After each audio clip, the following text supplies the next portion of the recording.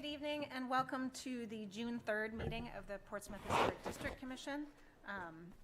We do have a very full agenda tonight. We just came from a site walk at 58 Humphreys Court, so a lot going on this month, but it will be our only meeting this month, except for potentially another meeting, which I'll talk about later.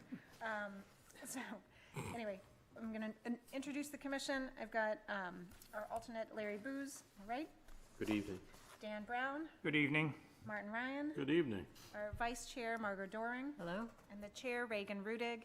I've got Isaac Gilbo from the planning department. Good evening. Our city council representative, Kate Cook. Good evening. Joy Kurth. Good evening. And David Adams. Good evening. And we're missing our other alternate tonight, Susan Strauss, who we would like to wish a very happy birthday. Yes. The board's action in these matters has been deemed to be quasi-judicial in nature. If any person believes any member of the board has a conflict of interest, that issue should be raised at this point or it will be deemed waived. All right. We do have several, I think this is a very long agenda, but we do have several postponements and withdrawals, so let me go over those first. Our first is a request to withdraw. It's public hearing A from petition of TD Corner Cottage LLC, owner for property located at 112 Mechanic Street. I'll make a motion to withdraw. Second. All in favor? Aye. Any opposed? All right, chair votes aye. Excuse me. And 3 requests to postpone, I'm assuming until next month. That's correct. The first is public hearing C, the petition of Michael Dulac, owner for property located at 325 Marcy Street. And public hearing number 2, petition of One Market Square LLC, owner for property located at 1 Congress Street. And then the request to postpone the work session requested by Michael Dulac, owner for property located at 325 Marcy Street. So if I could get a motion to postpone all of those. So moved. Thank you. And seconded. All right. All in favor? Aye. Any opposed? Great. Chair votes aye. Thank you. All right, we're gonna, because we have such a full agenda and a couple big work sessions at the end, I'm gonna try and keep things moving along fairly quickly this evening. The first thing we have is the approval of minutes from last month, May 6th. Does anyone have any notes or edits or comments on last month's minutes? No. All right, could I get a motion then to? So moved? Thank you. Second. All right, all in favor? Aye. Any opposed? Chair votes aye. All right. Approved. All right, now we have 10 administrative approvals. We have a couple recusals for number 2, 209 Marcy Street. Are there any other recusals that need to happen for the admin approvals? All right, let's get that one done first. Yep. Get it out of the way. Just 1 second while I share my screen with everyone. All right, so administrative approval item number 2, 209 Marcy Street. The applicant here was before us for a work session and then subsequent public hearing for renovations and additions to the property. What they would like to do here is a minor change to the previously approved design. They would like to omit the front addition, expand the front porch width to 7 feet, and reduce the entry bump out from 24 inches to 18 inches. And there are also just very minor window and door location changes on the rear of the property. And so you can see here that the porch would be expanded. The original front addition is now gone, and then they've tucked in that side bump out. And you can see that again here. And then this just shows, excuse me, and this just shows the window locations on the rear that have changed.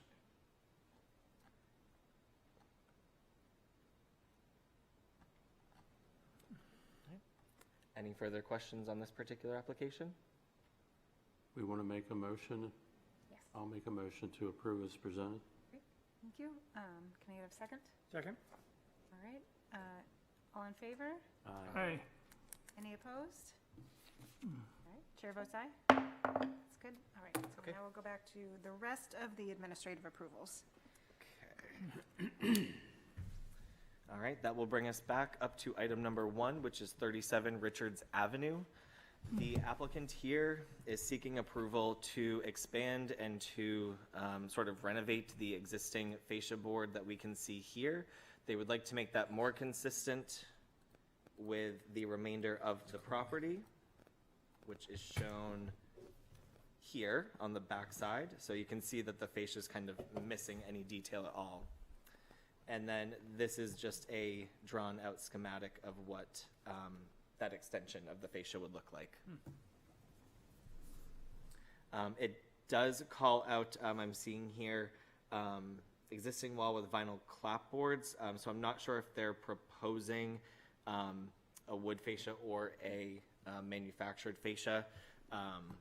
That could be stipulated one way or the other. Yes, Martin. I would just suggest that the fascia drop slightly below the soffit for that proper detail. That the Okay. shadow board be a minimum 3 inches. I guess that we got to figure out what the fascia board would be as well. There should be at least a 3.5 inch exposure at the bottom of the shadow board. That is consistent with the other bits of cornice line that it still exists on the building. Good observation. Which board are you dropping 3 inches? Where are you dropping it? I'm just saying the fascia board, the shadow board sits on the fascia board, and the fascia board should be slightly lower than the soffit board by at least 1/2 inch. And then the fascia board should be like 3 inches. The shadow board should be like 2.5 inches for proper detail. Okay. Thank you. Anything else from that one? All right. Okay. Then we will move down to item number 3, which is 70 Maplewood Avenue. This project, again, before us for public hearing and subsequent administrative approvals. There are 6 sort of changes that we are going to see here. The first is the glass canopies. The vendor preference is a glass installation above the metal brackets. Minor change there. They did install balcony scuppers for water drainage. The electric room door, the grill has been revised. The radius storefront, the star grills were removed for visibility per owner preference, excuse me. The penthouse eave profile has been revised for constructability. And the mechanical screen, has been moved away from the building and is not visible. Let's see, the mechanical equipment is fully screened by the building parapet. So they've going to omit that screening as it is already screened. So Isaac, on the radius storefront, this is page 4 of the presentation. The arrow is pointing at an upper level. Is that just a reference to the radius detail itself? And the part that's being removed is the storefront down below? No, it's Way up top. do you see how this, on the left, the approved things had this sort of star Yeah. shapes of the windows, Yeah. the upper windows, and they don't on that. So it's just that whole corner. The whole corner, it's not just Mhm. one item. Correct, yep.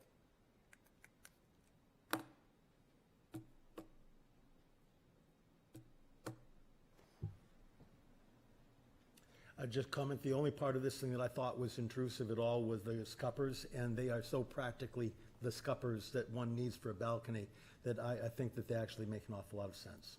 I thought I'd be bothered by them sticking out. They seem very practical. Okay. Any other questions? I guess I'm going to say I'm disappointed by the removal of the Yes. star grills, or at least just that it was not brought to us until it was totally installed. This is a fairly big design change that should have been brought to us when that decision was made before it was installed. So, I think I'm not going to throw a fit over it, but I do think that it changes the way this building looks and is a loss of some detailing and, It's like it's a signature detail. yeah. And it's very plain now, so. Agreed. All right, I will move on if there are no more questions to item number 4, which is 238 Deer Street. The applicants here are seeking approval for signage, hanging signage, and lighting for said signage. Let's see. So we have just a rendering of what the sign and also what the lighting would look like. Here it is on the actual side of the structure, and just a more close-up rendering of the light system itself. Any questions on this one? Is there already some regulation on how big signs can be? It doesn't go, and this fits fine. It does, yes. Okay. Yep. Typically only, and the sign portion of this actually isn't necessarily part of the application, just it's all in one. It was really the lighting fixture itself.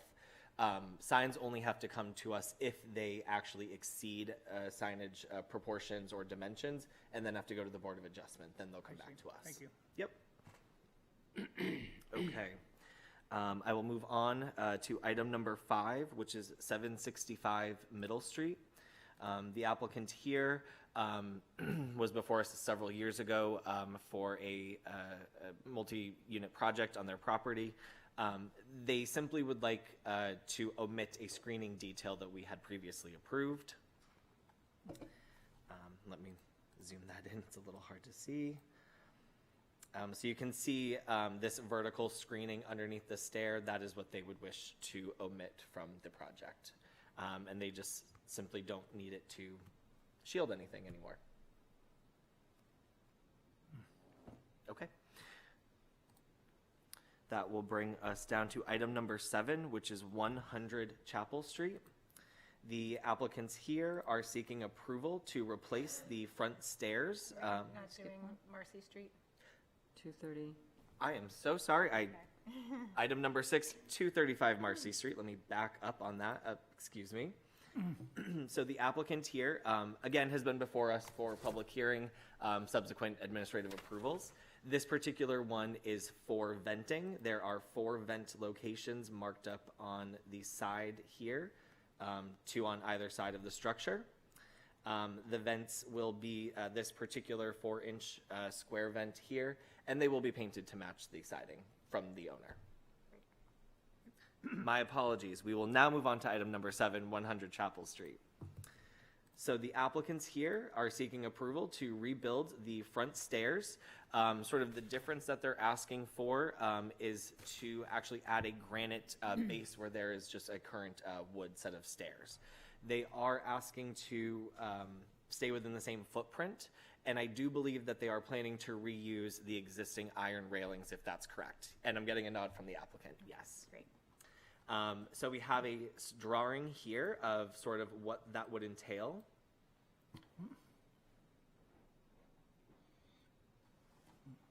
And then these are just a few sort of examples of granite bases with a wood stair. Oh, I'm sorry, wood and composite. Reggie, if you don't mind, on which portions would the wood versus composite be? That's my question.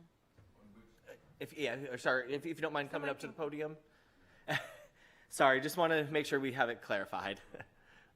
Hi there, how are you? Hi, not too bad. I'm Adam Pearson. So the vision is to make it more maintenance-free, so kind of more typical Trex style composite decking on the surface, treads and risers. It would be like a white PVC to match the rest of the building. Okay, so it would be a full sort of composite. So it's not wood/composite, it's just composite. Well, like pressure-treated wood framing Oh, okay. structure, and then Perfect, okay. wood, and then it would have the PVC composite to finish it out. Okay, thank you for the clarification on that. Thank you. Appreciate it. Do we have anyone given pause with the treads being AZAC or The Trex material? Trex material rather than wood, which is there now? Okay. If there are no further comments or questions, then we will go right on to item number 8, which is 33 Johnson Court. The applicant here is seeking approval to replace the front deck and stair system on the house with a full Trex system. All dimensions would be the same, placement would be the same, and they would be mimicking this existing style as well. They did come before us a few years ago to do a similar project on the rear of the home. So they replaced their rear decking with this same system here. Just the other side of that, 2 sets of stairs and a landing at the middle. And then this would just be a spec of the railing system. Questions, concerns? Okay. That will bring us to item number 9, which is 222 Court Street. This was a fairly simple request, hopefully, but it is just to install a security camera on the side of the building, just to help monitor the driveway for the Black Heritage Trail Foundation. Is this a permanent installation, or is it there just because the artwork is there for a while? From what I understand, it will be a permanent installation, as I don't believe they're getting rid of the art installation at any time soon. So at least for the time being. Is there any option to put it not on the front corner board, but shift it to the back? I do believe, in speaking with the applicant prior to the submission, there is a wood addition on the rear. They were thinking it might be possible to get the viewscape from the corner of that wooden rear addition. They have proposed the front of the building. We could potentially ask them to revisit that if you feel strongly that the rear would be more appropriate. It's pretty intrusive. I mean, it's small, but it's intrusive compared to the pristine condition of the front of the building, so.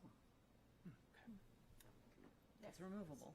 I can't tell what the condition of the back corner is. Does it also have a corner board, or does the building wrap in brick? Do you see in it kind of peeking out in the back, there's like really a hard to one-story?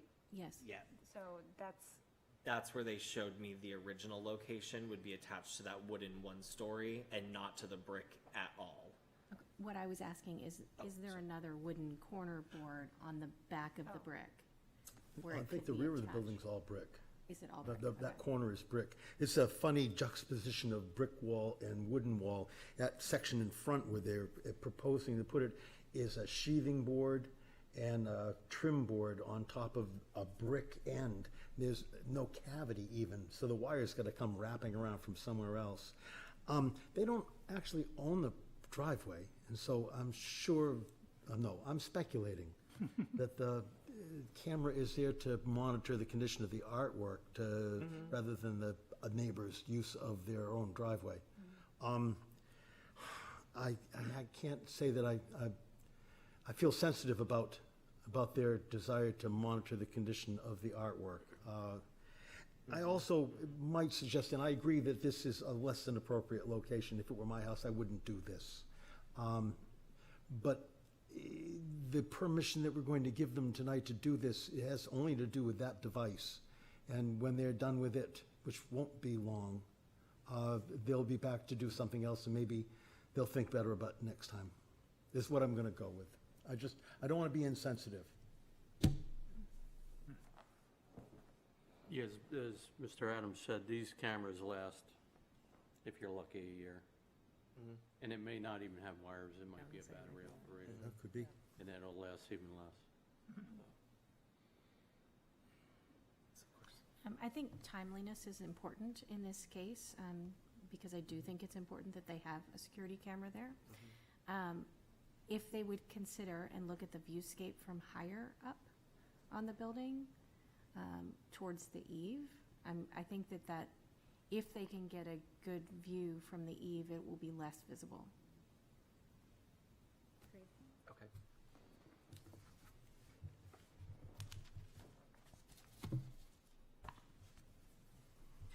Okay, that will bring us to item number 10, which is 273 Maplewood Avenue. The applicants here are seeking approval for the installation of an HVAC condenser and then 2 sets of vertical line sets. The condenser itself would be located on the very rear of the home next to the rear bulkhead, so that would not be necessarily visible from the street. However, there are 2 sets of line sets that would be visible if you're driving by, one set far more than the other. The most visible line set would be here in black, so it would run out from the side of the home and then up to the 2nd story to service that floor in that particular room. If you're coming down Maplewood from the side, this is a very visible portion. So I would suggest that if we approve this, that of course we stipulate that it is painted to match the side of the home. As you can see, there are a number of other electrical components, wires, meters. So perhaps they chose that as just the best place because there's already activity there. The next set, which is actually on the rear portion of this home, the rear addition, so it kind of is blocked by the tall trees that you can see to the left, but it would also run out from the side of the home up above the basement and then up to that 2nd story as well.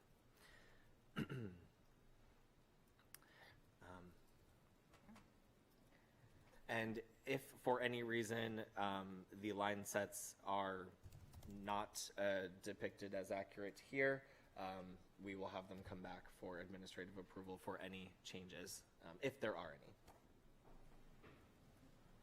Other than stipulating they be painted. Yep. Or siding. You might paint the downspout at the same time. I can throw that in as a friendly suggestion.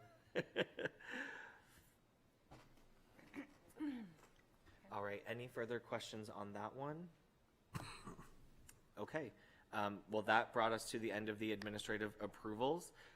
I will just quickly run through our list one more time with any stipulations, and then we can have a vote on that. So item number 1 was 31 Richards Avenue, and Martin, I will need your help on this one. So we stipulated that the fascia board be dropped below the soffit by about, or in half an inch or so. Yes. That the fascia should sit at the bottom of the shadow board, and that the shadow board should be 2.5 inches. No, more like 3.5. Excuse me, 3.5 inches on the shadow board, and then we said a 3-inch fascia board. I'm sorry. The shadow board should be 2.5. The exposure below the shadow board should be more like 3.5 to 4 inches. Thank you. Okay. I appreciate that. Item number 3, 70 Maplewood Avenue, no stipulations. Item number 4, 238 Deer Street, no stipulations. Item number 5, 765 Middle Street, no stipulations. Item number 6, 235 Marcy Street, no stipulations. Item number 7, 100 Chapel Street, no stipulations. Item number 8, 33 Johnson Court, no stipulations. Item 9, 222 Court Street. We stipulated that the applicant look at placing the camera higher up to the sort of corner of the eave board.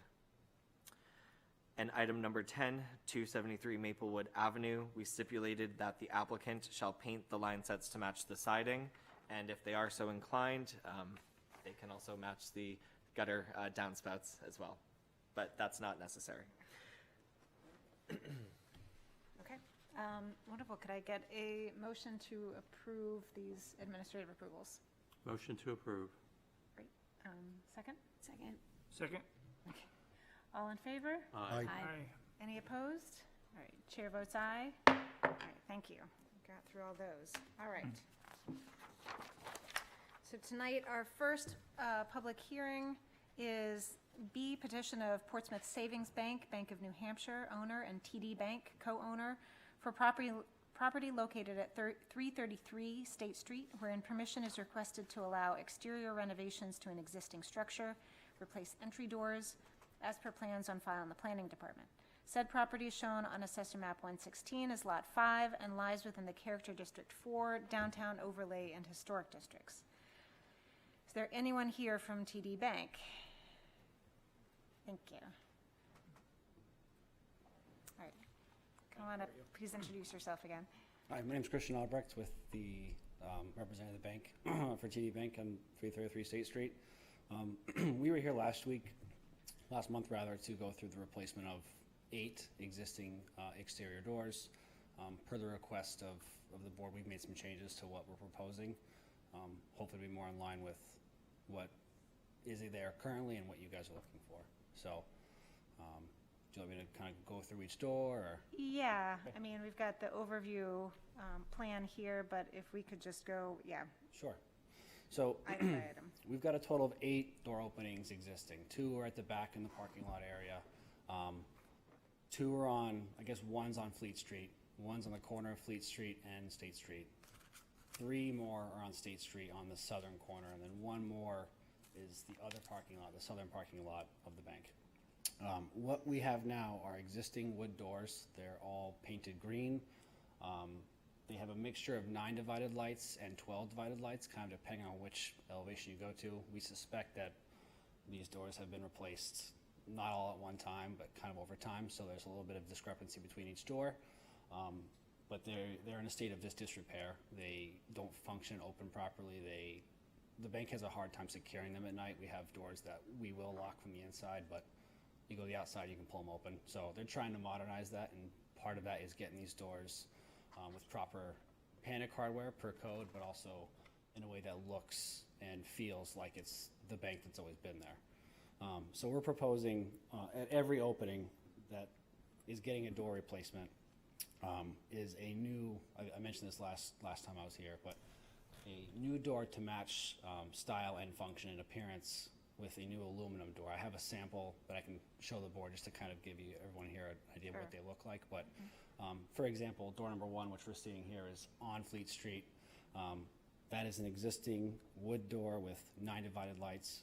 We're proposing to put in a green aluminum door with the same light pattern as you're seeing there, but instead of 9, going with 12. There's 12 on other elevations that we'd like to, the bank prefers the 12 light look, and if 9's preferred, then we can make that change to 9. But as you see there on the picture on the left is what we have existing. The middle image is a cut sheet of the shop drawing of those doors.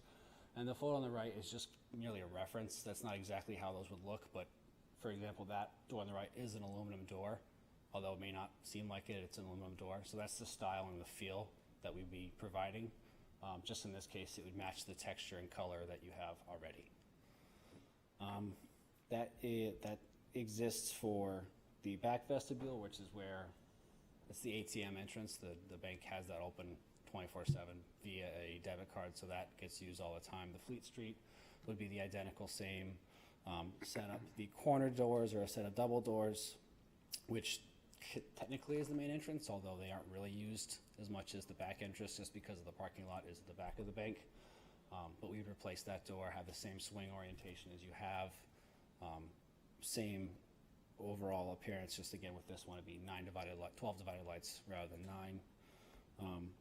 Opening number 4, as we go to the State Street side, that is an existing stairway that goes up to the 2nd floor. That is an egress route, and that door does have a hard time. That's really what triggered this one, was this door here. So same exact thing. The existing trim and transoms we would leave untouched. It'd just be the doors only.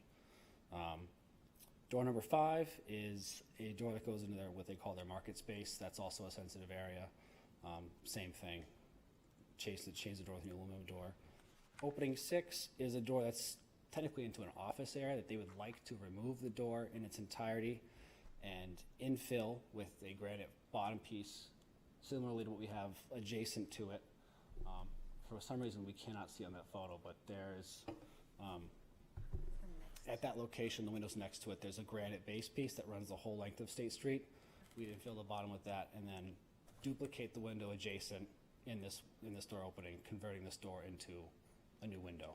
The trim and existing transoms would remain, and we would just paint those to match.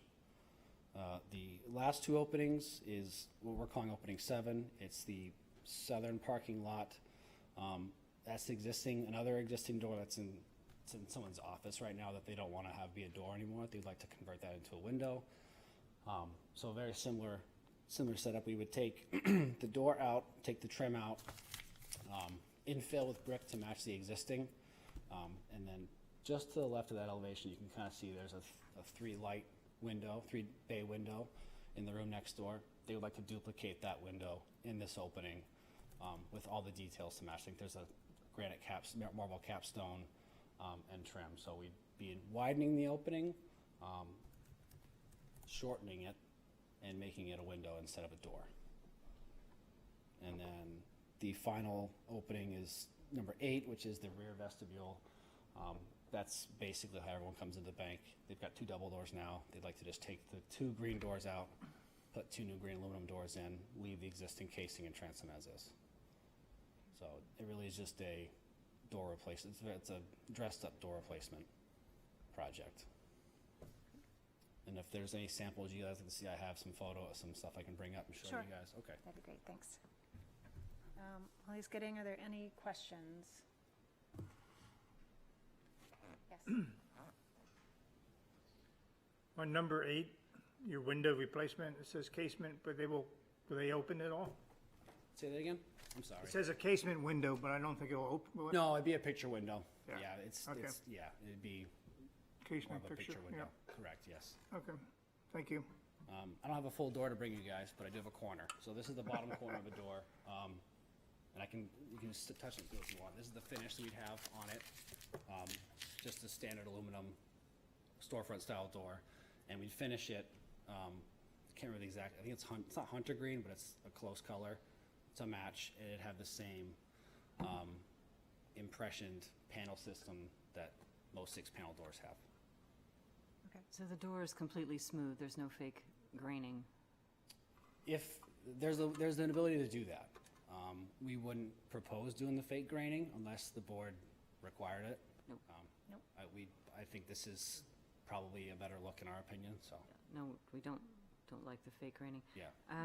With regard to number 7, where you say you're going to fill beneath the window with new brick, Okay. how do you feel about your ability to match? Is that going to look like a patch? Is it going to look? Fairly confident.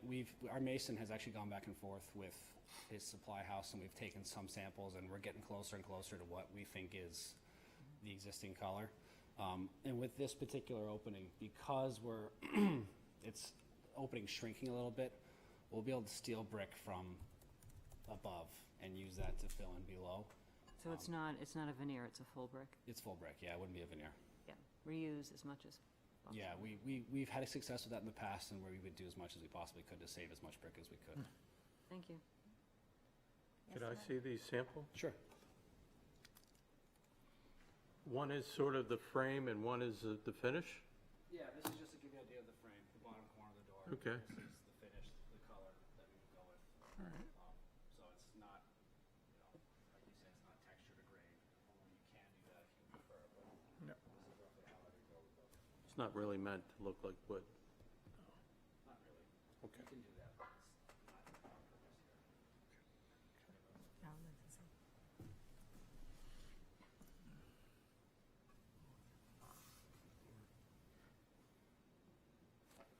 Any other questions? I'm curious about the consideration of wood doors versus an aluminum door, just to be consistent with what was previously there and Yeah. typically in the historic district. Sorry, you're gonna have to like find a microphone to talk into, either go back here or like. Sorry. The desire to go to aluminum doors is just longevity. The doors they have now obviously are wood, and wood has to be you have to maintain and constantly repair them, so they wanted a longer lasting finish to match the inside look of the bank. The inside has gone to a full, like all the offices inside our storefront. They wanted to marry the two as best as they possibly could while still making the outside of the bank feel like the outside of the bank, if that makes sense. Did you also mention last time the warping of the doors was causing a problem with the alarm system? It is. Well, the doors are swelling up, and they have alarms in each door. And when it gave a cold night or a warm, humid day, and the door swells, it triggers the alarms at night. We've had police calls errant at night because of it. So this would ideally solve that problem for the long term. Anyone else? Sorry, a fishing question, because I don't really know where this is going, but you sent a jam material over. Are you replacing all the door jams also? Yes, we are. All the interior jams are being replaced, insofar that you can actually you can install a new door properly. But we would leave as much trim as we possibly could. We want to touch as little as we can for aesthetics, but also opening a can of worms. So it would basically, new jam and the old jam's opening as best we could. Back to just before can of worms. What was that? We don't want to, if we start modifying too much of the outside trim, the outside of the bank's covered in it, before you know it, we're having to go further and further away from our scope of work. So we're trying to limit what we. So how far back are you unzipping the current material in the building to get these new jams in? Just as far as the hinges, like if you look at the existing hinges are, that'd be as much as we've taken out. So probably this much each side, at the absolute most. And You'd see it more from the inside than you would the outside. you can install all of this material without disturbing, so your trick is to not disturb any of the existing materials around it? Yeah, I mean, I know you guys have probably a busy schedule, but if you'd like to go inside the bank, and this is extracurricular and extra credit, but the inside of the bank, the interior vestibule door, we did this similar thing. We took the old door out because it was the same exact story. We took that door out, put the new storefront door in that opening, and you would never tell. The brick was untouched, the moldings were untouched, it just slid right in. Cool, thank you. Yes, Martin. Just a quick clarification. On most of these doors, you show an example, the same photo on multiple times. Yeah. And it looks like a mahogany door that Yeah. you've used on other projects. Is that material what I'm seeing with this mahogany-looking door? That's an example of, like, in this case, they made it seem like it's got different grains on it, going different ways to give it life. That wouldn't be what we'd have here. You'd have a solid finish. Okay, it was painted, it was faux on metal, so Correct. it's actually pretty good. Yeah, that's just that particular client, that's what they wanted, so that's what we proposed, but in this case, we wouldn't, unless it was the desire, that's not what our intent is. Thank you. I'll just say, I'm also still a little concerned about the brick matching because it's a multicolored brick. It's an intricate, header stretcher, Flemish bond design. So I think one of the conversations we had last month was whether or not you could recess that infill a little bit to just kind of show that it is a change. I don't know if we want to do that, if what you're trying to do is match the window, the existing window that's there, but yeah, I just have concerns about a huge brick wall that's totally, even and everything, and then trying to match this into it, so. Yeah, I absolutely get it, and if that is a source of concern, I mean, I'd be open to separating that from the other openings until we could feel comfortable with either a brick color match. I've been working on getting the right bricks, but if you go to like a brick yard, they give you 3. Yeah. And you try and match them as best you can, and like I said, we're getting closer and closer, but we just haven't had enough time to actually nail down the brick. So if we wanted to separate the actual brick infill from this, we could do our best to match the brick and salvage as much as we could to match. And if that wasn't satisfactory, we could go with the approach of insetting it a little bit to make it. Would you be amenable to doing like a mock-up at some point that we can kind of, We could do something like that, Okay. yeah. I really did, I had intended to have a sample of bricks to show you on a photo at the building Sure. to bring them inside, but I just didn't have ones I was happy I mean, with. we've done it before where you have on-site mock-ups and everybody gets a chance to go check it out before the next meeting or whatever, so that we can, Sure. so that's something that we could maybe just have that one piece left over as an administrative approval follow-up. That's very logical. Great. Good. All right, any other questions? Can I do one more try? Sure. Will the doors that you replace be the same size as the doors that are there? Yes. Yep. You got an idea as to what I'm heading for here? Yeah, you don't want the opening to shrink in any way. Yep. Thank you. All right, great. I'm going to open it up to the public, see if there's anyone from the public to speak to, for, or against this project. Anyone online? I don't see any hands raised for this one. Great. Then close the public hearing, seeing no one rise, and wait for a motion. Anyone? Hopefully with the stipulation about the brick that we discussed. Okay. Madam Chairman, I'd like to move that we approve this application as presented. Okay. I'd like to stipulate that we have before any brickwork is completed, that we have an on-site visit by at least representatives of the Historic District Commission, so we can, there on-site, right in our faces, see that. The part of why I'm doing this is I obviously want the applicant to feel safe in their own building. I don't think that there's anything unique enough about this colonial revival facade that maintaining the doors in the same color scheme and sizes without any seemingly impact on any of the other woodwork in the building. I don't see there's anything harmful about that to the mission of the commission. And I believe that this ultimately is an example of compatibility of design with the existing features, and I can support it on the basis of that. Thank you. I'll second it. Any other discussion? You know, I realize we didn't talk about hardware or anything, but it seems like, It's a question for maybe Isaac. Is there a separate part of this application that has details of the doors or something? it's later. in Okay, this. yeah, You just, if you keep scrolling down, you'll get to it. gotcha. Yes, we've got, Um, yep, Martin to, yep.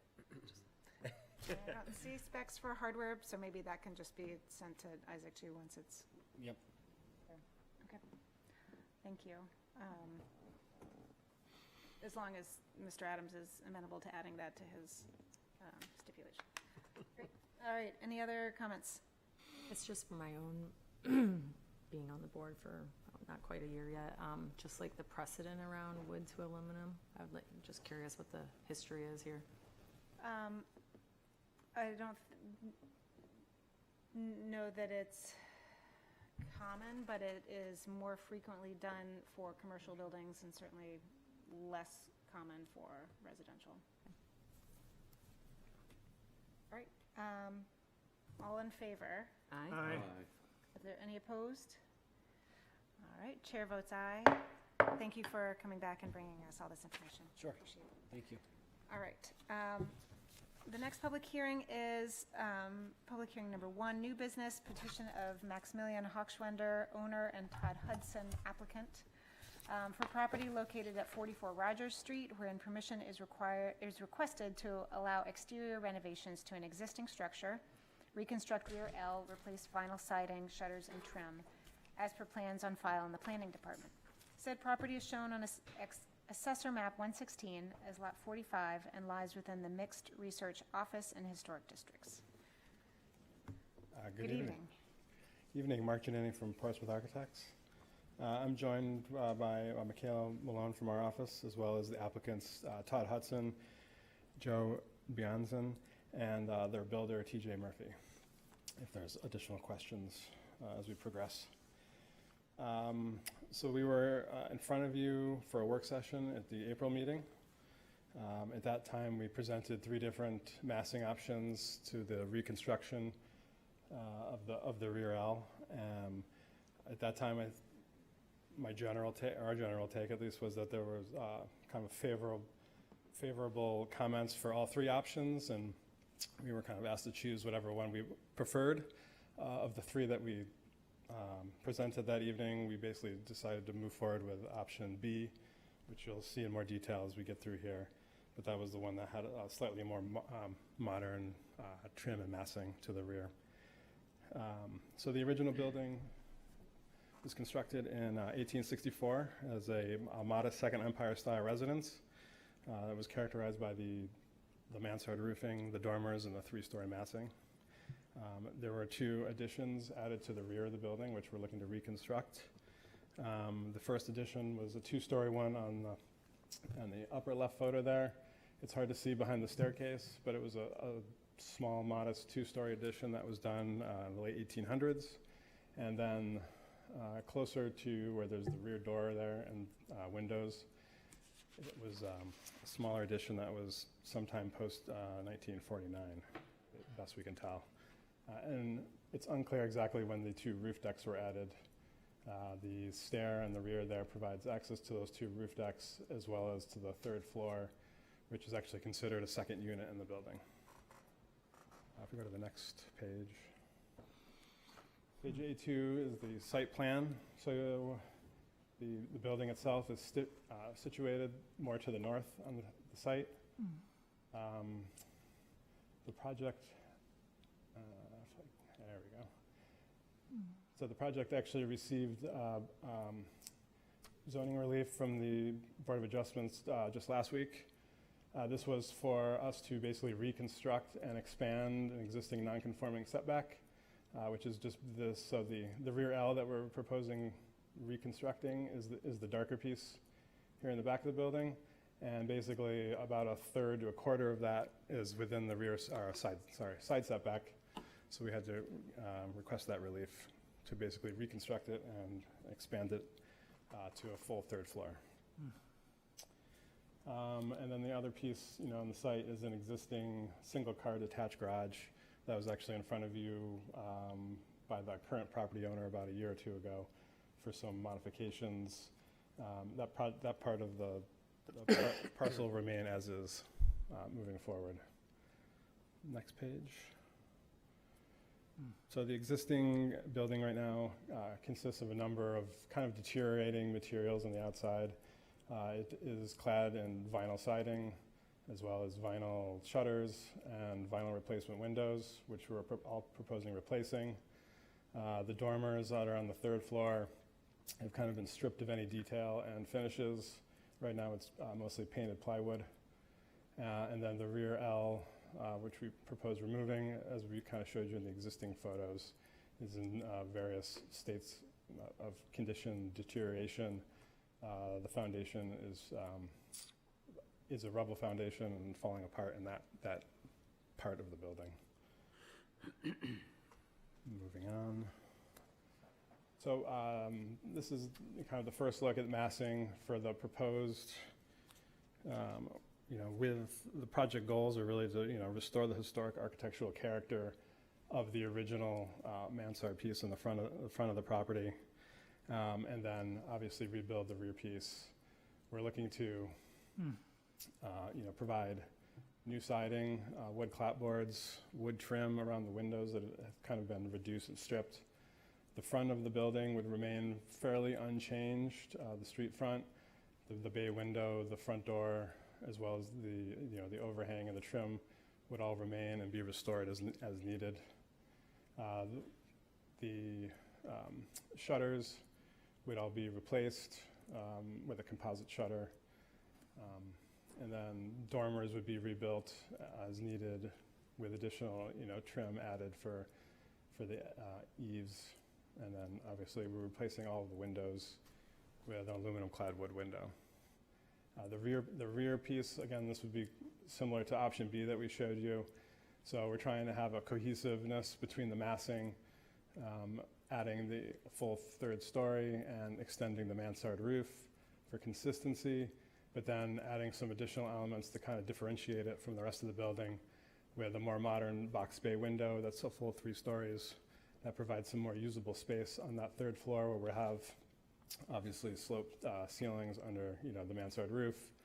We're providing a dormer on each side of the addition there. It's a double window dormer, so it's slightly bigger, again, to differentiate it from the single windows on the front of the building. We're also changing some of the windows, again, to have slightly different. The windows in the original house are all double hung windows. We're proposing casements in the rear, so they'll have some similarity as far as size, but again, slightly different, and no shutters on the back. But again, similarities as far as the siding, the wood clapboards would continue over, and wood trim around the windows. Continuing on. So straight on elevations of all the things I mentioned. The rear entrance gets rebuilt with a new stair that would be mostly composite materials that we have in the back. We'll see for there. We're also adding a small overhang at that door that's supposed to be similar in scale and features to what's over the front door. It would have brackets on either side. We have a profile that we can look at later. They would be smaller brackets so they don't take away from the front entrance. Roofing materials, at the work section, there was a comment about possibly trading a non-functional chimney for synthetic slate roofing. So we're proposing a synthetic slate roofing on the entirety of the building. We did bring samples from 2 different manufacturers. We can share with you guys if you'd like to see them.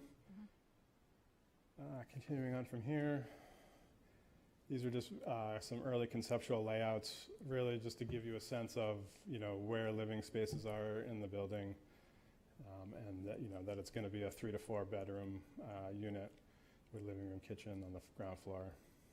And it will be converted to a single family residence. Next page.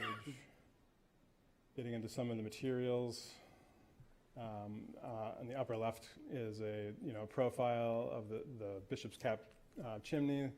Again, this would be a non-functioning faux chimney. We've proposed this specific detail on a handful of projects in recent years, and at least as far as construction of them, we feel that they've gone in well and had a good appearance. I know the jury's out as far as longevity of these types of chimneys, but in addition, we're proposing copper gutters and downspouts around the perimeter of the roof. The box bay window, we're proposing a vertical shiplap, so that's the bottom left there. And then some of these materials, like the railings, the synthetic trim board, as well as the Trex decking kind of in the bottom left there. Those are really fairly small as far as the area that they're being used. Is really just that rear stair for the rear entrance. There's an image of the synthetic slate, and then the wood siding, the wood clapboard siding that would be used throughout. And then is there another page, or is that it? Oh, yeah. So the last page here brings us to the windows and profiles that I mentioned earlier. So the upper left there is the canopy for the rear entrance. We're basically mimicking the brackets that exist at a larger scale around the roof eave. Again, smaller than what's on the front of the building, so we're not taking away from that primary entrance. We do have a profile of the existing roof brackets. Right now, we would just be replacing them in kind as necessary, reusing obviously the ones that are in decent enough condition. And then a profile or an elevation of what we propose for the window trim. Right now, the existing windows, have been lots of the trim, the sills, and the heads were all cut back when the vinyl siding was put on. So we'd be replacing a historic sill flat casing around 3 sides, and then a kind of a crown cap with a return on the top.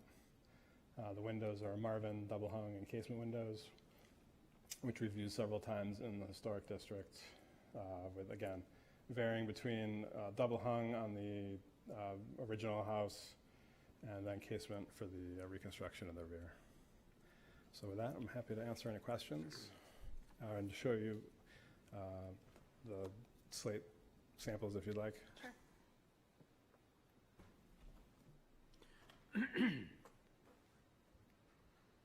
You have either of these that you prefer or have seen installed that are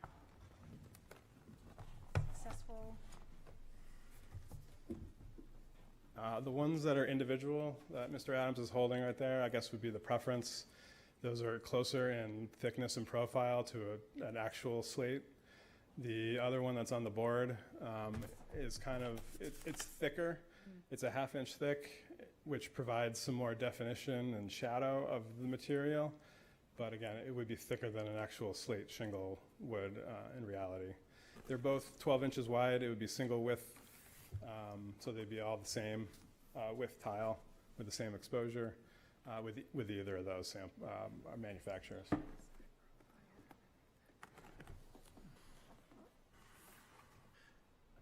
Any other questions? Are you, sorry, about this, are you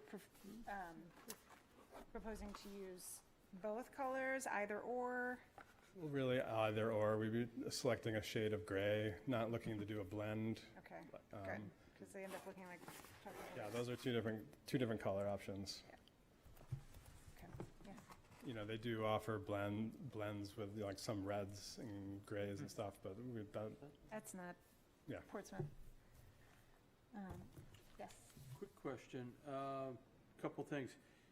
The mansards, they're not gonna be a tapered or slates, There- gonna be just a, It would be, yes, because that's what's existing now, and I guess just a mention, back up, we did talk about this at the work session, but the entire mansard roof would be replaced in kind okay.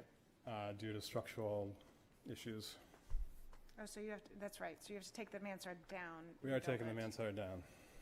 And, Thank you for letting us know. and the vertical element in the rear, you're using shiplap, you're not using a T111 kind of grooved out routed No. sheathing, okay. No, they'd be individual boards.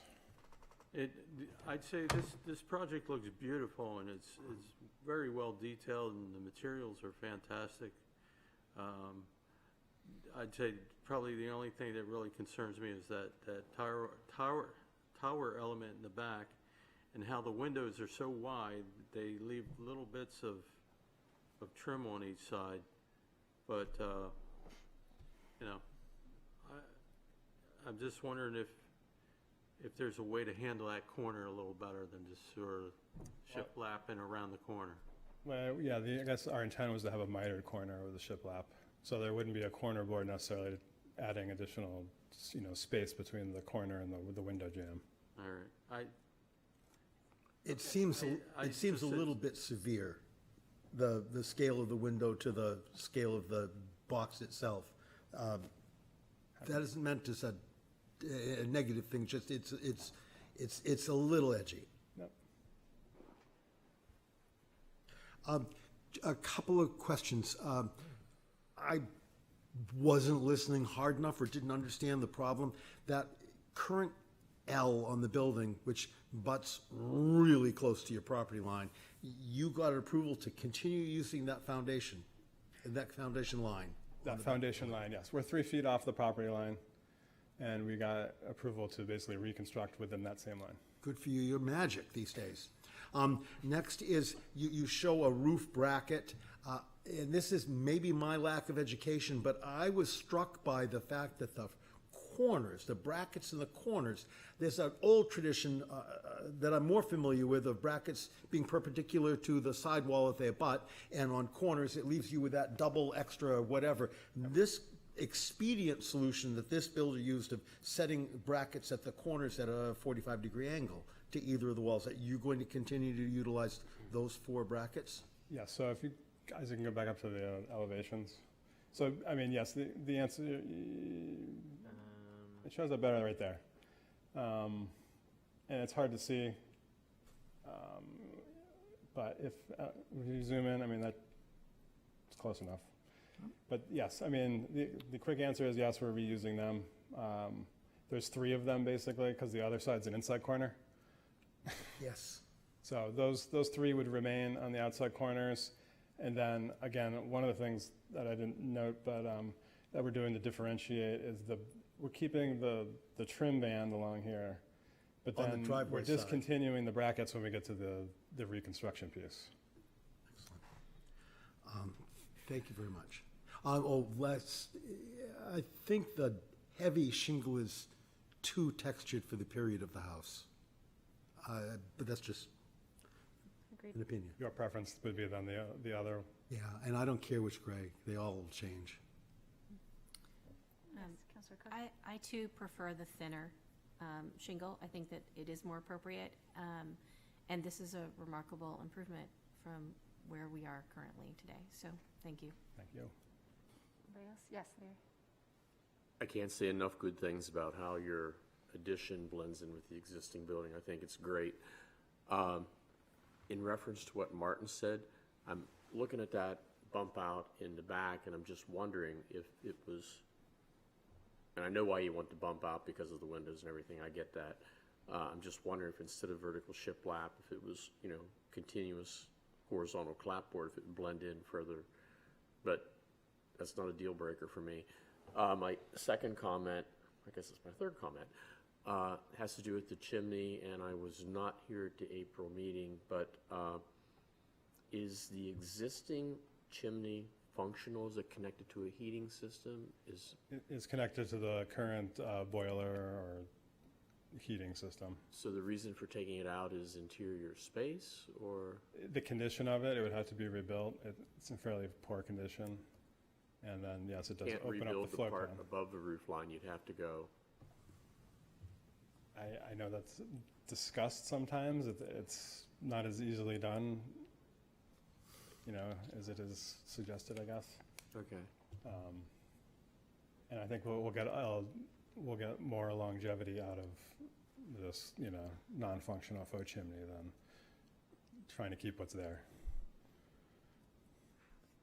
Just curious about the garage. There's no changes happening to that, There's no plan changes happening to that, no. but I think it's beautiful what you've done. Love the materials. I think it really maintains the character of the building and it's going to be Thank you. really well done, and I love the design. Anyone else?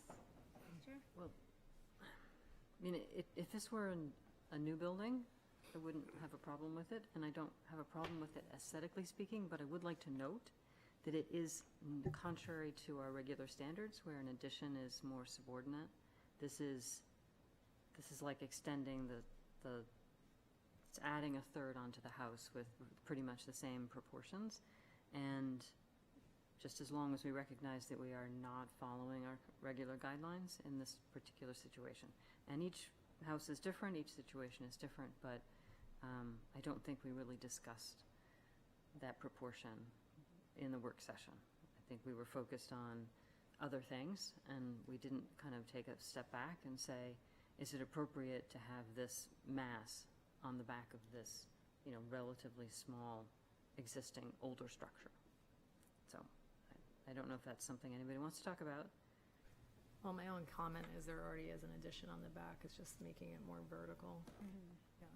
Yes, there is an existing addition. The existing addition, most of it is only 2 stories tall, and the only part that's 3 stories tall is a roof deck, which is different than having a completely enclosed mansard 3rd story. I think they did propose some smaller massing last month, but it seemed like everybody was in agreement, was okay with this massing, since it did step it in a little bit, so it wasn't like a full continuous wall going back. And it steps it in on one side and it steps it out on the other. Right, Yeah. that it was differentiated. I'm not saying that I'm going to oppose the project because of that, but I did think that we should mention that we discussed it and that we still felt that the project was appropriate, as Yes. opposed to somebody later on saying, well, they didn't follow one of their guidelines and they didn't even talk about it. Did that.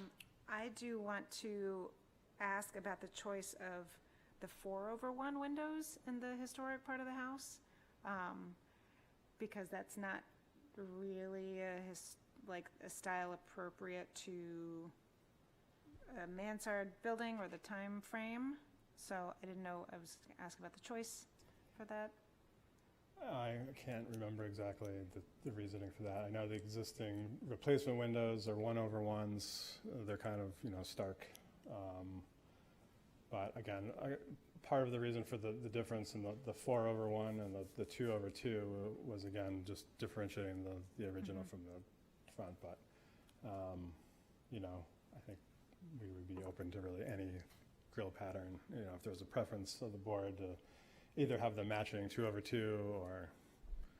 I totally get the differentiation. I think that I would prefer to see the 2/2 in the historic part of the house, because that's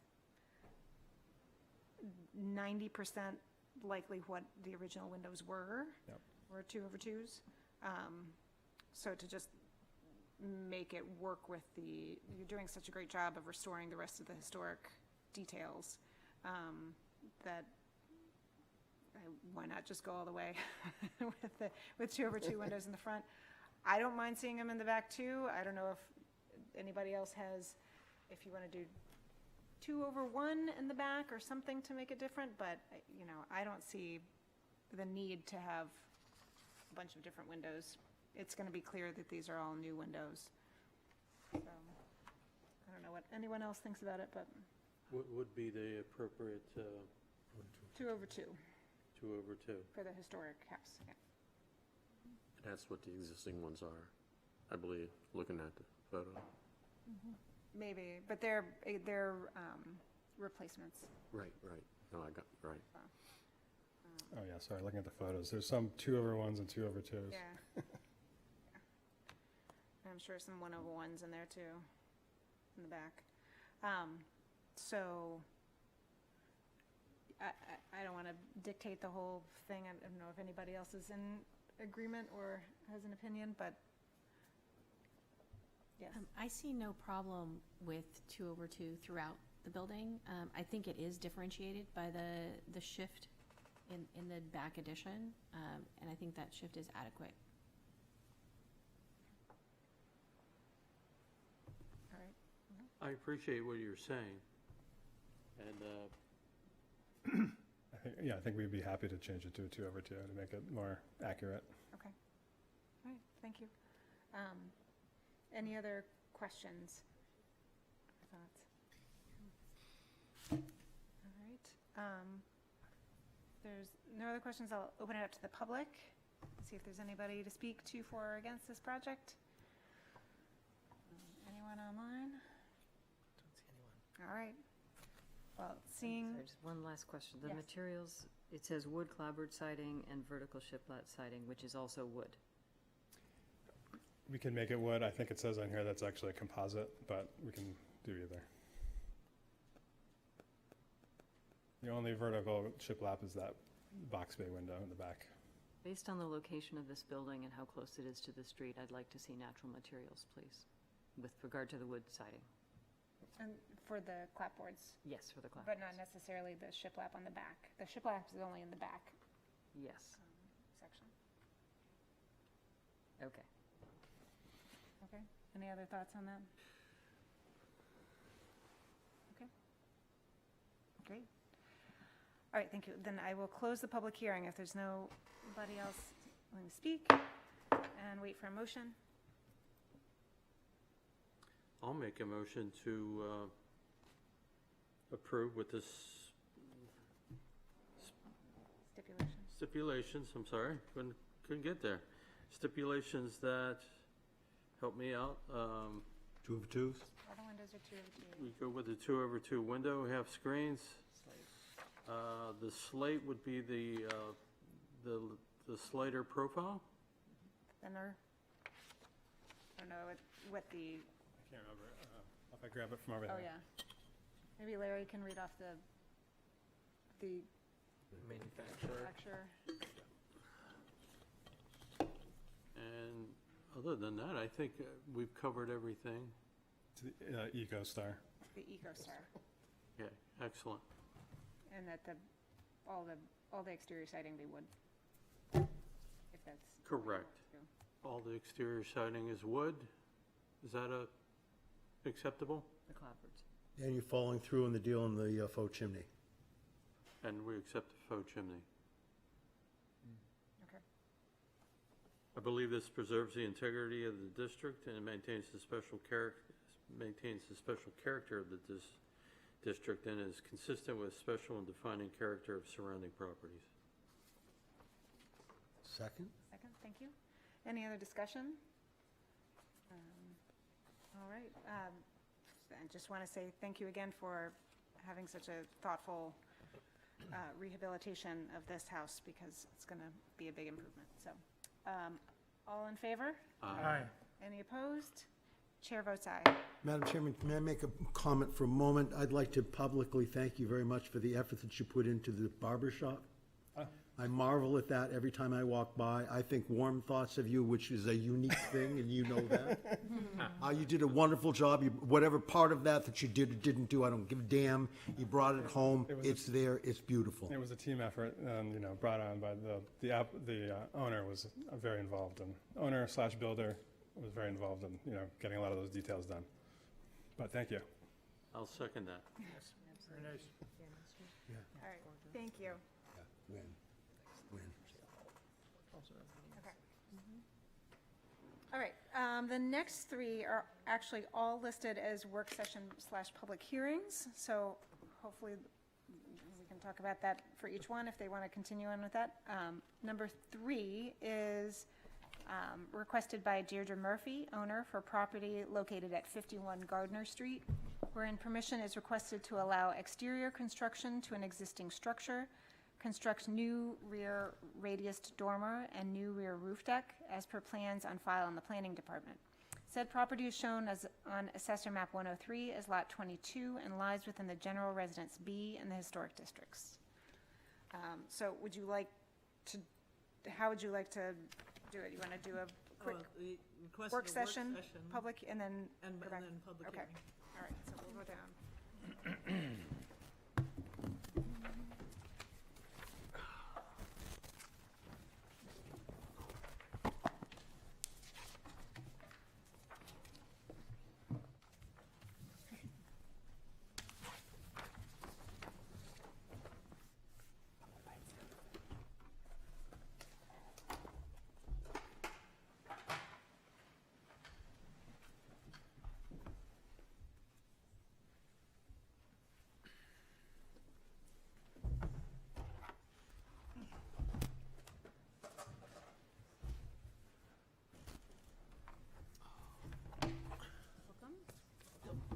Ian Whitney, architect, and Deirdre's owner. Deirdre Murphy, nice to meet you.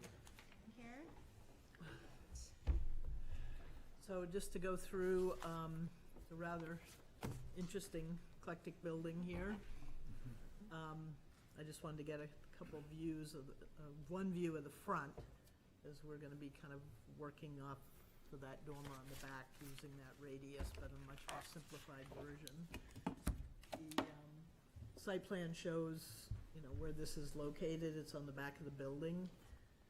I went around.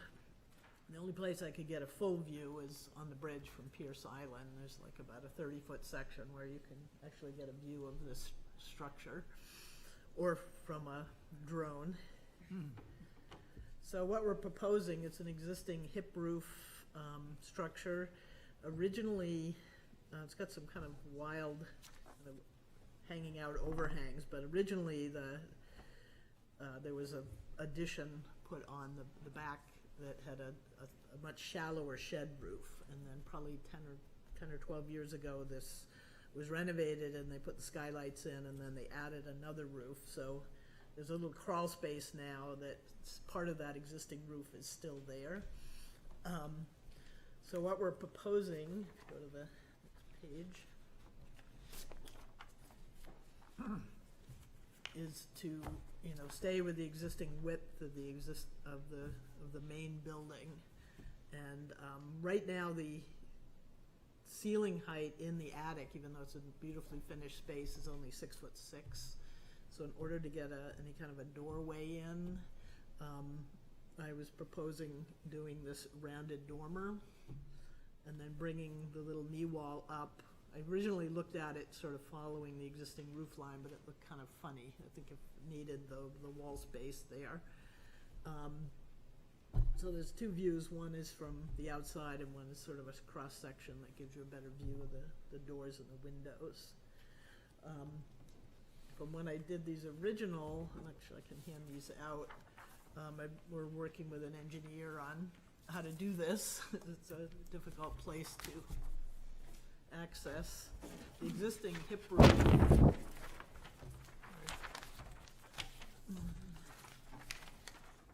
Share, yeah. Oh, yeah, you guys can share.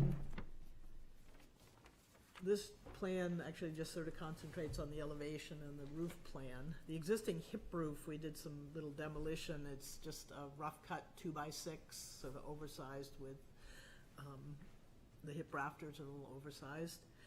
What we're proposing is to, create a truss-like rafter system, a gable rafter system that would, since the headroom is so low, and actually in this lower corner here, we want to keep the ceiling the same on the inside, but we can go up a little bit. And I haven't gotten the final, but we're looking at an 12-inch or 14-inch LVL with some metal plates. And so what that would, if you look at this roof plan, the dashed line is where that beam would be. And then we would create a tiny little parapet. It would all get rubber roofed. And then we'd be able to build the curve on top of that and on top of the existing knee wall. And then the rafters would run perpendicular.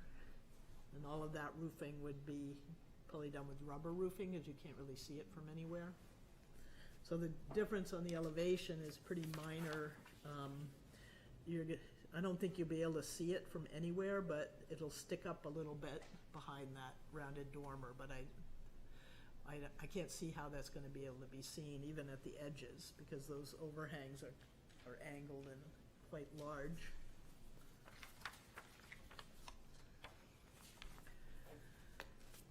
Yeah, the only other view, I've got a drone view of the rooftop, so that gives you another sense of where this is located. And then the only other view I could find from Gate Street, I think it was on the other side of your house, there's a little parking area. So I think the only thing you'd really be able to see is the railing and the little knee wall that contains the edge of that. We're keeping the little existing roof on the left-hand side because we've got some, there's a bathroom under there. And I just thought it would look too odd to have the whole thing be railing across there. So the doors, I'm using the Elevate. So it's a 6'6" door I was able to add. And then since we're seeing this from a distance, I just did the sort of short fractional, 2 lights above. So I think you're going to be hard pressed to even see these from the bridge because of the angle. A little more light in there.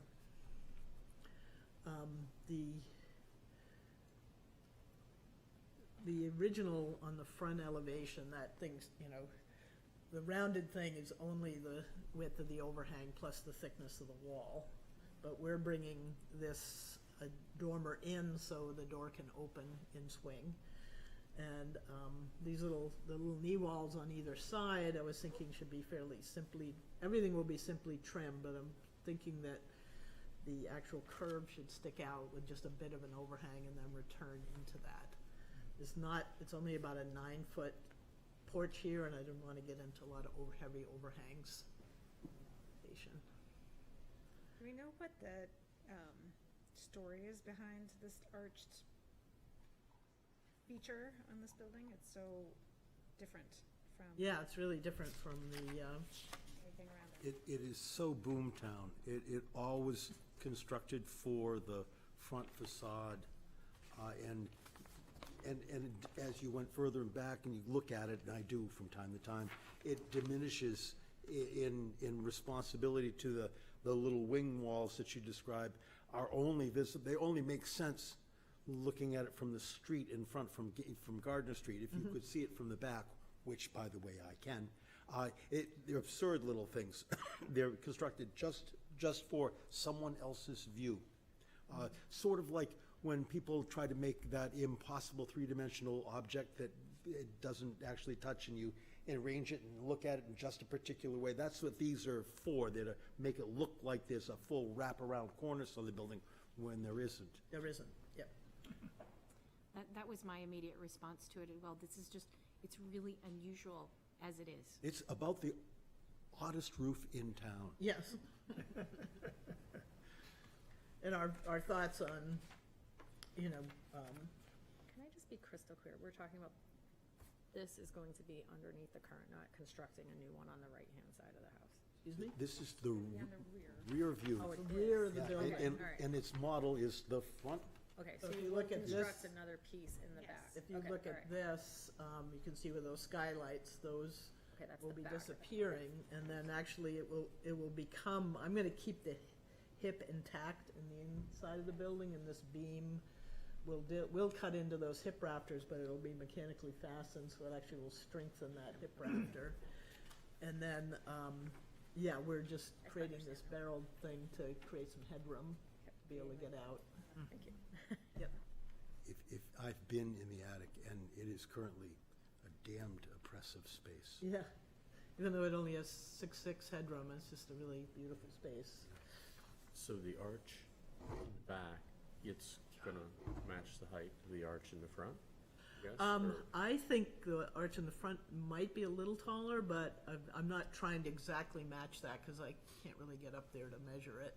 Okay. Yeah, so what I was trying to do is, look at,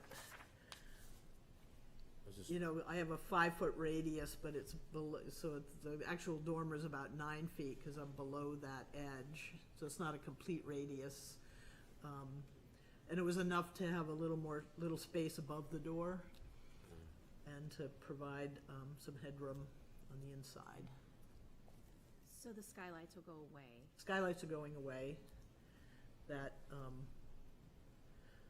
bathroom vent will, since we have access in there, will get moved, and I think it'd be nice if we could get that out of copper, so it doesn't stick up like a white, even though this is the only place you can see it, if you happen to be walking over the bridge to Pierce Island. And when you did your drone survey, are there any other roof decks in this general area? The only one, It's not. I did one on Pleasant Street years ago, the old Wentworth, the nursing, the building that used to house the nursing. When we renovated that, we did a 2-story addition with a roof deck on the 2nd floor. I think there's one on Marcy across from what was the Children's Museum, the South Ward House. I can speak to that because that's my neighboring abutter. They have a triple deck on the back of their property. It is not technically a roof deck, but it's up to a 3rd floor deck. So it's a stacked porch. Basically, it's graduated back. Yeah, But oh, I yes. see, yeah, yep. Yeah, and materials up here, when this was renovated, we're using the same railing system that's on the side of the house, which you can see in that front photograph. And then they were using the TimberTech decking up there. And I'm also going to I've been working on this cross-section, but I'd like to, when we do the sleepers, I'll extend those a little bit, and then a gutter would run underneath, so we'd be getting, as the property line's really close on this back edge, so if we could get some positive drainage out from there and have it protected by the deck. And the existing walls, the existing building is no corner boards. We'll just be doing that on these wraparound, on the little side walls. There is information online about the original owner. I found it, I'm sorry. I said I did find some information online about the original person who built it. It doesn't speak to the roof that I can see, but it's explained through it. Any other discussion? Yes. Just a couple questions. It seems like you're making it harder on yourself. Why are you choosing to duplicate and bookend the arch when you got these little bits of roofing exposed? And you're not really gonna see it. I mean, I don't think you're being held to the arch by the arch on Gardner Street. No, we're not. I thought it was pretty interesting, and it also would really give some nice headroom and then space. And then if you see that, and when you look at my newer, the one I gave you today, Okay, a little cleaned up. that dashed line is the existing roof line now that comes down to that eave. So we're gonna be going up about 8 inches above that. Okay. But the inside gable is still, it's gonna be really tight. If I just did that as a pure gable, Right. it's gonna be really tight. But how do you feel about those little bits of sloped roof exposed? It's just gonna get wrapped with rubber roofing, Yeah, and that's gonna be set back at that, it's gonna be set back at, I've got at least like, I'm thinking like 38 inches clear, so the door, it's a 32-inch door can open. So that's just gonna be like a little parapet that's gonna get wrapped. I'm not opposed to it, it just seems like it, Overly complicating. it's just, it's. The only other option would have been to pick the whole gable up. Yeah, yeah. Yeah, and I don't know, I just, yeah. It's deep enough, no one should be concerned about it as far as I'm concerned. As long as you stay under your zoning height restrictions. I can support this. I think it's a nice little solution. So the whole roof goes up 8 inches? Like, No, just where, Just the back part. we're just gonna, where I've got that dashed line, we're gonna be actually fabricating, it'll probably be, we're working on it still. A couple of LVLs with some metal plates that are Oh, I see bolted this together, piece so right this here, is yeah. gonna Okay. come up as a single piece and get dropped in. And we're gonna leave the hip on the inside, and then we'll just overlay, to make this a gable on. Okay. So that will be set back, so you wouldn't be able to see it. As Mr. Adams indicated, there are very few examples of decks like this in this neighborhood. There's one other example. And this property does directly abut two other neighboring properties. So I would want to make sure that we hear from neighbors if there are any here, because as somebody who directly abuts another property like this, I'm pretty sensitive to how this impact on neighbors of a deck overlooking a garden or yard. That close. Yep. Yeah, so I've spoken to the neighbors on either side, and one of the neighbors behind, they were all supportive, didn't have any concerns or suggestions. And I just also want to point out that the deck doesn't overhang. It's flush with the back of the house. So it's not like if it was going to overhang, I could see then how you'd be like peering into other people's yards, but because it's flush with the house, I don't, Yeah, the neighbors I spoke with didn't seem concerned. And also, if you look at 2 of 3, that one picture from Gate Street, all you're gonna, we're high enough here that we're really higher than most of the other structures, and then you're just gonna see a little short wall, and then with the railing, there'll be the railing stretch between there. Yep.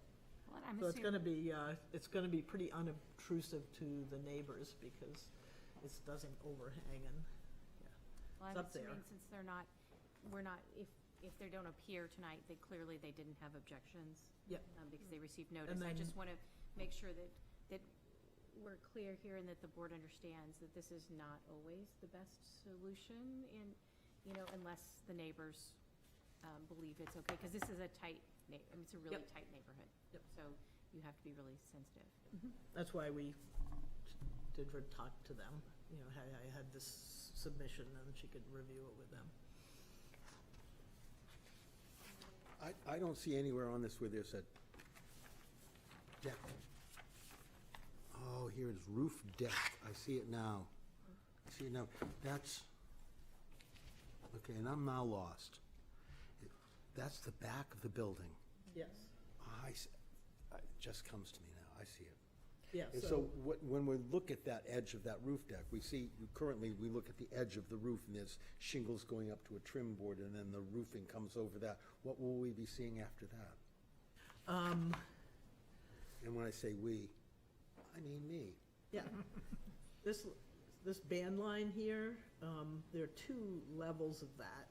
And I think because the newer roof that came down on a little higher level, so you're gonna see a band line like you see here, that view from the, and then that already projects out about this much. I think it will project just enough to, you know, be able to get a gutter in there.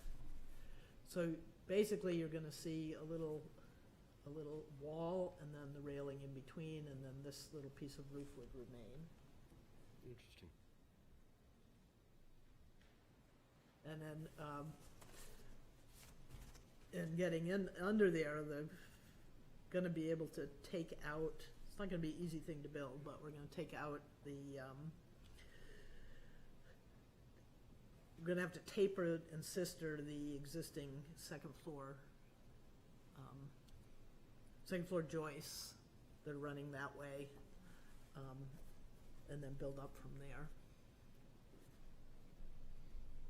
Can I make a suggestion? I don't know if anyone here will share this, but that little section of roof that is still exposed, because we have that odd kind of piece of fascia coming around. Yep. Is there a way to wrap the fascia around and leave room for drainage at the base of it so that the roof's still doing its job? Yes. But that you don't see the fascia board, a flat roof, or kind of a low roof, and then suddenly railing? No, so that, if you look at, Because it's not really clear. See what I'm saying? Yeah, I know. this line here, this is the lower, board that you see on and then, so this is gonna come up a little higher. And this is, cause we've gotta come up a little bit, and there's a 6-inch step from the inside out to the deck. And then that will be a continuous piece. So that gutter would run the full length and down, so this roof will have, you know, and so that roof is going to, you know, dump onto, yeah. Right, I was more concerned of seeing still the fascia board on the very edge of the roof as it is, which is kind of odd within the roof behind it. And then suddenly you have the railing. Is there going to be anything that wraps, that makes? Well, actually, there's a That's what wall I'm not here. clear on. Yeah, that's what I'm not clear on, is. Yeah, we're gonna be building another wall here at the height of the, It'll be a little alley. there'll be a little alley here for this roof going down, and then the you know, the vent pipe for the bathroom would be sitting there. So this will be matched, these will be shingled, and then the railing, there'll be 2 posts, and the railings would go from wall to wall. Okay, that's what I'm trying to make sure that it isn't just a gap. Yeah, no, there's not a gap. Great. So that, You've got a this, lot of angles going on, it's hard to like. It's hard to- imagine yeah. it 3D Right. from a 2D drawing, so. Yeah. So this edge, you know, next to here will be flashed, the roof will be flashed to that wall. So that'd be a little cheek wall with the roof coming down. Yep. Thank you. Anything else? In reference to Kate's comment, oh shoot, didn't want to do that. Anyway, the picture you have, maybe we can we use this one to flip it around, since I just totally reset my iPad? This right here that you were talking about, this piece, Kate, I agree with you. And when you look at this, if I read this correct, your arch is somewhere, your new arch is gonna be somewhere like right in here, right? It's gonna center on the width of the existing old building. And Right, then there it's was gonna a center on this right here. Yeah. So my question is, does this really need to be like that, or do you need that extension coming around? Or could it even just be like this piece right here? Okay, can that even be railing somehow? I thought of that at the beginning, but I Then really you think get rid of it, the problem that Kate was mentioning. no, but I think the wall actually solves the problem, because it gives us a wall to flash that little piece of roof. It keeps us from getting into the roof system of that bathroom. And then it gives us a solid anchor on either side to stretch the railings between. Okay. Yep. Just throwing that out there. All right, well, we have work session and we have public hearing. So if, I think we should, unless there are any other questions or feedback you want from work session part, let's try and wrap this up, and then, seems like you've got, I don't see any major problems that anybody has with this, so let's, I will take, if there's anyone from the public who wants to speak to the work session part of this, stand up. I don't see anyone online. If not, all right, then, I will close the work session portion. Do I need a vote to do that? I think I can just close it and then move into the public hearing part.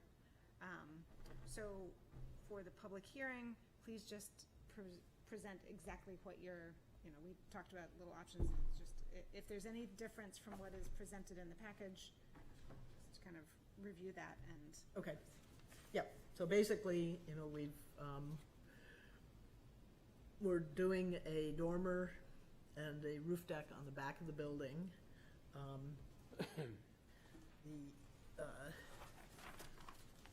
The roof deck will just be reflective of the width of the building. The rounded dormer will allow us to have headroom to get a 6'6" door. We'll extend into the space, and then behind that, we will be doing the structural rafter situation. And that would get like a rubber roof. I don't think it would be able to be seen by anyone. And then, again, we're doing the elevate doors and windows, matching the railing, the TimberTech Classic composite that's on the lower level. And that's actually a composite, but it's got an aluminum core, so it's a really rugged railing system. The short knee wall to match the width of the building, and then that little roof where the vent pipe is will be remaining as a roof.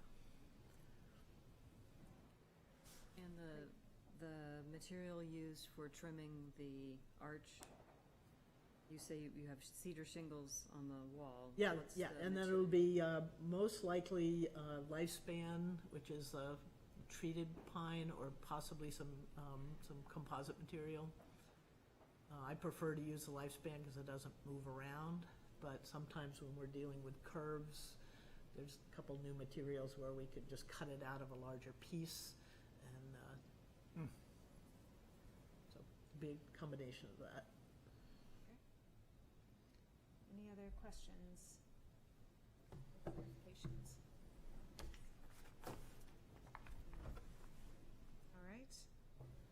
Then, thank you for that. Anyone from the public wishing to speak on the public hearing portion of this application?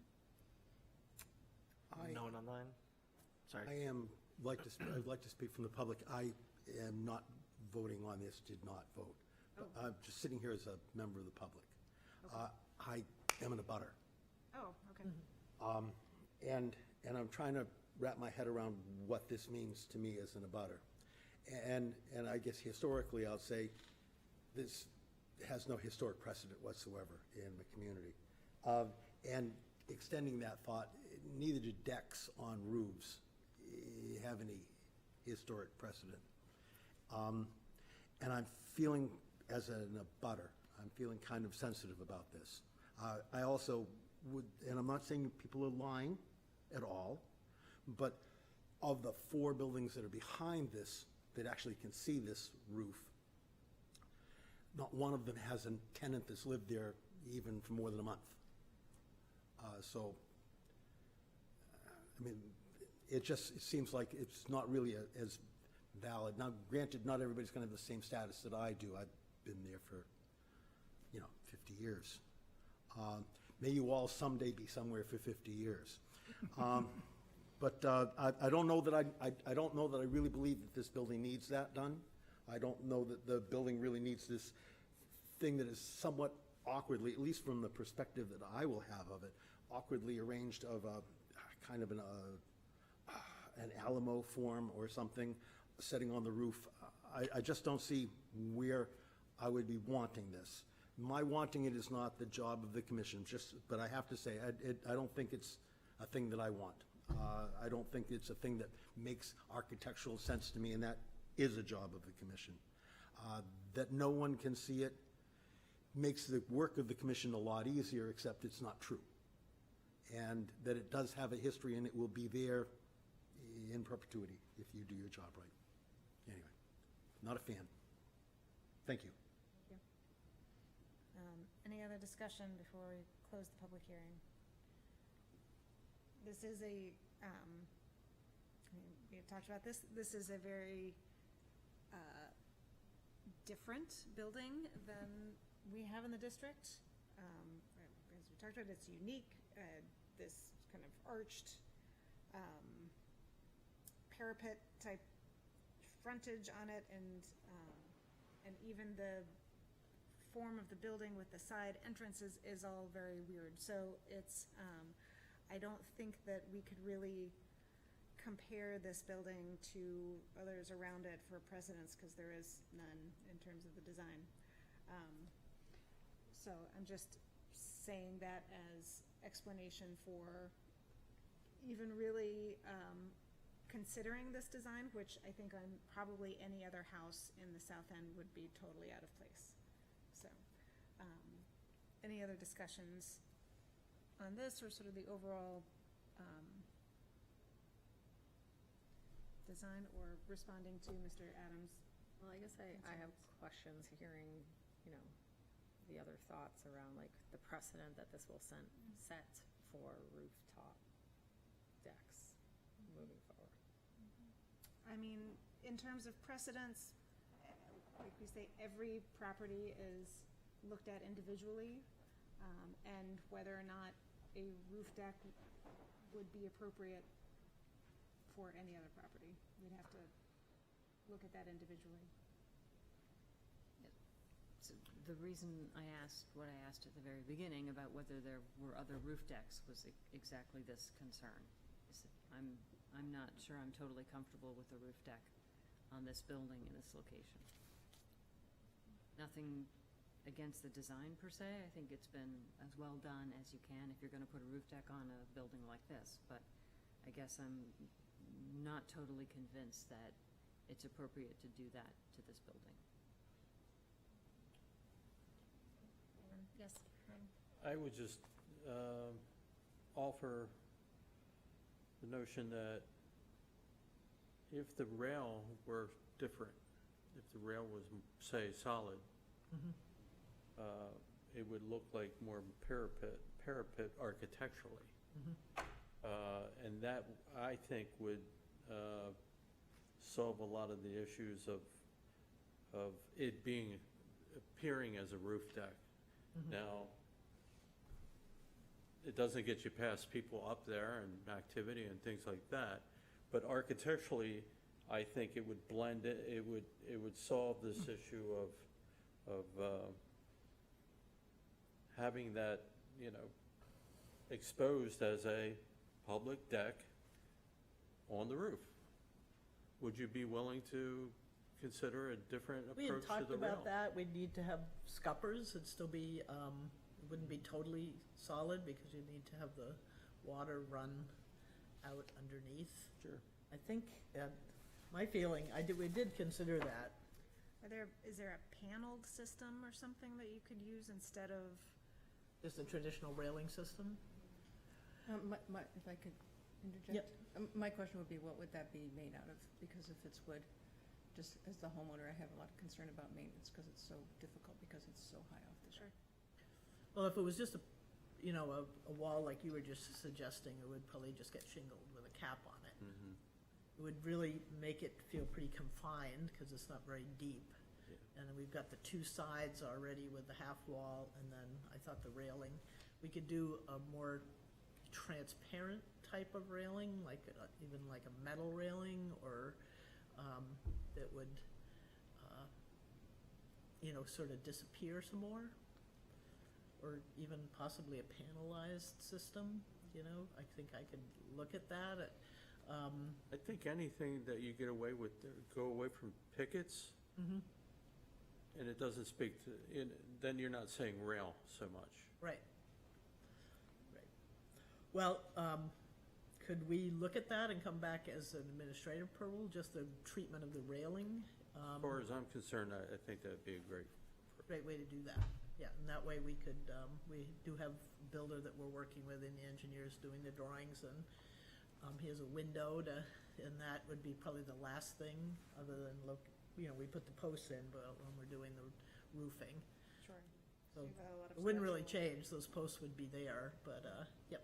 You have a lot of And we could structural come back after we looked at some different railing. You'd have the function, you just, architecturally speaking, it Yes. wouldn't shout. What's that? Architecturally speaking, it wouldn't shout roof deck. Yes, okay. Got it. What is the height of that railing, and what is the height of the parapet wall?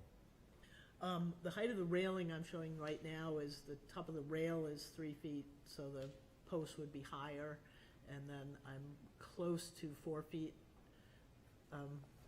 That parapet wall, I can give an exact dimension once we're out there. I haven't been able to get out on that. He's gonna stage this back and then use a lift thing to do this work, and I can't give a total exact dimension of that. I kind of I did a lot of detailed measuring, but I can't say exactly the height of that. It was probably close to 4 feet. Why I'm asking is there's different buildings in downtown, and correct me if I'm wrong, but isn't there a parapet wall on top of Napoleonetta? I believe there is. Maybe I got the wrong building, but I believe there is. So in reference to neighbor concerns and what our council commissioner said, I know it would make it closed in a little bit more, I get that, but for half a foot difference, that's why I was asking the height difference, so for half a foot difference, if you just wrap that thing around, it looks like a parapet and it doesn't look like a deck. Yeah, but then when you're on the deck, you're just in a box, and you're just looking at the sky. So, Well, it's a 4-foot wall, and, I mean, when you're standing up, yeah. yeah, we're all taller than 4 feet. No, I know, but usually you don't Not trying to just be a wise stand. guy, but you Yeah, know what I'm saying? So, I was trying to there are ways of working that, and I Yeah. think, Well, it sounds like that might be a better,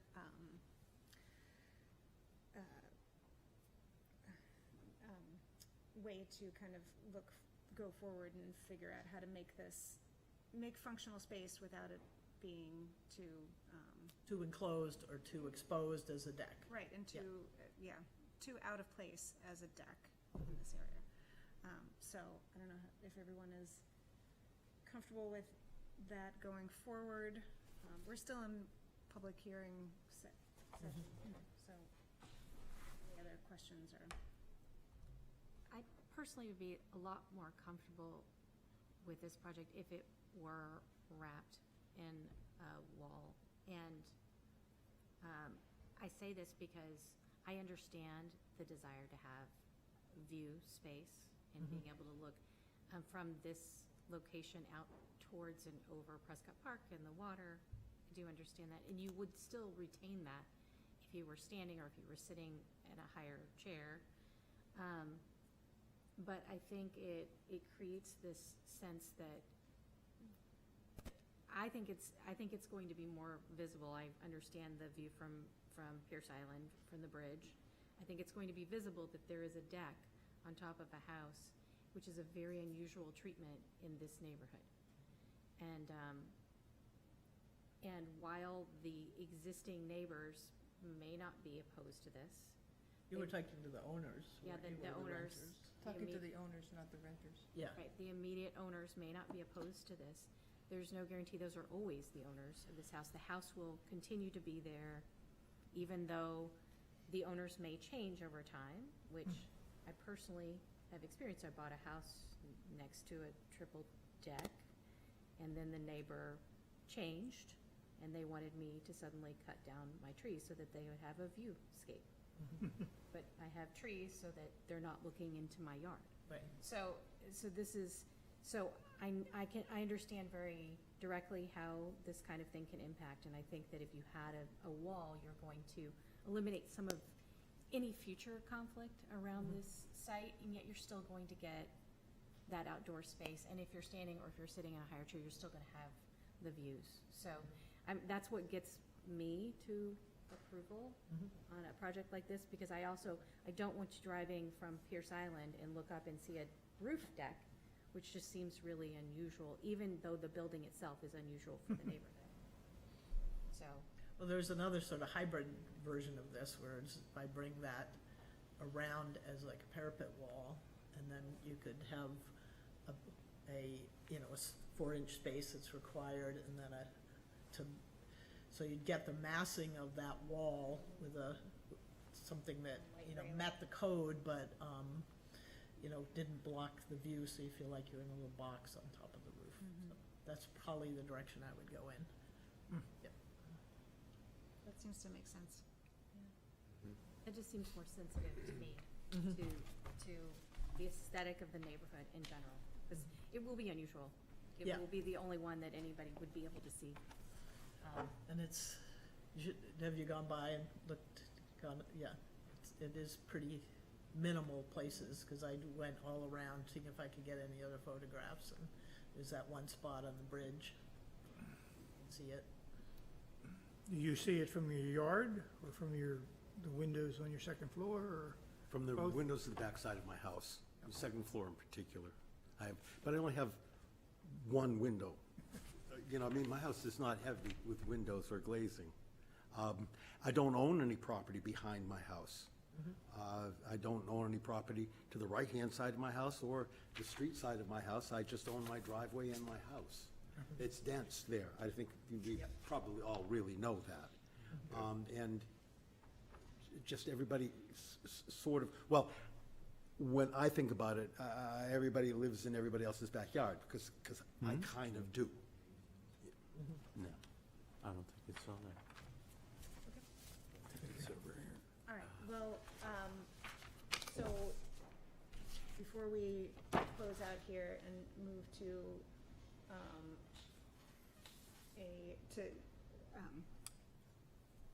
lost all my words. Public hearing?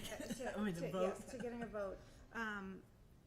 Is there a particular way that you would like to Yes, move I think forward in this in terms we of have a getting the way stipulation needed? that I would return with more of an enclosed detail for the railing across For administrative approval. for administrative approval, but the basic concepts are, rest of it is good to go. All right, does anyone else have any concerns or questions about that? Language, because we've shifted here, railing or parapet wall? Well, I think it's both. Okay, Combination. It's a combination. okay. Yeah. Just, The bulk of it would be, but you'd still have some scuppers, because you're gonna have to have water be able to drain out from under, so there'd be some openings underneath that, just because you can't create a little pond up there. with fish? Was that? Fish? Yeah, with fish, yeah, okay. Is there anyone from the public, before I close it out, who wants to speak to this? Mr. Adams? I had my point. All right, thank you. All right, I will close the public hearing. Oh, Sorry, you do have, oh, please, come, introduce yourself. I'm Kyle Engel, 24 Hunking Street, and I live in the neighborhood, just one street over.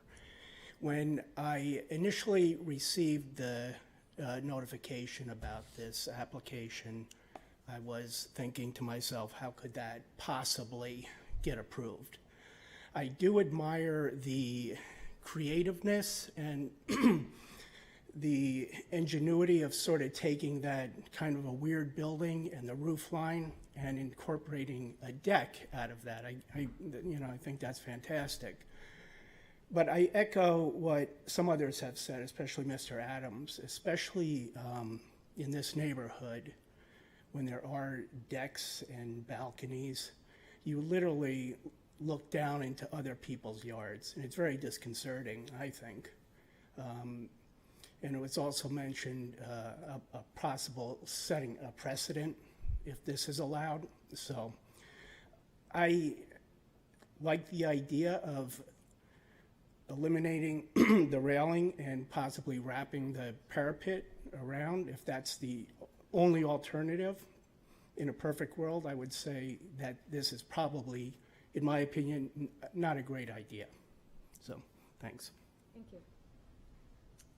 Anyone else from the public? Else online? Don't have anyone online. I will close the public hearing now and wait for a motion on this. I will make the motion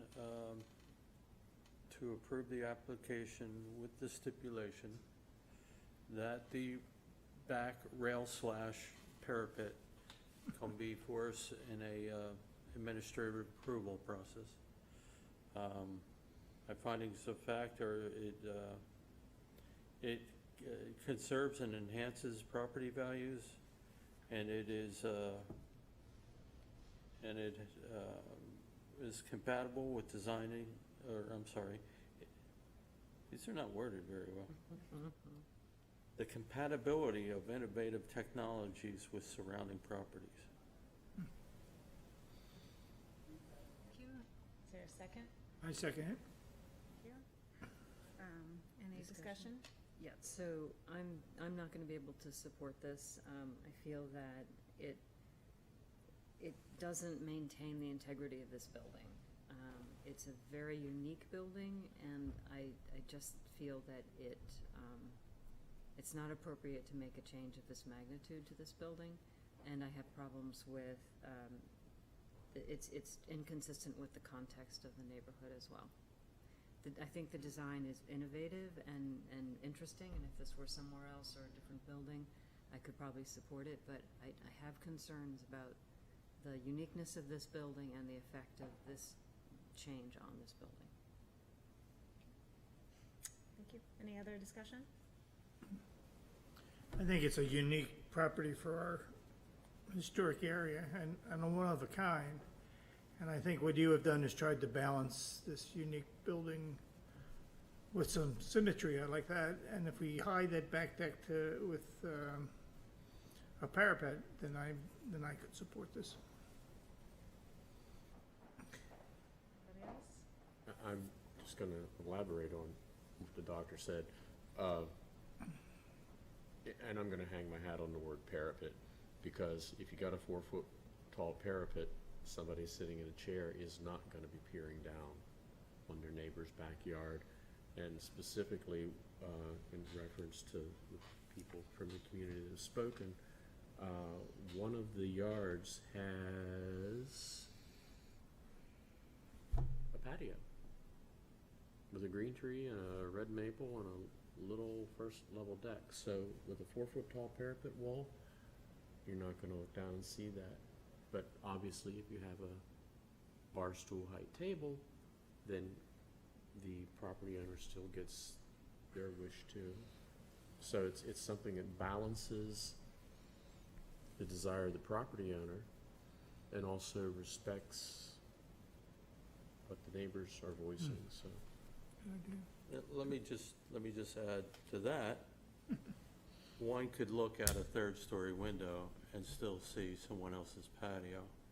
So it's, if we're worried about privacy, I don't think eliminating a patio, or I'm sorry, a roof deck is necessarily going to solve it. right.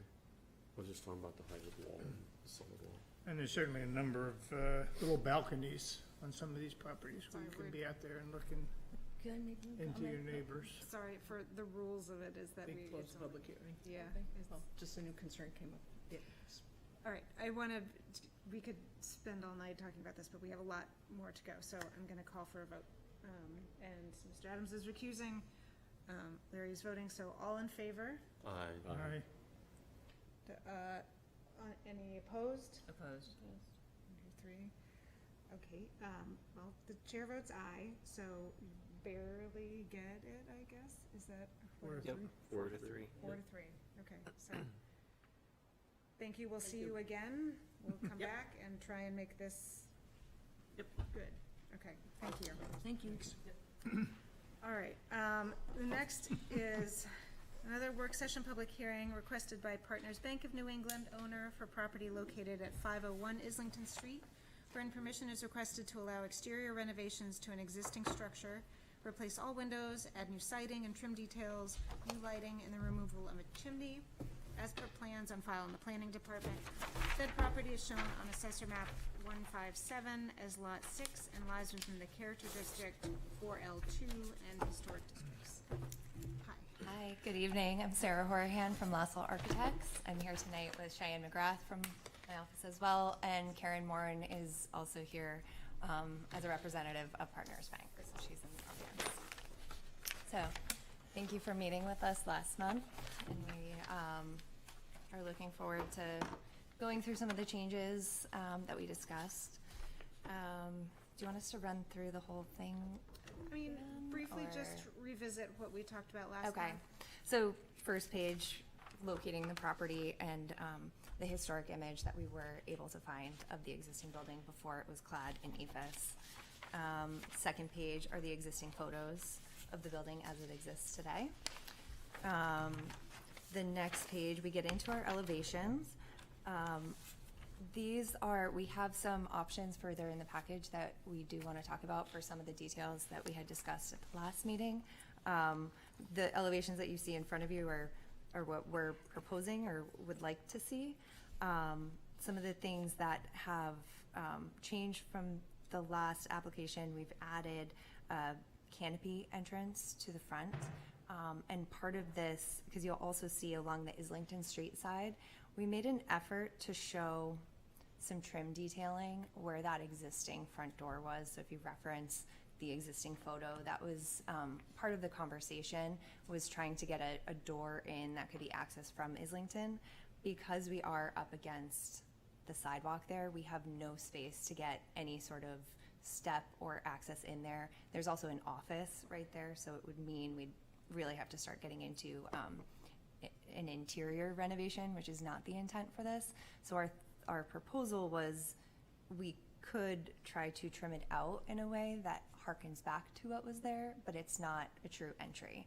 And so the thought is if we added a canopy over the door in line with the existing sidewalk that connects to Islington, it's drawing people in and really showing where front door is, just for pedestrian access.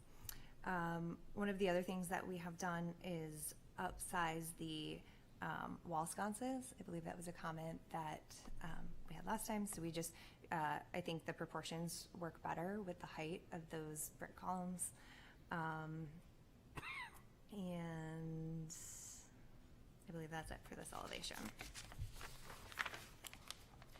And before we start on the next elevation, we do have updated sheets that we just wanted to pass around. All of the elements on this sheet do remain the same. There was just a typo. That's it. Just for record, we just wanted it to be As accurate as possible. but the content is the same Yes. for what you already have, so Yes. it's really just a reference on the sheet. I think I can use mine. So, Was the typo. yeah, the typo was in Partners. Oh. So we thought it might be best to correct that. So in this elevation, everything that we had proposed last time is the same on kind of the main portion of the building, but this is a view where you can see that canopy that we're adding over the front. So the proposal is just a traditional shed canopy, so it would just kind of feel like a storefront entry. Thanks. The next page, this is the view from the parking lot or the train tracks behind. So just consistent what we're doing all around the building. and then the side elevation with the drive-through. And again, nothing has really changed on this. I will say we did look at the cap for the one-story piece. So that was also one of the conversations we had before. So if you look at the existing, there is that really deep trim band, and it proportionally, it doesn't feel appropriate. So what we're proposing to do is to take that off and just go back to a smaller cap there. Which also kind of mimics the original cap. Exactly. Yep. So the next page, and this is what we would love feedback on, there was conversation about color schemes at the last one, particularly in how we treat the third story. So this first option is staying with a darker tone on the top, so carrying that up. So the thought is that it would just go away as it steps in. It's a darker color, kind of blends in with the other pieces that we have there.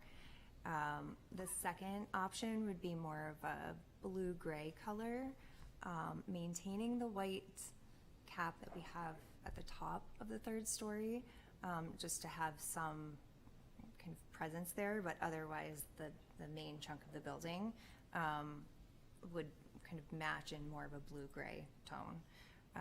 And then the third option was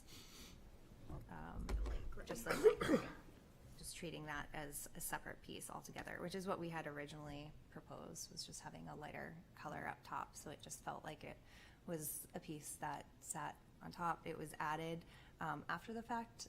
It steps in, so we just feel like it's appropriate for it to feel like its own piece. And is that still your That would be our preference, but we're open to thoughts, conversations. So option 3, like a.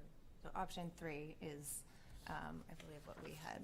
Yep. It looks a little lighter represented. Yeah, Sorry, I was confused. your earlier pages Almost are a like little a lighter. Yeah, we're showing the white Oh, as our the white, oh, I'm preferred, sorry. And these are all alternative. Yes. Yep. So the gray is an alternative. So what we're showing on the elevations is our preferred. Okay, got it. But then we're also kind of Giving offering these these other options. I see, thank you. Yeah. So I don't know if there's thoughts on that. Do you want to go through the whole thing and then, or discuss each item? Let's go through the whole thing. Okay. Because the next page, we had also discussed the idea of looking at a different cornice cap instead of having the kind of shed roof at the second or at the third floor, kind of capping the second floor. So we are showing a detail for that, and the elevation above is just showing what that would look like in detail. And then we did also show an option of, instead of just a little shed canopy for the entry, building out something more pronounced if everyone felt like it was really important to have that connection to Islington Street. But again, our preference is to have just kind of the smaller shed entry. We're on page 8 right now. Yeah, that was page 8. Page 9. Clarify one more time, which piece is your preference? Our preference would be what we're showing on the 4 elevations. So it would be Okay, the that color. shed roof okay. detail. Just because that is following the existing shape of the roof there. However, you know, we're not opposed to the cornice detail. I think it looks nice. But I see the difference. it adds a layer of complication to the form just because of what's already existing. Yes, what is the primary entrance that you expect the public to use to go into the bank? versus Into the bank building? would use this first floor entry. The smaller one that's near Islington Street? Correct. It would be this one. So it's not right on Islington Street. It's around the corner from Islington. But this is the one that you're saying you prefer to be just a tiny cap? No, that would be the entry canopy. So on this page, we're looking at 2 different details. So it's Yes. the alternative of the cornice up top, but then there's also another kind of entry canopy detail at the doors for the bank specifically. But our preference would be the shed roof canopy that we had shown, On page 4. thank you, But you are offering page 8. on page 4, but we're offering page 8 Yeah. as an this is- alternative. So the other entrance here on the left, This is existing, and Right, that's yes. to the building. Yep. So the rest of the building has other commercial tenant spaces, but the bank has this entry as their dedicated And the, bank and the entry. one just below the one you're pointing to, is that the alternative, or is that the center? This would be the alternative to the bank entry. Right. I personally feel that if I were the person who owned the building and I was the bank that owned the building, I would want the bank to be the most important advertisement on the side of this building, screaming, if you want the bank, this is the entrance you go in. So I don't understand why you would make this subservient to the main one to such a degree. Well, I think it's more because most of the people that are coming to use the bank are either using the drive-through or they're parking in the parking lot where you're kind of passing this entry, and with the signage that they have as the one-story piece, the shed roof, because what they don't have anything right now, and it works fine for them. So this would be just an added element to that door. So that would be the preference, but That's what they want. I think they're underselling themselves, Yeah. but that's okay. I agree, it does look more, the option actually looks, to me, like, just makes more sense. Well, the other thing too is the bank can be accessed through here as well. So there is a hierarchy between doors. So Think of it in terms of the physical building. There's a big building and a little wing on one side, and the big entryway is to the big building. And I'm skewed in this thing because my commercial insurance companies for years, different insurance companies, operated out of the large building. And so I always went to this monumental doorway. And I don't think once went in the other door. So this all seems normal to me. A small door in a small part of the building and a large door in a large part of the building, I think works for me. Just not to be argumentative, just that's my observation of it. I mean, I think the proportion is right, that the main building, it's bigger and the smaller one is smaller, but I think it's so small. It is. That Do you think it needs a little roof sort of its own? I liked the example that was there. It's just hard to say, it's hard to see what the proportion is because it's a small cutout. I'll just say that I think that this first story bank portion is very minimal. It started out as a very minimal building, and I wouldn't want to see too much flair added to it. Just, I think it's the only door, so it's where you're going to go in. yeah, and I think at some point we will have to come back for signage, and so that'll be a whole other conversation, and that might change as well. Landscaping would have a huge impact on how this all feels to Absolutely. the passerby also. Yeah. Yeah. Not to say that we should dwell heavily on landscaping here, but it's still part of the business. Yes. Yep. In deference to what Margot said, if we look at sheet HDC 04,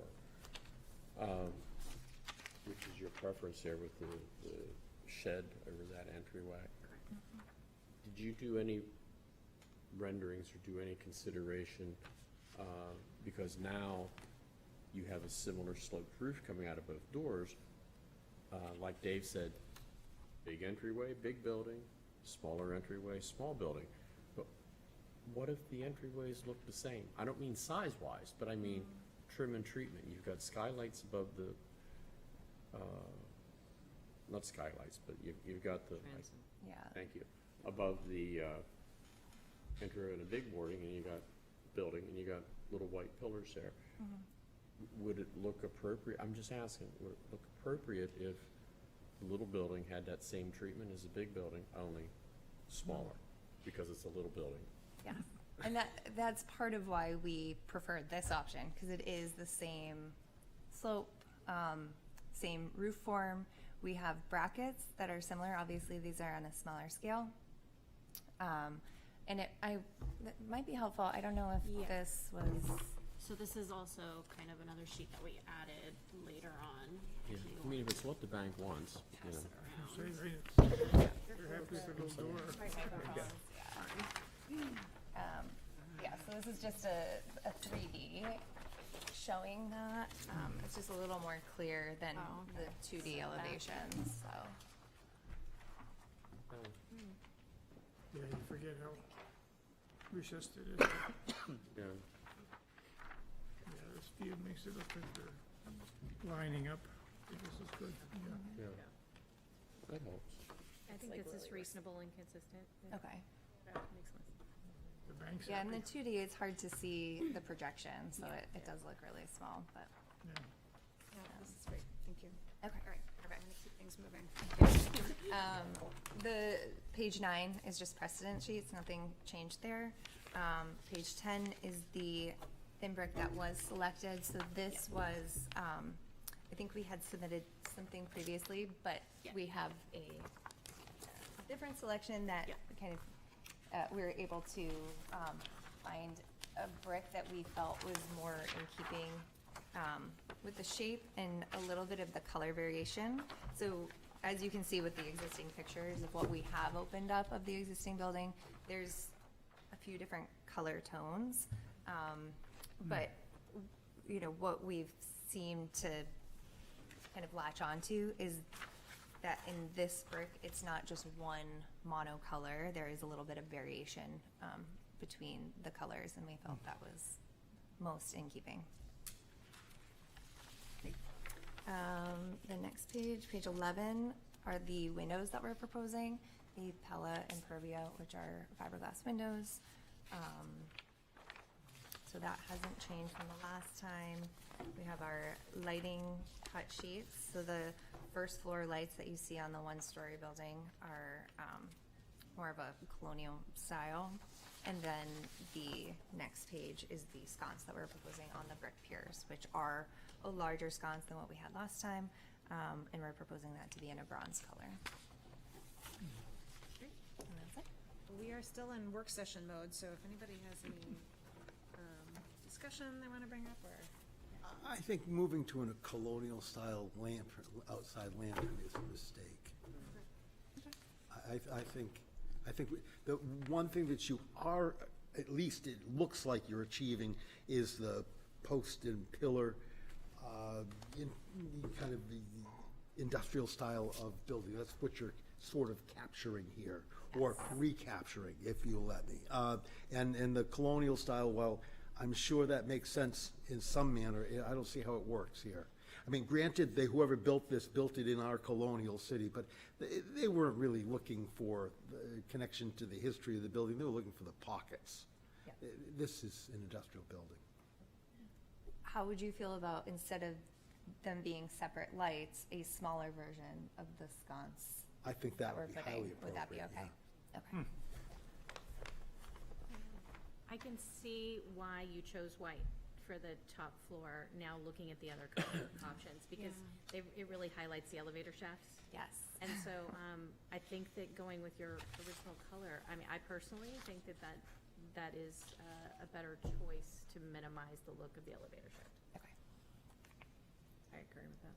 It makes it look a little bit lighter as well, rather than Yeah, Heavy. something heavy sitting on top. I was struck by how much I liked the darkest of the top floors, although that completely sets an argument against this as a rehab of an industrial building. So I got that I'm wrong, but boy, I was moved by it. I liked the dark third story because it made it feel to me like it was an industrial building, where the white doesn't as much. But the white certainly, in terms of the continuum that we're talking about, signals that it's an addition to the building, and it's a recognizing that there was a past, and that this is our future. On the same note, I'm a terrible traditionalist about many things. I think the cornice line on the two-story building is much better than the slope to the other wall. And that, I mean, I don't see. I'm not saying everybody should agree with me, but I don't see how you could argue with the other honestly. I was gonna say the same thing. It makes sense. You have here that the existing brick is covered with black painted PVC or hardy panels. Which direction are you going? Because I'm not a fan of PVC. Yes. Hardy panels. And smooth with Smooth. no No texture. fake texture. I mean, as long as you know, whichever material is the most stable, and, I mean, these are big panels, Yeah. so whatever is going to warp and move the least. Yeah. We had actually priced out the hardy panels, so we are happy to go that direction if there's a preference amongst this group, so. I mean, it's gonna be painted, so. Correct, yeah. Yep.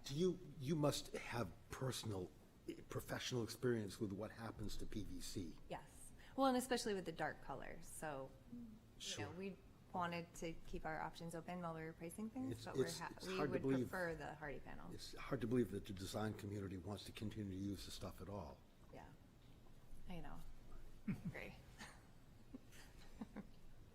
You put it up in summer, it's nice and tight, Yeah. it gets cold, and there's some gaps. That's all there is. But it gases off in perpetuity. Yeah. And the Nobody pieces says get outside smaller when in it's every cold. direction, every single year. Yep.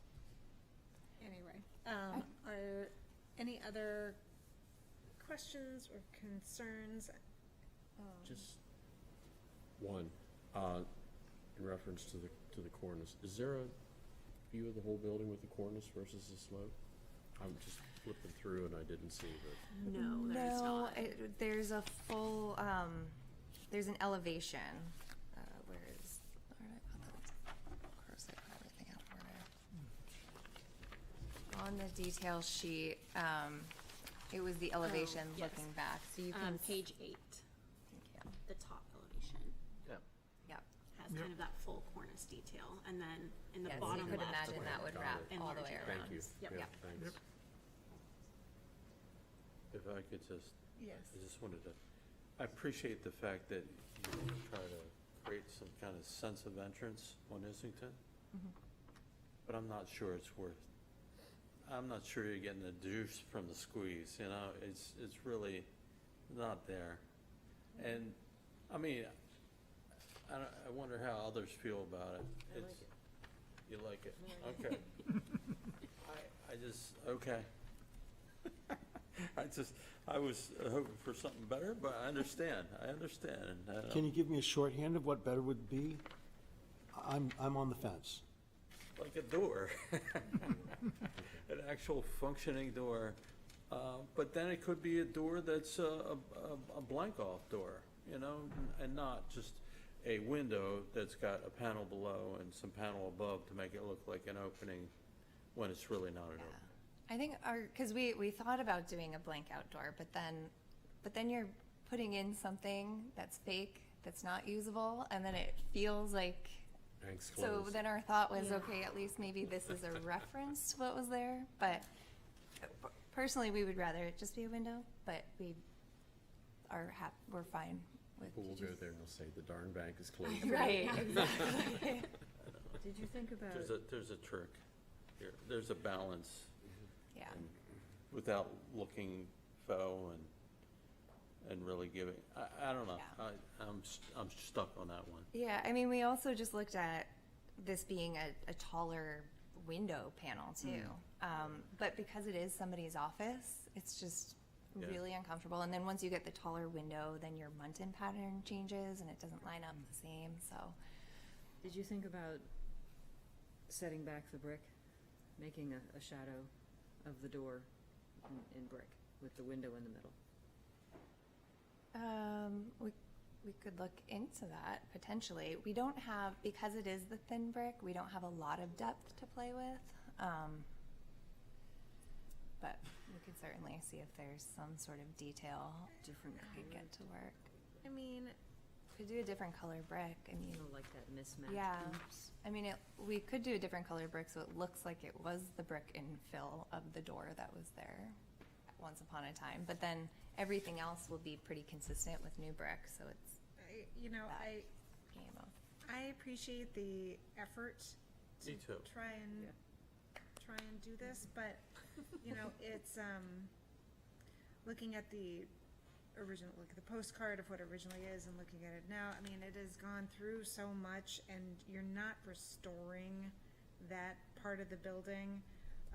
So, you know, it still does have, shows kind of where like the garage bays were on the side because it's different, but, I mean, I don't, it's not a restoration, you know, I think that even just keeping the form and reducing the cornice line and keeping it sort of this minimal, design is enough of sort of a throwback to what it was originally.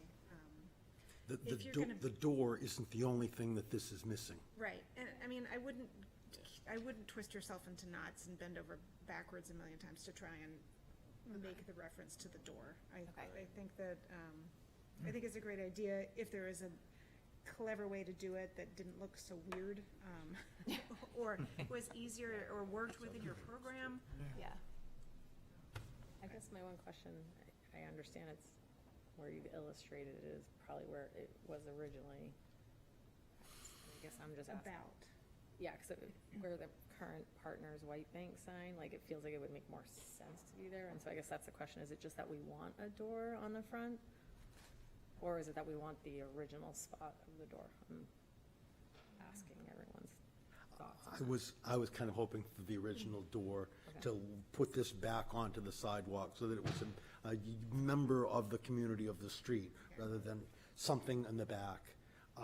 And contrary, I went to this building bunches of times. I never once walked there from the street because it never felt like that. And to be able to get that back for no cost, you know, no commitment, just getting a door back in, but I don't see it. I don't see how we're winning. I don't see, this isn't that kind of a horse that it needs to get beaten that much.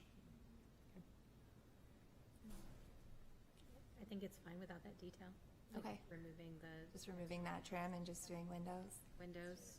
Okay. I think it might be confusing to people, honestly, and you're right, it is not consistent. What was there. Exactly, You're not yeah. going to be able to create that. Some clever landscaping would be very helpful to direct Just people around fix the that corner. corner. Yes. Mhm. Actually, People want to turn the corner and come in. yeah. And part of that old night drop That is going corner. away. Yeah. So that whole area will get That's cleaned what's up, welcoming and you when landscaping you is part of the And plan for this renovation. So. I think Terrence or somebody could come up with something that really would say, turn right here and Yeah. come into the bank, please. All right, any other issues or anything that we want to work out in the work session, because we're gonna keep going. Yeah. All right, I just had a few quick clarifications. Sure. So we decided on the third floor color scheme to be the white, is that correct? Kind of, generally? Light cream, whatever it is. Okay. And then in terms of the entry canopy and the cornice, we agreed on the smaller entry canopy and which cornice did we land on? The cornice detail, right? well, there's the molded cornice or there's the sloped. Correct, yeah. We've got one vote for slope. Kind of We've a got slope some person. for, I mean, we're kind of half and half here. Okay. I don't think it makes, it's not, it doesn't make or break the design to me. But, so. I like the columns. The one Columns? We're not talking about columns. at the entrance? No. Are we talking about the No, little we're entrance? talking about on the Cornice top of the second versus, floor, whether it's a Ew. sloped, transition or there's that added cornice molding piece band that goes around. What Okay. page? So 8. I withdraw my comments about the columns. Hang on. I like. Let me silence my alarm. They could go, I'm not. Yeah, so Which we page showed are we the talking about? alternate on page 8 as the alternate, and then all of the other elevations slopes. show the slope. Correct. Which is our preference. I like page 8 personally. Well, my 2 cents for the cornice, the white cornice trim versus the black metal slope. Mm-hmm. Honestly, they're both nice, but I kind of like what Margaret said, the black slope, because it breaks it up a little bit. No, you I think he said the opposite. Wrong. He's agreeing with me. Okay. Maybe it's another Martin. Remember I said, no, I said Margot, not Martin. Oh, Margot, okay. I said Margot. I'm going to preface this by saying I am not an architect. And it's getting late and we still have, so I don't know where to land on that. I would say we're about half and half, so whatever your preference is. Okay. Your choice. Any other clarifications? Nope, that was it, Okay. thank you. All right, let's move from the work session portion. Anyone from the public wishing to speak to the work session on this? Not, gonna close the work session and move to the public hearing portion. So I guess just do a quick review of the things that you are presenting for this. Okay. Any questions that were, All right. So we are proposing to remove the existing ephes and clad the piers where brick once existed with a thin brick that would provide kind of that new, just because the brick is in disrepair, gives it kind of that new feel.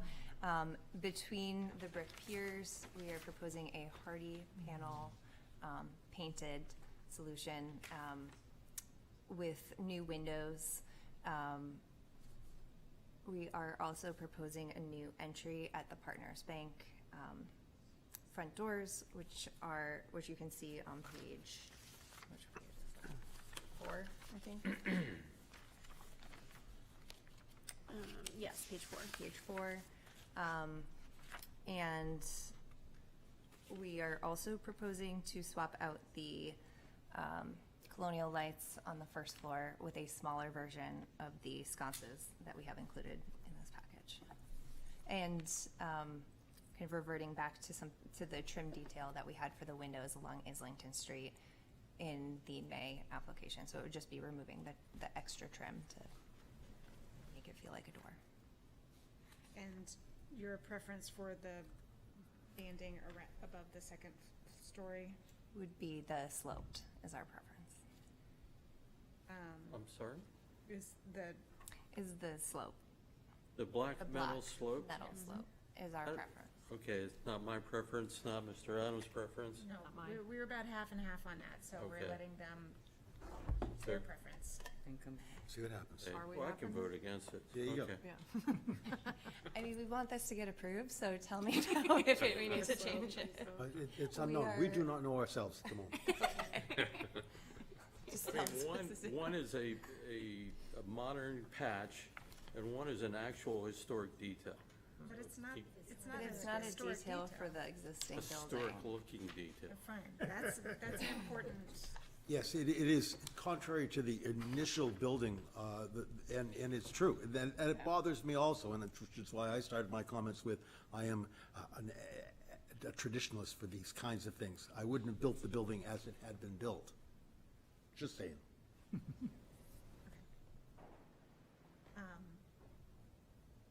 anything else? I think we've got, you've got all the hardware and everything planned out. The brick you picked out is excellent for the period, and the scheme, excellent. Great. Any other questions for what has been presented? All right. I'm gonna open it up to the public then. See if there are anyone from the public who wants to speak to this application. Which is a big change to this. It's a significant thing that's happening to Islington Street, significant. Thank you very much for your efforts. Yep, All so right. much to the better. Someone, no one is online. I'm going to close the public hearing and wait for motion.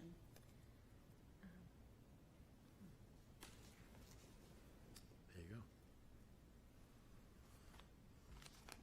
All right, I guess I'll do it. Okay, so we're approving the application as presented with a few clarifications around the color scheme, which will be the light on the top.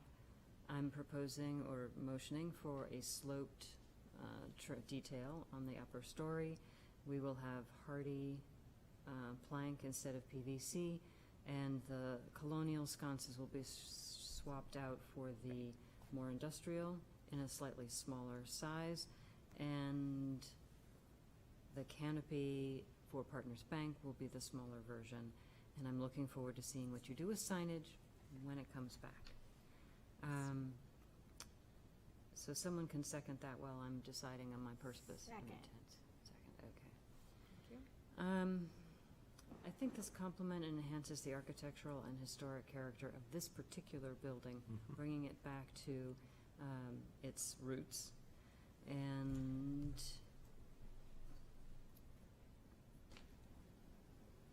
I think instead of choosing something from the list, I'm just going to say that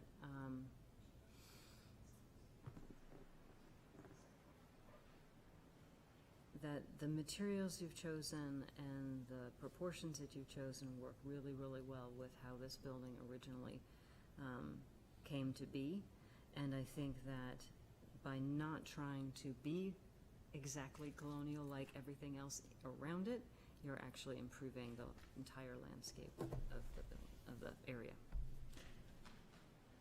I'll second that. No, it was second, excuse me. All right, thank you. Any discussion? Yes, Madam Chairman, I'd like to say, I think of the two reasonable options of that cornice break line between the original building and the addition on the third floor, I think both of them are imaginary at their root, and I think that the district would be served better by having a proper cornice.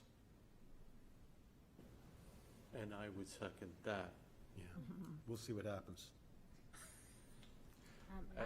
I'm very happy with the proposal as submitted with the stipulations that were made. I wanted to thank you for bringing this proposal to us with these significant improvements to the building.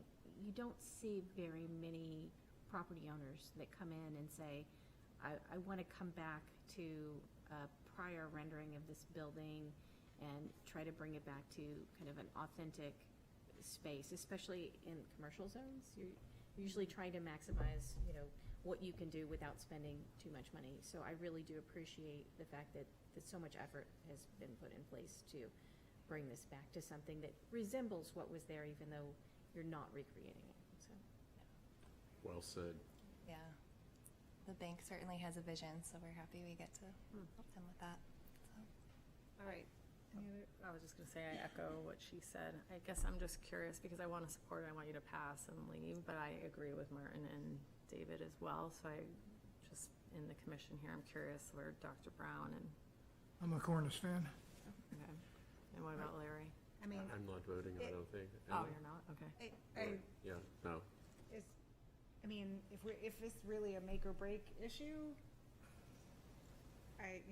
we can talk Well, about I think it, we but- have 4 of us that would like to have the cornice, but the motion is to pass it with the slope, so that's where I don't want to vote against you, because I would like for you to leave with a success, but I'm hearing 4 of us don't prefer that option.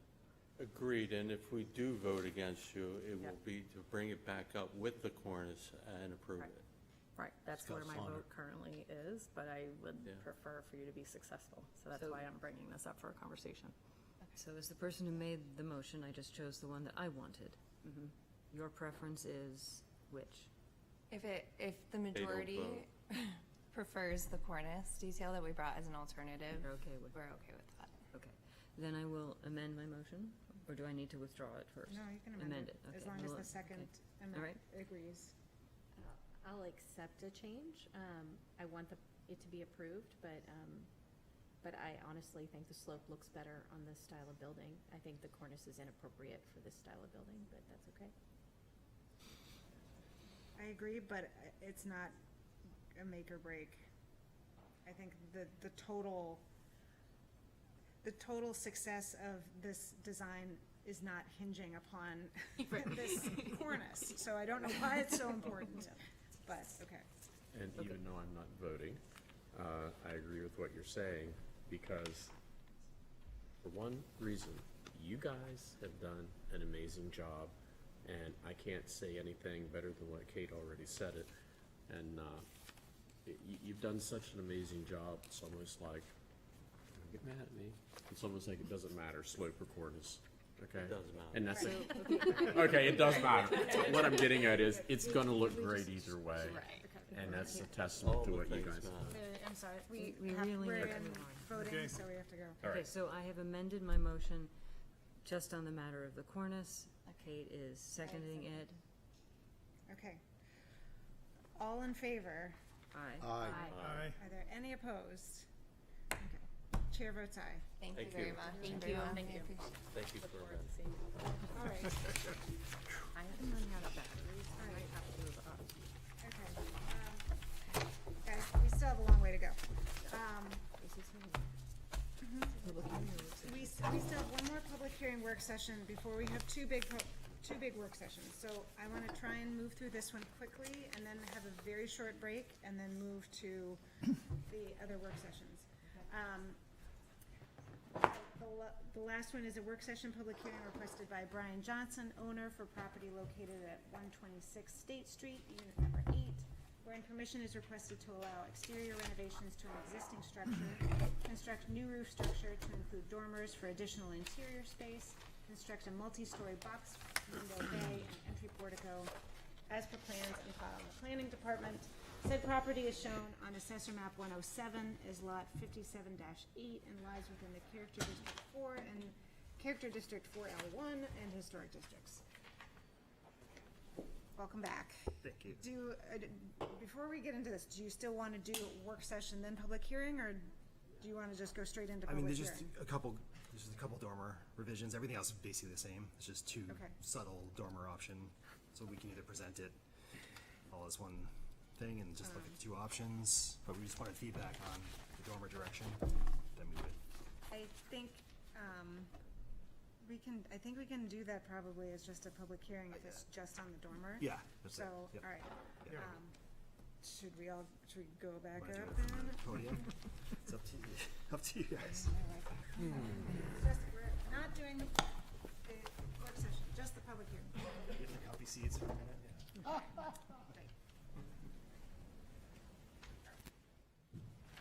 I needed a charge.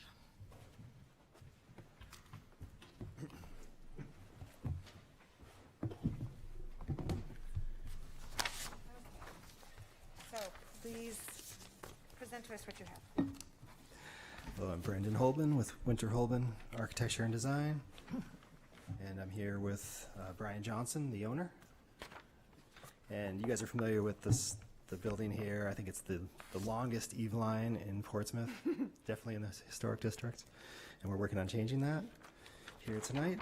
So you can see the building, it had, two different sides of it at State and Court. We're on the Court Street end of it, is what we're looking at. And it's sort of an L that extends off the end of the long bar that runs through the block. And I'll kind of skip up to page 5. Oop. We still on? Hello? There we go. All right, I'm gonna skip up to page 5 here, and so this is the preferred direction, which it has a little more to it, and then there's a simpler version of this on page 15 at the end. So if you want to, we can skip back and forth and look at those. But here we kept the portico and the window bay very similar, and here we actually added hip roofs, which you can see from the sidewalk perspective. You don't see a lot of it, but as you look on the next page, you get to see a little more of that hip roof from the side. Creates a little more profile and character to it. We sort of have the stacked single hip dormer on the left, and then we sort of have the enlarged hip dormer over the window bay that creates a little balcony, exterior space, escape opening, so the rest of the windows can be the right size. And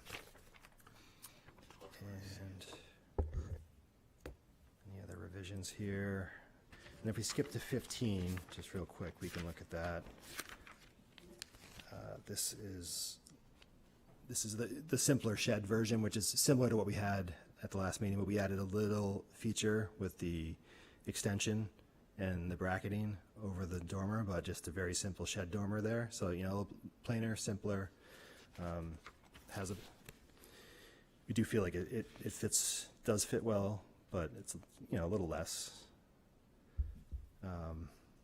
And you can see that there was a subtle revision we also included here. We had talked about how that rear trim terminated, and this was sort of similar to what we had last time with it, with the gable sort of working into the rear dormer, and then on page 5 we have the rake trim completing, and then a subtle dormer trim scaled down on the rear of it.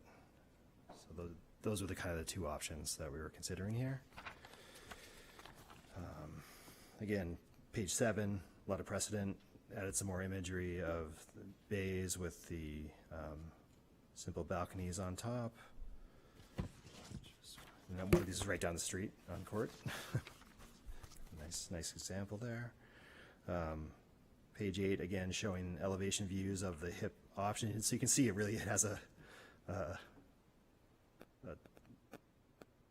10 pitch roof there, but from the ground it's not as visible, but it does create some presence when you see it in elevation, which is nice. Page 9, again, looking from the park side, the east. You can see the sort of the step down dormer in the back, and that really has the shed left, east and west there to not run into the larger roof beyond. We've got our window data on page 10, kind of matching all the existing windows, 400 series, the full divided light options, 7/8 grill bars. Again, we got a floor plan on page 11, roof plan showing the hip roof. Sections on page 12. You can see on that lower right section there on page 12, that's sort of the dormer in the back. And we really have to pitch that left and right there, so we're not running into the large wall beyond. Page 13, a lot of detail, kind of enlarged elevation of the window bay, profiling, all the materials kind of worked in there. Nice rhythm and scale to the proportioning of the trim. Page 14, enlarged portico details. And that just about wraps it up. Anything you want to add, Brian? No? Any questions? Sir, I noticed in your text that you are reusing some of the existing windows. Yes. And so the question is, does that suggest that you had no difficulty matching those existing windows with these new windows that you're installing? Correct. And you're detailing them the same as the ones that are there that Yes. you're leaving? Okay, excellent. Thank you very much. Yep. And sorry, I had a question on the windows. It was hard to tell. Are they all able to be double hung, or are you going to have to have some of them be the egress casement style? All double hung, since we have the door is the escape opening to the Okay, roof deck. great. Yep. So just confirming the half screens? Oh, the half screens. Yes, we can do the Okay. half screens for sure. All right, thanks. Any other questions? Any thoughts about their preferred design as opposed to the simpler one at the end?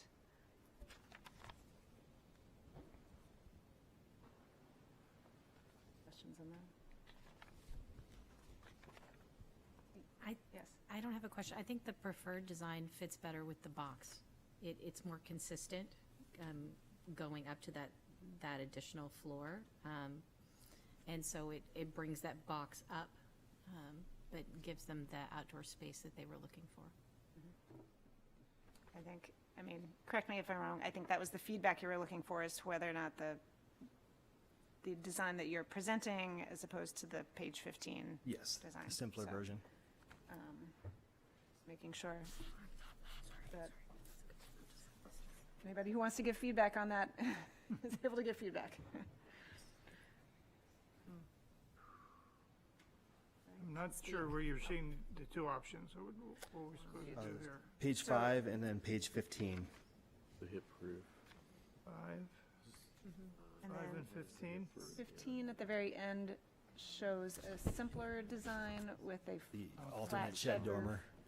And So you see where this is the hip roof right here Yeah. versus shed roof. 6 and 16 as well show the other views. Just a question. Yes. Are there any other hip roofs on the whole building? I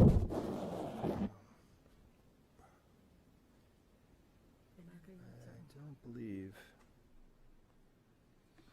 I think the front is all sheds I as think well. they're all shed dormers and gable roofs. That's what I think, yeah. Just to add to that conversation, I don't look at this piece as definitely slavish to the rest of the building.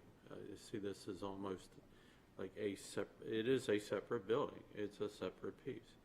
I think both are detailed nicely. I think both work. Both are compatible with the historic district. So I could support either. Any other comments, questions? I'll just share my thoughts. I'm happy you propose this design. I think it gives you the space with congruent with the other references in the district. I personally like the second one a little bit better, but I'm with Martin. I could support the second one. The only one thing I wish I would have noticed last time, or now that I see it and I walked by the building again the other night, is the dormer over the front door. And I know we didn't really talk about that. It just feels a little bit inconsistent with the box, but that's just my 2 cents. Otherwise, I think Oh, you've the done the portico. you've evolved quite a bit, and I think it looks, in terms of the space and the box, I think it looks really well done and all there. So those are just my thoughts. So Anybody else? I'm pleased the way that this has evolved, and I don't feel like the district has lost anything in the process of your client having something interesting. Personally, I think the key to this thing was rotating the building 90 degrees and disjointing yourself from the rest of the building. I think that provided the option for this to happen. I think it was a good move on your part. This is what happens when you bring in the big guns. All right, any other questions? It's a very ambitious project, so thank you for coming back to us several times, listening to us, and really, pushing forward with some creativity for this weird building addition that is weird as it exists, not what you're doing. So, if there are no other questions, let's open this up to the public again. If there's anyone in the public who wants to speak to this,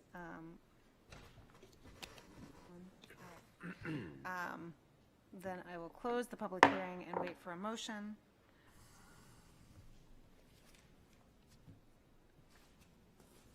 Anybody want to tackle it? Madam Chairman, I'd like to move that we approve this application as presented this evening. I assume we're taking the hip roof dormer part of this thing as the plan. Yes. And I will say that this has a certain consistency with the defining characters of surrounding properties. And I don't think it's an avant-garde project. It's certainly different than others that have come before us, but I think that it has a certain consistency and a compatibility with surrounding properties. Second? Any other discussion? I would just agree that this come over 3 meetings.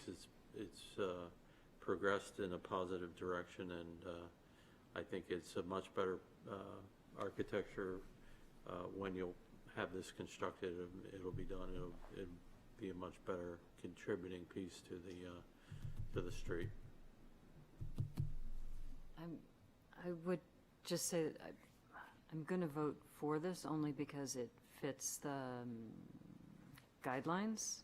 I personally don't find it to be very appealing or particularly successful, but the guidelines are what the guidelines are, and so I will support it. Thank you for clarifying. Okay, all in favor? Aye. Any opposed? All right, chair votes aye. All right, thank you. Good luck with all that construction. All right, I want to take a very brief break because we've been sitting here for a long time, but come back and get on with the next work sessions. So.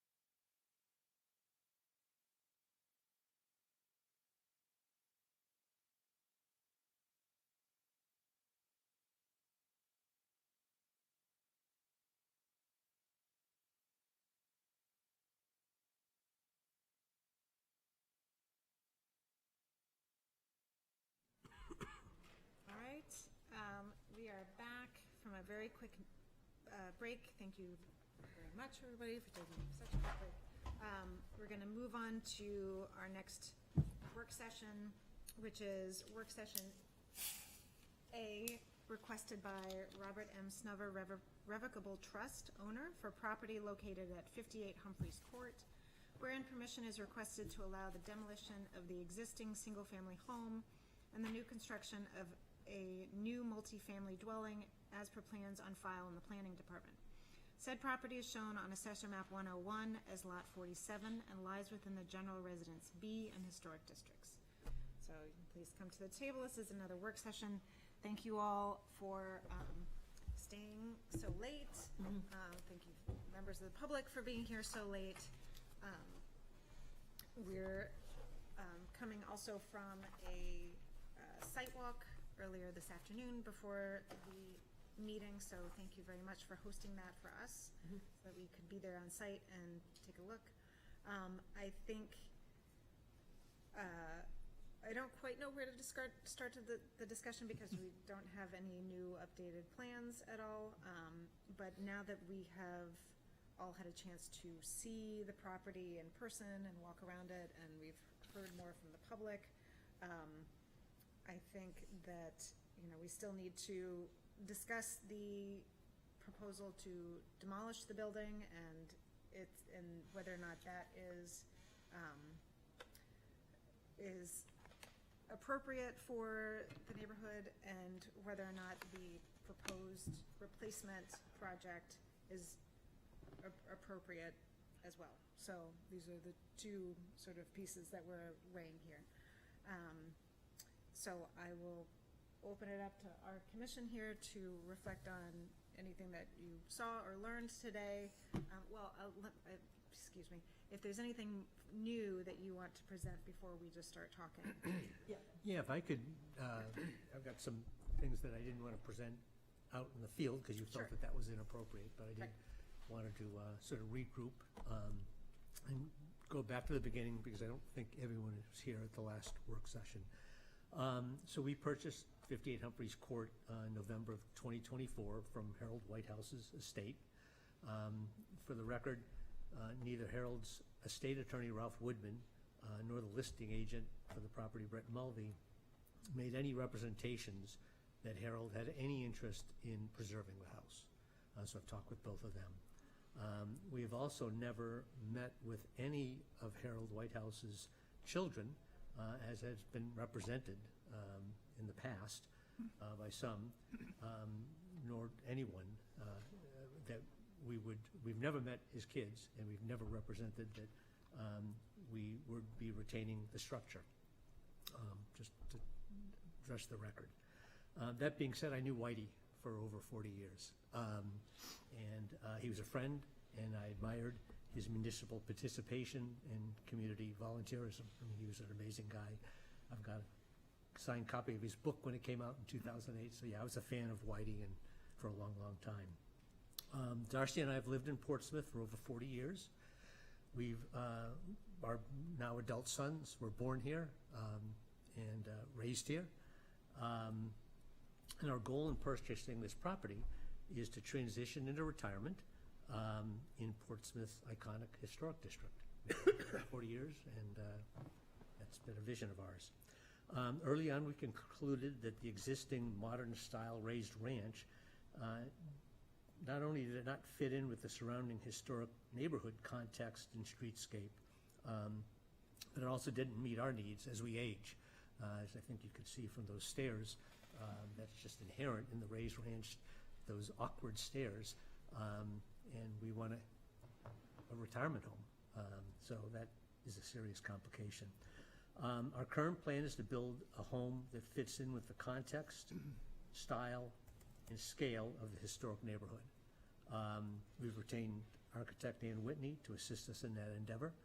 I do have a handout for you on 58 Humphreys Court and the 3 homes that abut us. Ann will speak about the other homes.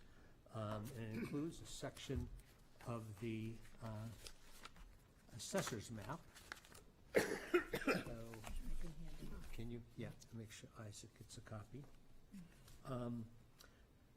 So the first sheet is a section of the assessors map, just so you have a perspective of the properties. And I'm just going to speak to the three that abut us. The sheet has the text of what I'm presenting, but also has a table.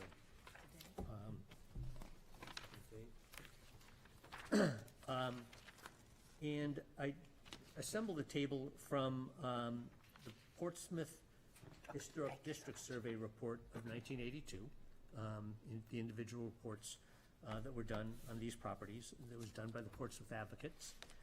That's where I got year built and style and stories and land area. But then I got from the city's assessor field cards construction grade. So we had some idea of the construction grade of these facilities, or the three houses. So the three houses that are adjacent to us are all built over 100 years ago. The 67, 69, built in 1860. Their construction grade is all of the highest quality in the city. They're all A, or I guess discovered as excellent, is even above the A grade. The styles are Queen Anne and Greek Revival double house on Newcastle Ave. They're all 2.5 stories, and they're all about 4,000 to 6,000 square foot land areas. Our Humphreys Court, our property, put in context, is built in 1968. The construction grade is C, which is basic level. It is a modern raised ranch, not really a split level, but a modern raised ranch that has a split entry. It's 1 story and about 10,000 square feet, so a fairly large lot. The 3 adjacent houses were all identified as contributing structures by the Portsmouth Advocate in their study. 58 Humphreys Court was identified as non-contributing by that in that 1982 study that they did. The small modern style tractor cookie cutter raised ranch on 58 Humphreys is appreciably different in scale and height and mass and style and building materials than these 3 surrounding homes of ours that are on smaller lots, as well as most of the rest of the neighborhood. So it's different, certainly from the 3 that are immediately adjacent to us, but different from the rest of the neighborhood as well. It is also in strong contrast to the surrounding context, time period, setting, and streetscape, and therefore, in my opinion, doesn't meet the purpose and objective of the zoning ordinance's historic district section. It seems clear to me anyhow that this modern building does not complement and enhance the integrity of the historic district's late 17th century through early 20th century architectural and historic character. We've been through a couple of TAC work sessions, and that group has consistently expressed safety concerns with having the driveway located right on the corner of Humphreys Court, which is where the existing garage is located. So demolition allows for that garage, or a garage, and associated driveway to be located as safer orientation and location, and improves driver sight lines, which I know it's not necessarily the purview of the HDC, but it was a big deal to the safety group at TAC. Humphreys Court was not part of the district in '68, but if it was, it seems incomprehensible that the HDC would have approved the construction of a modern raised ranch-style home on that site. Well, like I said, there was no district in '68, so it wouldn't have. Okay. Just for clarification. Thank you. So our request, we respectfully request that the HDC recognize and acknowledge that the building meets the definition of an intrusive building, and is clearly neither a focal or contributing building, and continue its past practice of approving the demolition of an intrusive modern structure that's non-contributing to the special character of the historic district, and allow a home to be built that fits into the cohesive historical and physical context of that historic neighborhood. hopefully the site work today gave you some perspective of all that, and can talk about some of the other buildings beyond that, the three that are adjacent within that neighborhood. Yeah, it seems, the three that he chose were,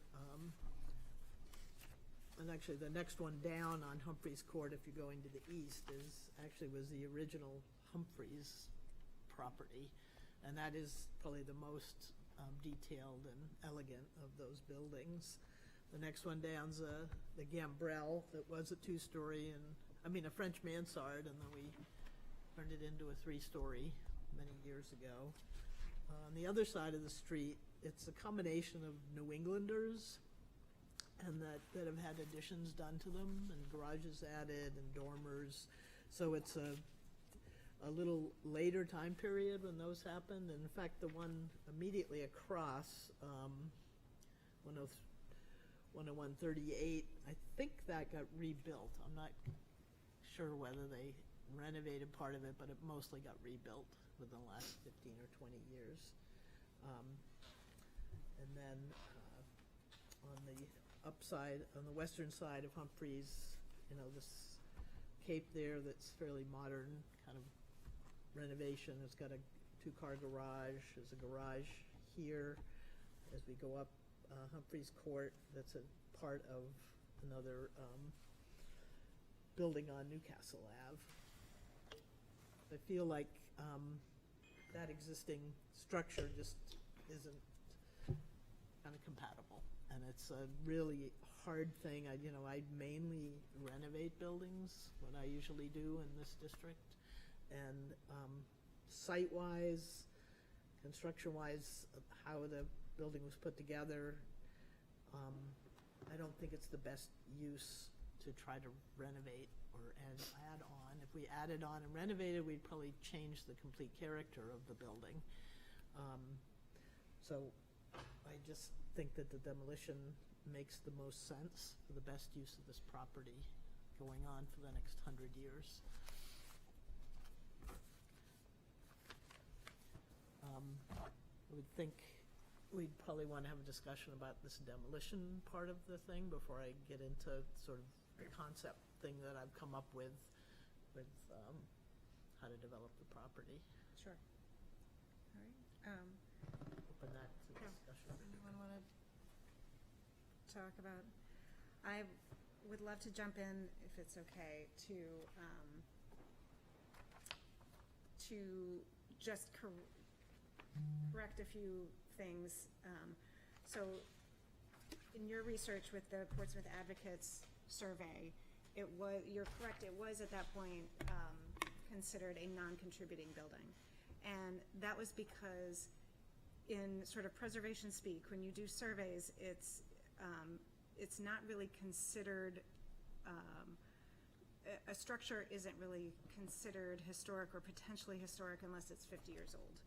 At that point, the house wasn't 50 years old yet. Since that time, we have a National Register Historic District that was done in 2019, I think is when it was finalized, and just looking up that document, which updates everything and talks about everything since, looking at it from 2019, it is now considered a contributing building. Is this nationally or Portsmouth? Nationally. Nationally. Why is it a contributing building? Because it is within 50 years, and it is part of the history of this district. It is a residential use of the house. It is the neighboring residences at 63 and at 75 are actually 1958 and 1961 that they corrected the dates. Those are both contributing. It is just they are considered old enough and enough of the fabric as a mid-20th century development that all of these houses are now contributing to the historic district. So I just wanted to update that. It is this is a more up-to-date survey of the. Does the zoning ordinance Portsmouth Historic District, is that connected with that? I'm just trying to get the. We don't necessarily have in our zoning as the historic district, we don't have a classification Okay. of contributing, non-contributing. I would say that we would defer to the National Register findings, but that's not necessarily, officially adopted by our zoning. It doesn't appear in our charter or in our action sheets. No, but it is sort of the national standard. So when I read in the ordinances and guidelines regarding demolition, and I looked in addition to the guidelines for the demolition committee, which we actually do have one, but because this is within the HDC, it comes to us instead of the demolition committee. But the demolition committee has, their first step is to determine if the structure is significant or not. And they have some criteria on that which are not dissimilar to what we have, which I think is probably similar to what the National Register has. One of those is there some architectural significance to this particular building? And I did a whole bunch of research on just exactly what this building is from an architectural style, and it's called a Swiss Chalet split entry style. And it has, the characteristics of it are a low-pitched overhanging gable roof, wide front facing, often asymmetrical, so that it actually covers the door as well as the gable. Heavy exposed rafters and decorative brackets. This house doesn't particularly have the rafter tails, but it does have decorative detail in the gable end. Mixed materials siding, but it says specifically upper and cantilevered level, features rough, vertical sawn wood siding, board and batten, or paneling, and in your case you have shingle. Rustic shingle. Rustic shingles.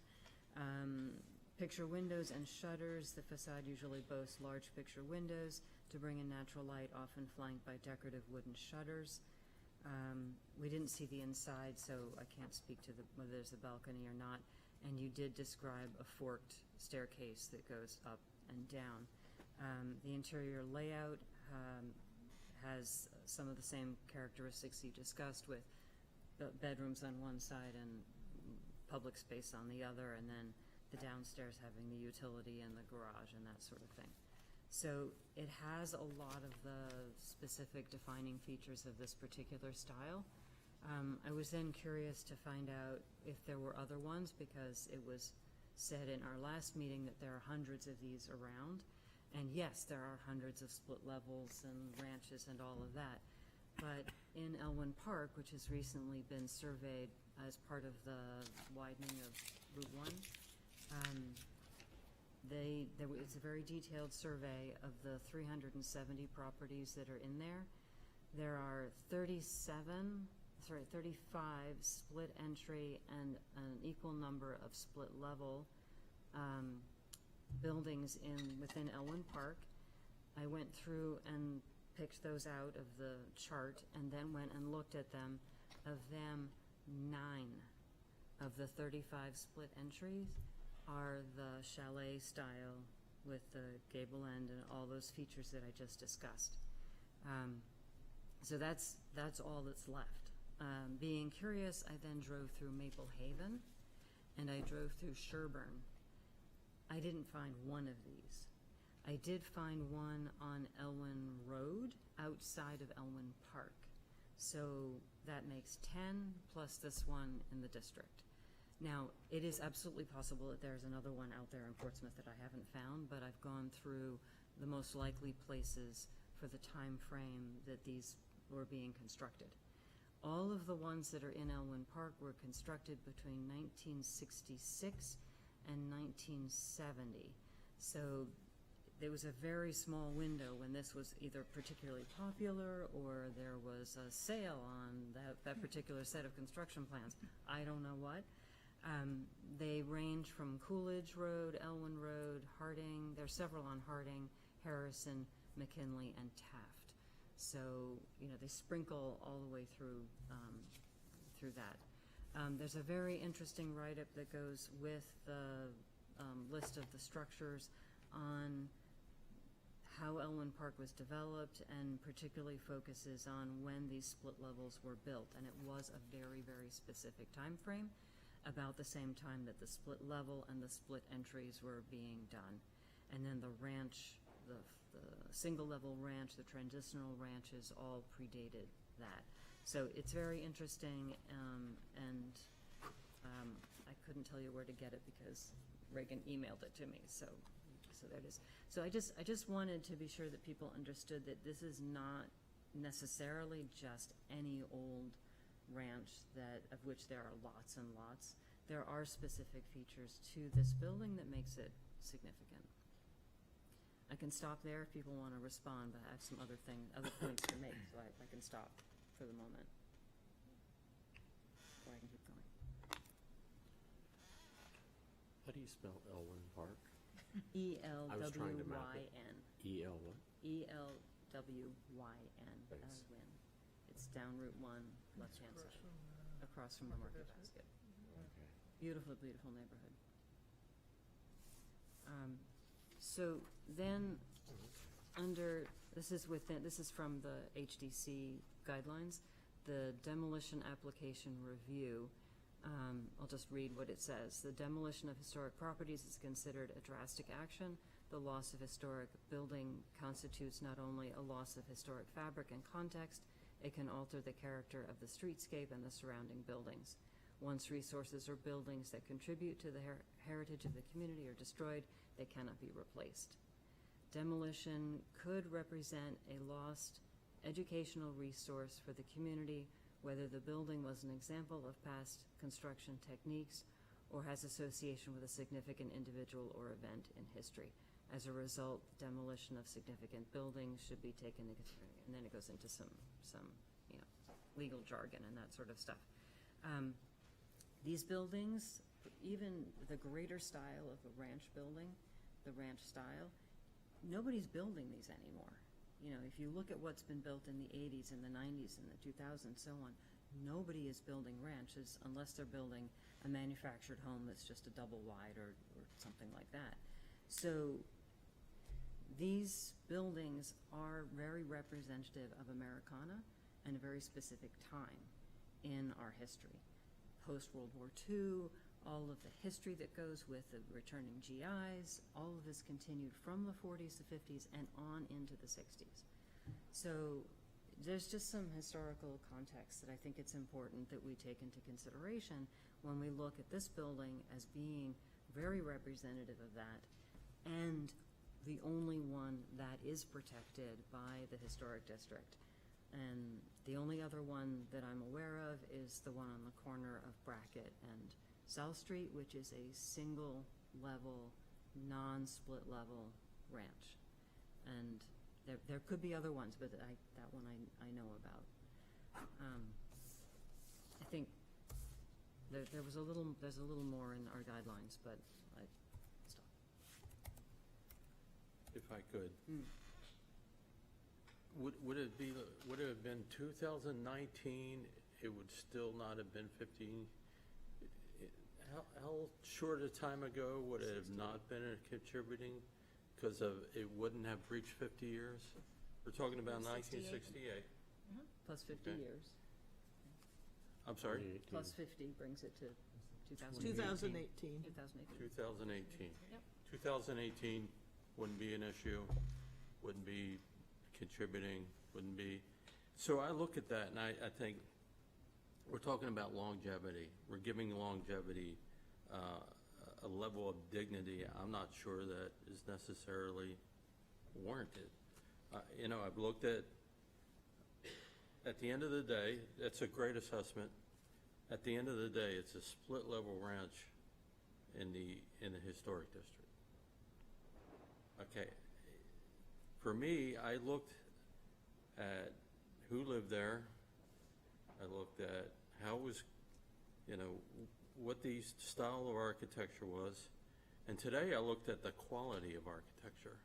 And for me, that was enough to say, it doesn't warrant, it doesn't merit a special consideration to preserve this house. For me, that's my assessment. I think it's the odd duck on the street. We've factored in a lot of different things, the history. I'm factoring in also the applicants, their property rights. Are we forcing a preservation standard that is unfair at this point? And that's what I'm thinking. I just can't get there to the same level of appreciation for this that you have. So for that, I could support its removal. Do we know for certainty there was nothing on that lot prior to 1968? And who owned that lot prior to 1968? Was it lot 54, which looks like that could be a likelihood? Harold bought it in maybe even late 50s, early 60s. It was a vacant lot. Vacant lot. Okay. It was a tax sale, yeah. The city had actually taken the property for lack of paying taxes, and Harold bought that from the city at a tax sale. I may have been 2 lots, I'm not sure, and he combined it, but in any event, he acquired that whole property, maybe early 60s, from the city.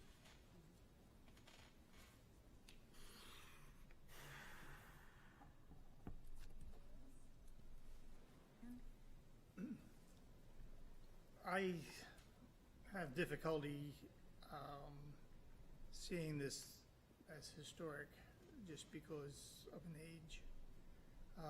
It is a house that differs from all the houses around it. And last month when you told me this was a special house and then you found 9 more in Elwyn Park, it became a little less special. Just because it's in the HTC. I think when you commit to the HTC, you're getting involved as some rights, and also you're giving up some rights. And when you buy an old historic house, you're going to abide by the rules. You're going to take care of it. But I think if you just grabbed, as 4 years ago or 6 years ago, it wasn't historic, and you bought that house, I think you should have some rights to do what you want with it.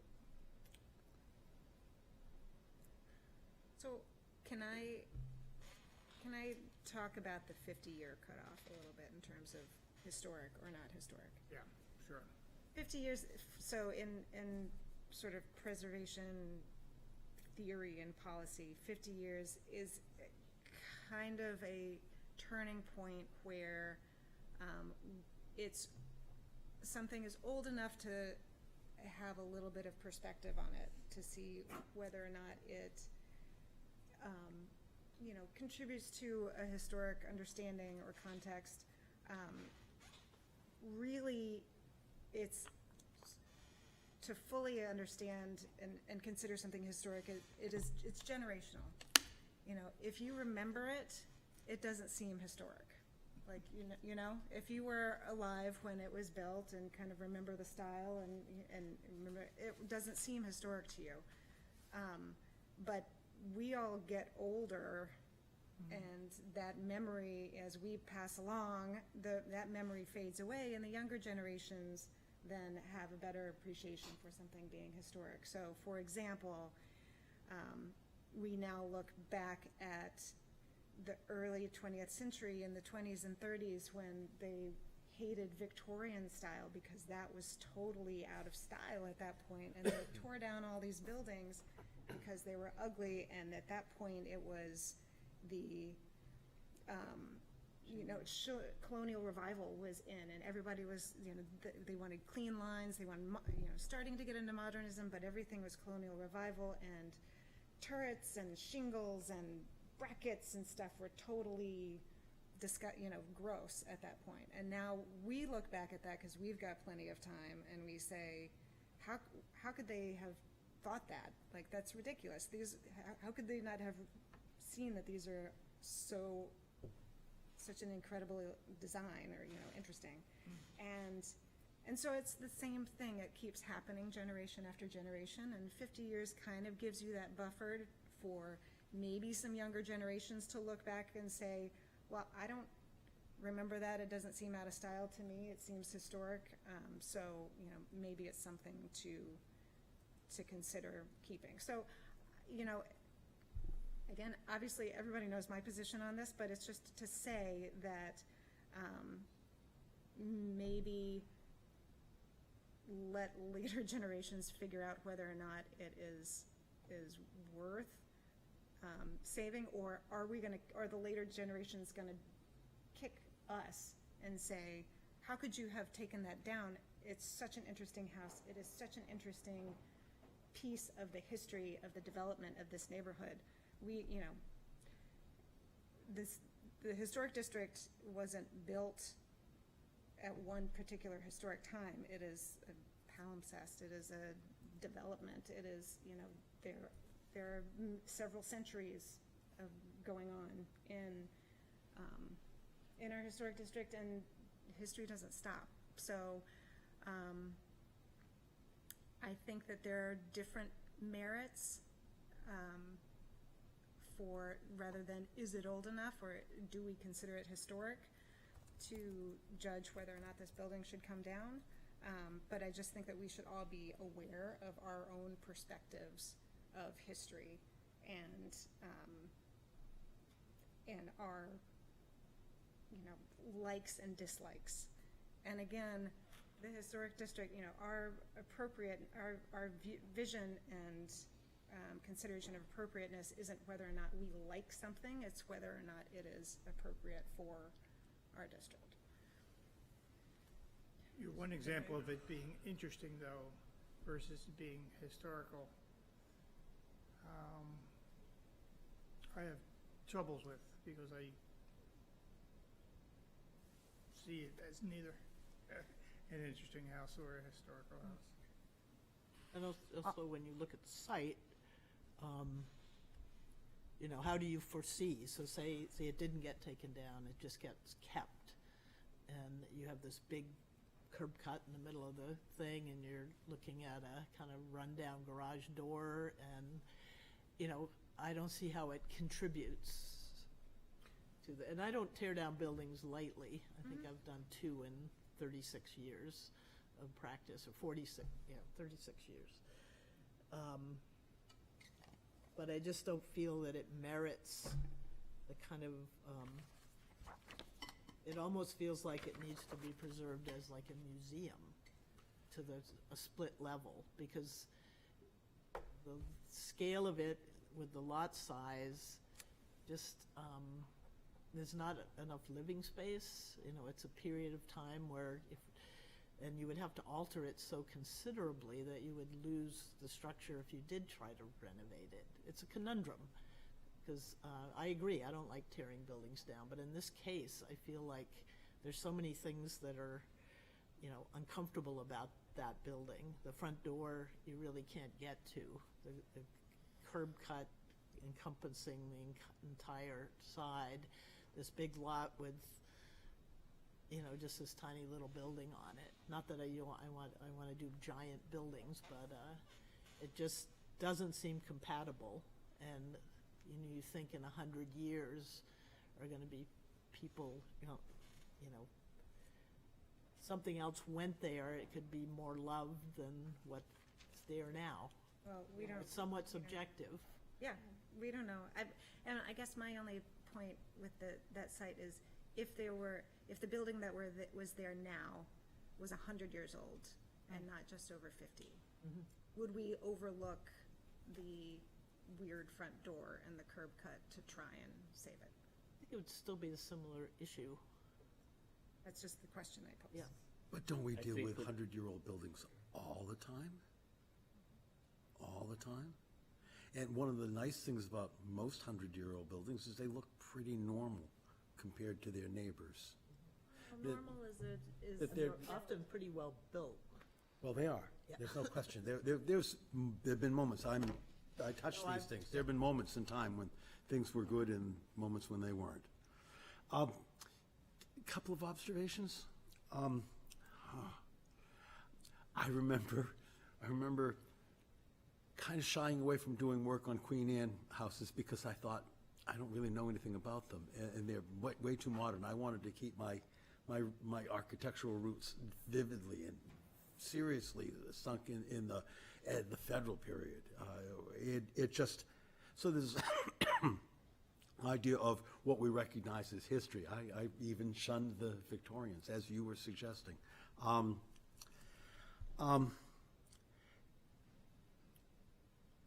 think, well, okay, thoughts. I'm here for thoughts. This building's sort of unique in the district. I'm not sure that that's its greatest calling card. I wonder, while it's not unique in Portsmouth, there's a small number of them, we should probably have a little building zoo for them. But I wonder if this is the appropriate zoo to place that building in. I know that I'm not really placing a building somewhere, but to have our 18th and 19th century historic district be the place that this building finds its residence. I think it's sort of like having a really unique reptile and running a mammal museum or zoo, and it doesn't fit. It may not be the best place to do that. And I wonder if this building or buildings like it would be best memorialized in a place where they had peerage, where there were buildings similar to that, as you're suggesting that there are 9 of them at Elwyn Park. I don't want to make this another problem that we need an Elwyn Park district to solve this problem, but it is a more appropriate place for this building to live. This building represents an enormous departure from even our 19th century buildings, or our early 20th century buildings. And another tiny little factor, which is so much of this building because it's so new, so modern, yet there are buildings across the street that are virtually as modern. But there's a snag, and when I look at those buildings, I think those are normal buildings. We see many buildings like that in our community. Maybe not as many as there once were, but many buildings like that, little capes. And one fairly highly decorated cape. This is neither of those. Although curiously, if we lose this building because of its young age, we'll be replacing it with an even newer building, which I don't think is a solution to the problem, if you will. But I don't find that this enhances the community at all.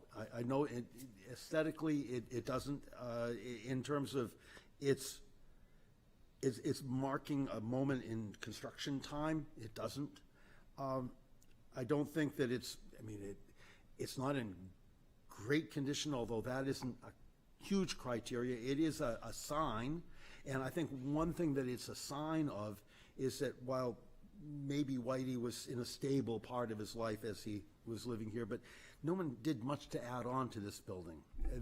And walking around it today, I had myself my own little revelation, which I don't know how I would move this into another family setting, a larger, how do you add 2 bedrooms to it for a larger family? Where does that other bathroom go for a larger family?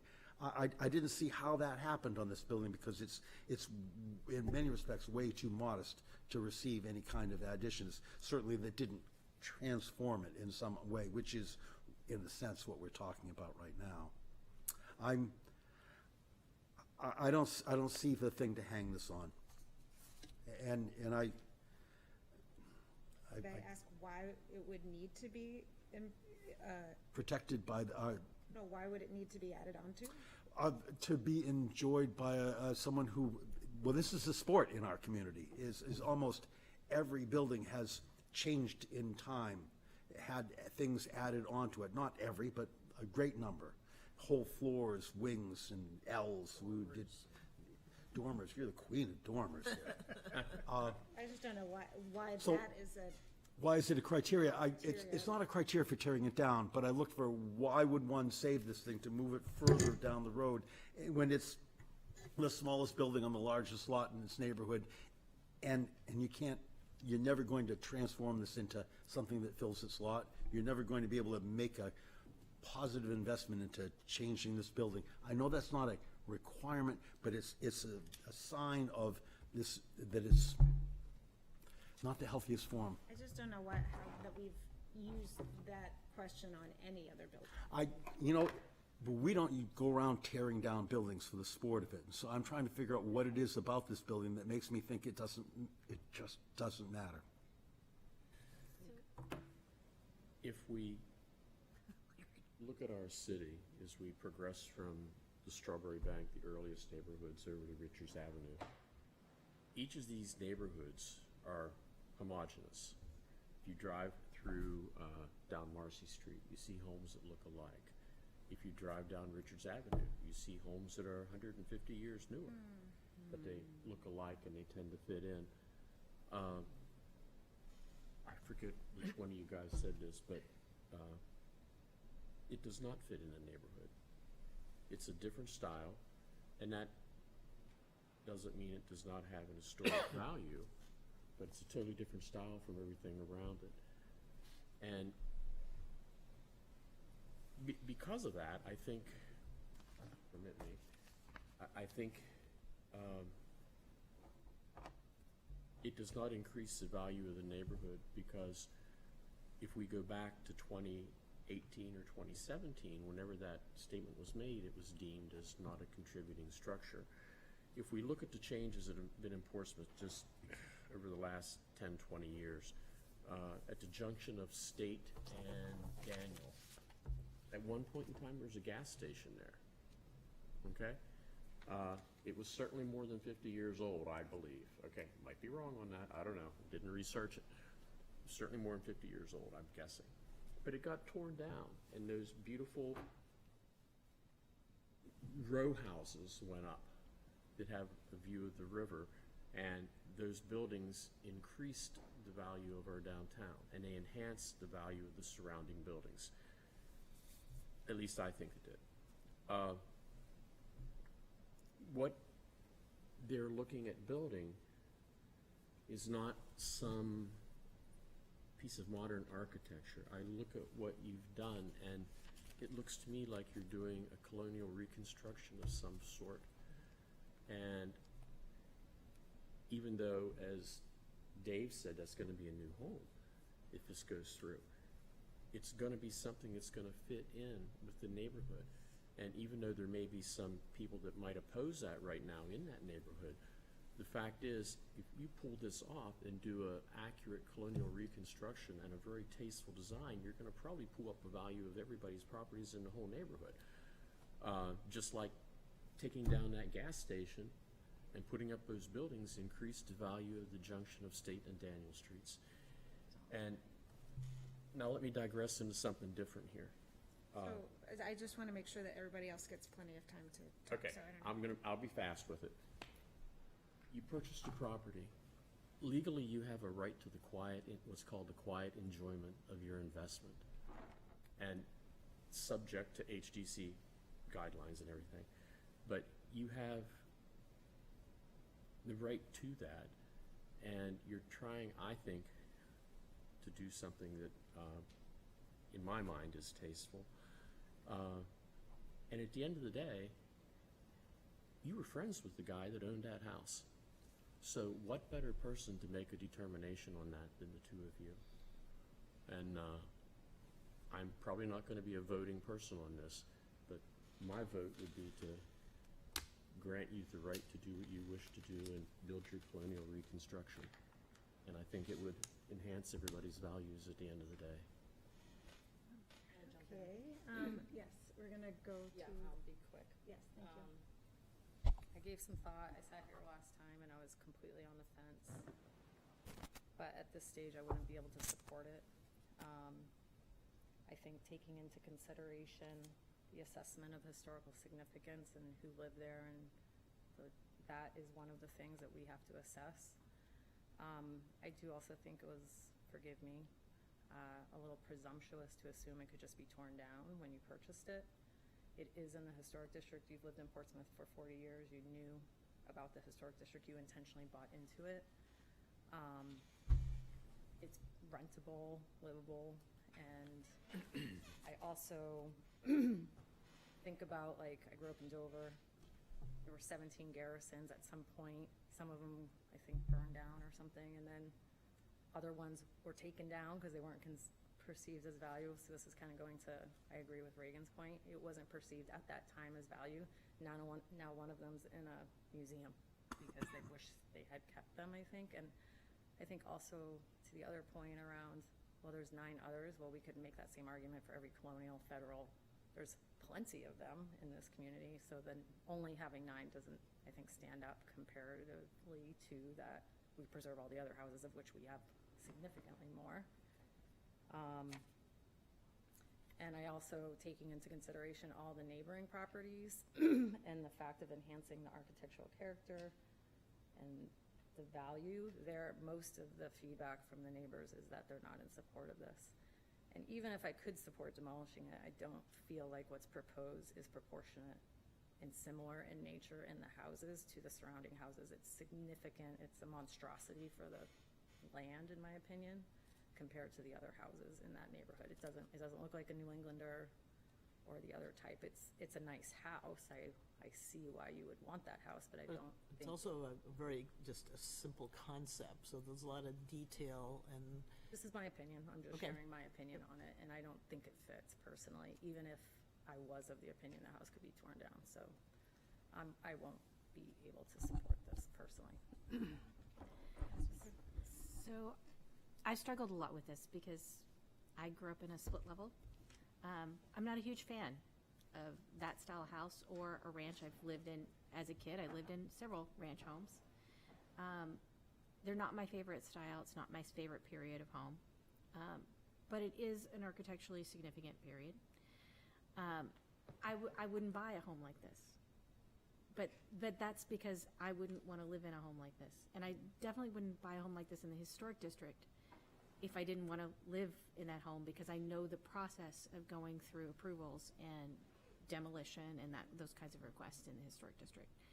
So while I don't personally love the home, that doesn't mean that it's not an important home in this neighborhood and that it's not contributing. And there are neighboring homes of similar size and period. So I think that that's across the street. I believe there's a home that's the same era as this home. So it's kind of hard to say that it doesn't fit at all in the neighborhood when there are other homes that were built at the same time frame. What I'm struggling with is I keep hearing, well, this curb cut's horrible, you can't access the front door. All of these things are things that could be fixed with really good landscaping and hardscaping. So these are not insurmountable tasks to fix access as far as a driveway. You can move the curb cut. You can put steps up to the front doorway. In fact, most homes of this period, because a lot of them are built on hills, have access steps and walkways that go up the hill, so you can access it. To me, that's not insurmountable as far as this house goes. And it's also not insurmountable that you could do significant improvements to the home and make it more livable and the interior, because it has that whole first floor space that's currently partial garage, and I've seen this repeatedly, that could be renovated into usable living space, and there's nothing preventing you from adding a garage addition on the property. There's plenty of space, there's plenty of room for setback.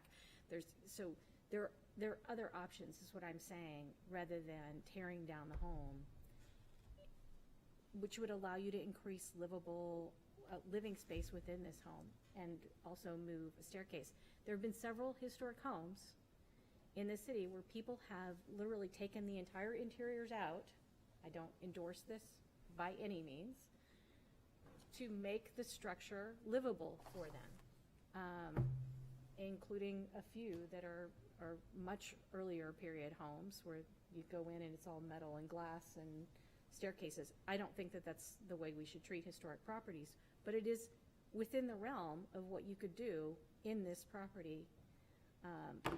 And so I'm struggling with this concept that it is not redeemable, because I think that there are ways to make it livable and livable for you. And I think the bigger issue that I'm having is that a lot of the neighbors reached out to say that they don't want this home to be removed. Actually, can I interrupt you for a minute? Because on our TAC meetings, it was more that there wasn't a lot of necessarily neighbor opposition, and they're here to speak to that, about removing the house. They were more concerned about what was going to be happening. I feel like I should make that point. No, and that's an important point, and that's where I'm getting to, is that you could go and remove this home, and we could vote to allow you to remove this home, but the existing plans that are being presented are not plans that the neighbors want. They're not plans that I feel are appropriate for the property. And I don't know that if you tear down this home and you try to go through the process of building a new home, that you're going to get what you want. And so you might end up in a situation where you've torn down this home that people feel is historic and contributing, just to end up not being able to put back a home that you would like to live in. Well, we understand that, say we do get approval for demolition, that is a long process with you guys, and mainly you, because we can make this building work without asking for any zoning relief. But there definitely would be a solution. I came up with a concept at this point. We're absolutely confident that we would work with this board. Yeah. Right, well, That we wouldn't, that you end would up at the end of the day ultimately that be we're happy. trying to force this one, I was trying to kind of maximize what could go on the property and still meet the zoning. That doesn't mean that's the final concept, and that's why I presented it as a concept plan. And generally, we wouldn't grant a demolition approval without knowing what's going to replace it. That's kind of, that seems like it could get at you into some legal jeopardy. I don't think so. It's stuff that we've done. I mean, we've had this before in very few instances where we've granted demolition. It's usually as part of an approval for what is going to replace it. In going back into the old days, it's why we did away with Historic District B, is because it was a review of demolition with no conversation about what was to replace it, and that was of no value. It was just of no value, and we abandoned that as a concept completely. So to me, it seems like this is a hand-in-glove operation. Yeah, I kind of agree with that, but it takes a lot of work, and if this board is not even considering us taking this house down because of all these other reasons, then you put 100 hours into going back and forth, and you're still at that point where we need to feel like there is going to be some kind of consensus that we'd be able to take this house down without investing huge amounts. Absolutely, which is Yeah. why we're having the conversation now. But Right. we wouldn't have a separate vote for, yes, you can demolish the house, we'll let you demolish the house, and not have a plan for something to replace it. But that doesn't make sense. It's almost like this house is so valuable and needs to be kept. But if you come up with something really great, well, forget about that. Right. It's kind of It doesn't make kind of sense. feeling like we're. It should be a hard stop between whether they can knock it down or whether they pursue, like you said, invest hours and thousands of dollars into a redesign. Well, that's sort of the point, is that if it's done separately and it gets knocked down, and then we won't approve something that you've spent all this time and Well, energy, most and likely then the we've house lost the resource. would not be torn down. I know I might be speaking out of turn, until we have an approval, because it's a rental property. You know, and It's an asset. You've just What's said that? it. It's an asset. it's an asset right now, and Right. that we need to have some kind of confidence that this would even be looked at to be able to replace this structure. So for the Times Building downtown, we did not grant a demolition permit of that brick building, even when they said, oh, it's falling down, until we knew what was going to replace it. So that was contingent on. Wasn't pretty. No, but allowing the demolition of that historic structure was contingent on an approved replacement design that was appropriate. Let me throw this out. Within the last year, two of the properties we've approved, one was a single-story ranch on Marcy Street. I believe you're the architect. What's that? I believe you're the architect. The single-story ranch on Marcy Street. There was some contention over preserving a ranch or not preserving it, but what we settled on doing was allowing you to build a colonial house on top of the foundation of the original ranch. You added another story. There's also a house on North Mill Pond that was a single-story house with a balcony overlooking the mill pond. And we allowed them to do something similar, go up a story. It's 1980s. Now it's a colonial house and not a ranch house. So my question is, if you, it looks like perhaps maybe the board would not approve of demolition, but if you were allowed to do that, like those other two homeowners were allowed to do, at the end of the day, it's the same thing. You fundamentally changed a house, and that house doesn't exist anymore. So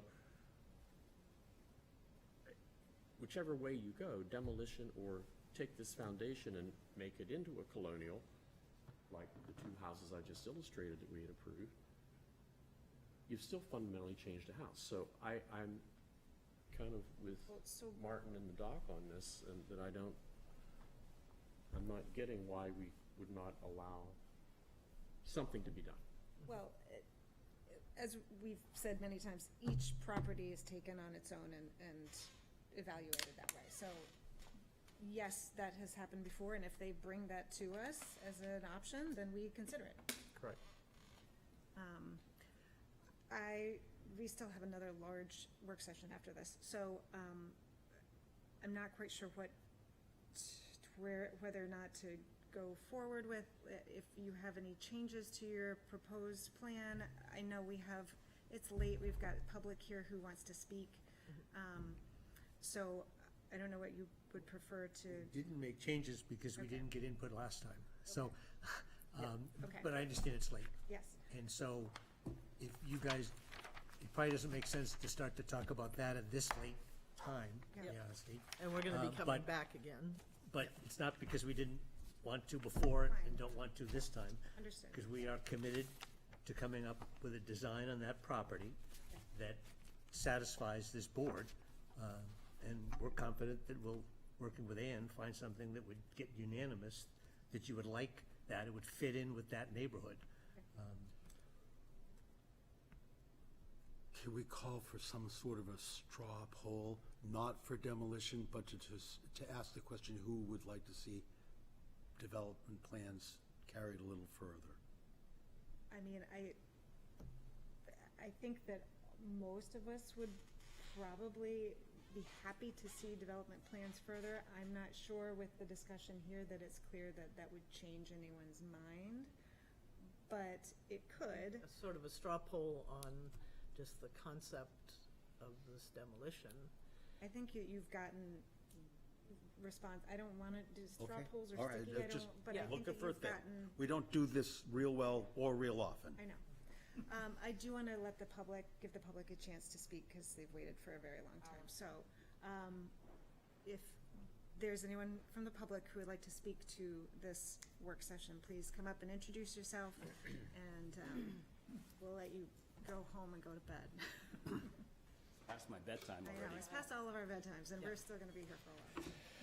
So first of all, thanks for all your input. It's really interesting to hear differing opinions, and I certainly respect all of the various viewpoints. All right, can you introduce yourself? Sure, I'm Ben. I live at 54 Humphreys Court, next door to the property that we're talking about. So look, I think a big part of the considerations that should be taking place is there's a comparison that's being made to the homes surrounding 58 Humphreys Court. Keep in mind that most of these homes have been renovated and kept up over the decades. In some cases, the homeowners have put in literally hundreds of thousands of dollars included. So Whitey, great neighbor, loved him as a person, not a really great a person that took care of his home very, very well. I think if that home had been kept up in the same manner as the surrounding properties, it would fit in just right. And I think this is the discrepancy that we're looking at. There could be a very good, solid renovation that would bring this property up to snuff, and it would look fantastic in the neighborhood. And would probably not lose its character. And, you know, as far as opinions as to whether the property fits in or doesn't fit in, that's a personal opinion. I live next door, it fits in. It looks awesome. For 23 years, 24 years I've been driving by it. It's always been something I've said, it's a little bit of an anomaly, but somehow it fits in. So I'd like maybe for all of you to kind of consider that the people living there are really used to it. The kids, families who've been there for many years, we like it. And so we'd love to see a beautiful renovation. That would be awesome. Thank you. Anyone else wishing to speak?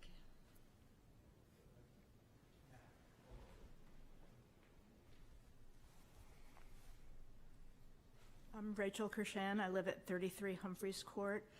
And I know the McIntyre building is coming up next. It was 50 years old, and the city had it declared an historic monument. So clearly 50 years has some significance in history.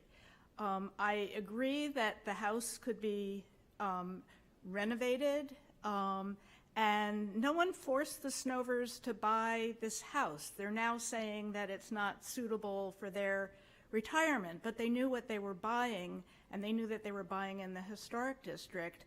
And I agree that the house could be renovated in a style and kept up, but there are tenants living in it now who love the house. I happen to live in a 2-bedroom house on Humphreys Court that is very impractical. You have to walk through a bedroom to get to the bathroom. The rooms are small, but there are people who like 2-bedroom houses and have small families, so it doesn't necessarily have to be enlarged.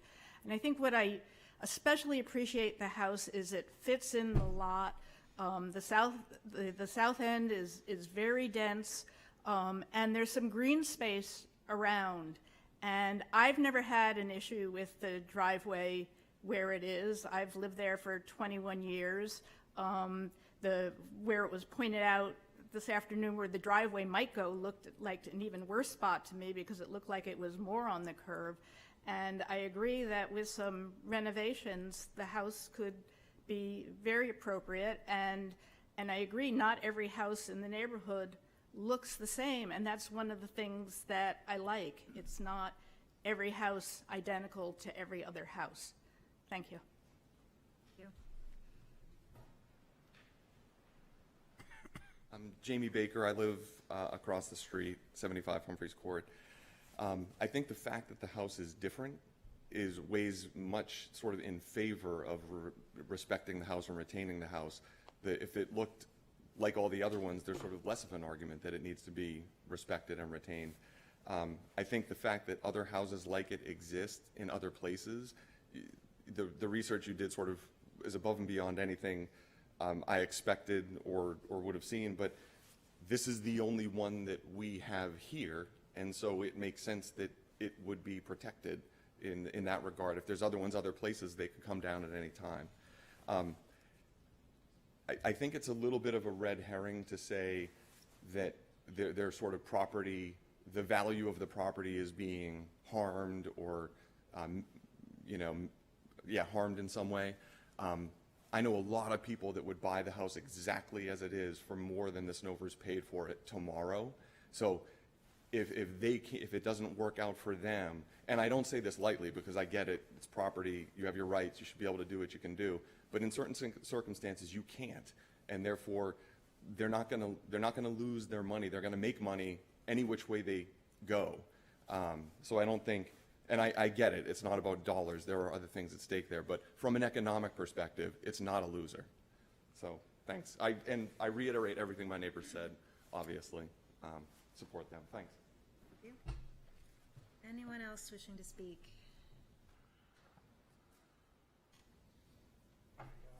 Bob Gunning, 43 Humphreys Court. Really quick, I was counting the houses on our street that actually are addressed to Humphreys Court. And let me see, there's 1, 2, 3, 4, 5, 6, 7, 8, 9.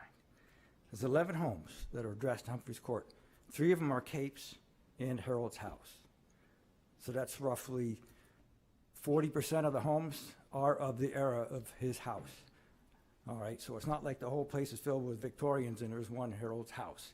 40% are Capes in his house. Thank you. All right, anyone else wishing to speak? All right, anyone online? All right. Thank you. All right, any last words? All right, let's get a motion to continue. Yeah, but not Session? right away. That's fine. We'll just continue it. I can and let we'll- Isaac know when Yes. we want to come back. I'll make a Thank you. motion to continue the work session. What's that? Said I'll make a motion. I have to make the motion. She makes the motion continue. Second, anybody? Okay, second, thank you. All right, all in favor? Aye. Thank you. Thank you. Thank you. Have a good night. Okay, now we have. Work session requested by 80 D Street LLC owner for property located at 62 Daniel Street, wherein permission is requested to allow renovations and new construction to an existing structure, McIntyre Federal Building, and the construction of 3 new multi-story buildings as per plans on file in the Planning Department. Said property is shown on Assessor Map 106 as Lot 8 and lies within the Character District 4, Character District 5, and Historic Districts. Please come, if you guys can all, I don't know, if you can squeeze in, you can pull up. That's fine. You can pull up chairs too and kind of get closer at least if you like. Welcome. Thank you. For coming. I'm sorry for the late hour. Appreciate you hearing us this evening. Well, I know, we all at least live here. I know you're coming in town, so, all right, yes, we're excited and with anticipation for this project, which has been looming for a very long time. So, please introduce yourselves and present what you have so far. Absolutely. So again, thank you for staying this late and hearing us this evening. We greatly appreciate it. My name is James Scully. I'm counsel for the applicant. I've worked with Mr. DiLorenzo for a few years now. The applicant is obviously 80 D Street LLC. So with me this evening, I'll start. Let me do the architectural team first. We have from Spark, Harold Pandya and Stefan Vogelman over here. From TF Moran, the engineering side of things, we have Alan Roscoe, Paul Sabaki, and Corey Caldwell over here. And then, as most of you probably know, we also have Nick Cracknell, who we hired as a consultant onto this project. So we're elated to be here, as you all can probably expect. So this has been a long time coming. And as you know, this property was bought by essentially Anthony in an LLC at private auction some time ago. And so through this process, we envision there to be several work sessions. We imagine that this will continue on for quite some time, but we're very excited to start the conversation tonight.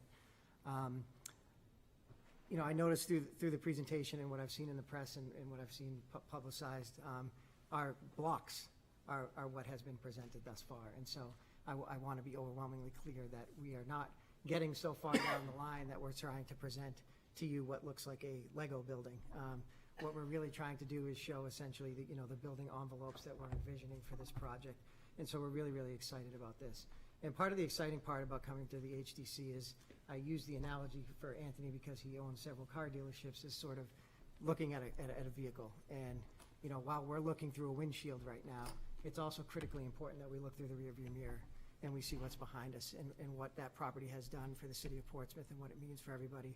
And so we're committed to working through this process with all of you to have a meaningful development at this site. And, you know, the team here has all worked with the Historic District Commission before, probably outside of me. So we're really, really excited to do that. We've gone through, and you'll see, you know, there's multiple slides in the deck, obviously, so we've certainly done our homework, and we want to make it overwhelmingly clear to you all that we haven't gone so far down the road, but really it's just because we've done our homework and we've looked at the zoning and we've looked at the overlay districts, and, you know, there's a lot of things at play here with CD4, CD5, Historic District Commission, Downtown Overlay District.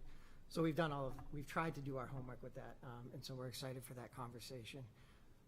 Another thing I think it's worth discussing, and we'll get through it more as we get through the deck, and I imagine this group is going to want to talk about it a little bit, is the historic preservation easement that has been recorded with the State of New Hampshire Historic Preservation Office. So as this group is probably overwhelmingly familiar, at one point when this was proposed to be a private-public partnership, this was under the Historic Monument Program. When it was purchased at auction, that no longer is applicable, and so there was an easement to be held by the State Historic Preservation Office. That easement has since been recorded and negotiated with State Historic Preservation Office through some of Paul's hard work. Ultimately, what the State Historic Preservation Office came down with as a decision was to permit essentially the character-defining feature of the one-story wing to no longer be part of that easement. So the state, obviously you all have jurisdiction as well, but the state itself has said that portion of the building could be removed with certain mitigation measures in place. And so that is where the easement stands. We have some slides to talk about as we go through that, but that's where that is. So an overview for tonight, really, what we wanted to do is, I saw some comments on social media again about why it's Linden Square, and where did that come from? Well, Linden Street historically, as you all know probably well more than me, used to run right through that. And so that's where the idea came from, to sort of bring back a little bit of the history to that area. So we're going to briefly, I'm going to turn it over to Haril, but we're going to briefly talk about the history of the site, the neighborhood context, the site analysis, and then we'll get into some massing before the evening's over. So again, I really appreciate everybody's help. I'm willing to answer any questions and opine as we go through this, but I have some experts around me that probably know a lot more. So thank you very much. Thank you, James. It's great seeing some of you again. I feel like some familiar faces around the table, so that's really great. Take a second to introduce myself and my team. My name is Haril Pandey. I'm the founder and CEO of Spark, and I'm here with my principal and design director, Stefan Vogelman. And we're excited because this type of project is really very much in our wheelhouse, and that's what makes us really excited about coming back to Portsmouth. And because we had worked on 111 Maplewood back in the day, and that was a great engaging process to get through that project. And since for Kane and others, we've looked at Liberty Lane and some other projects. So we're still very engaged in the Portsmouth area, very happily. I think it's just a great area to be in, and it's such. I love coming here just to eat and drink and hang out. But for us, as designers, I think we're fundamentally focused on making sure that whatever product we ultimately end up with, this is a, as you can imagine, this is about communication and collaboration, and this is going to be about making sure there's consensus building, and then there's compromise. Both sides, every side, everybody's going to have, there's some level of it all around, and we understand that. Ultimately, the goal for us is to create something that everyone wants to be a positive ambassador about and be proud of.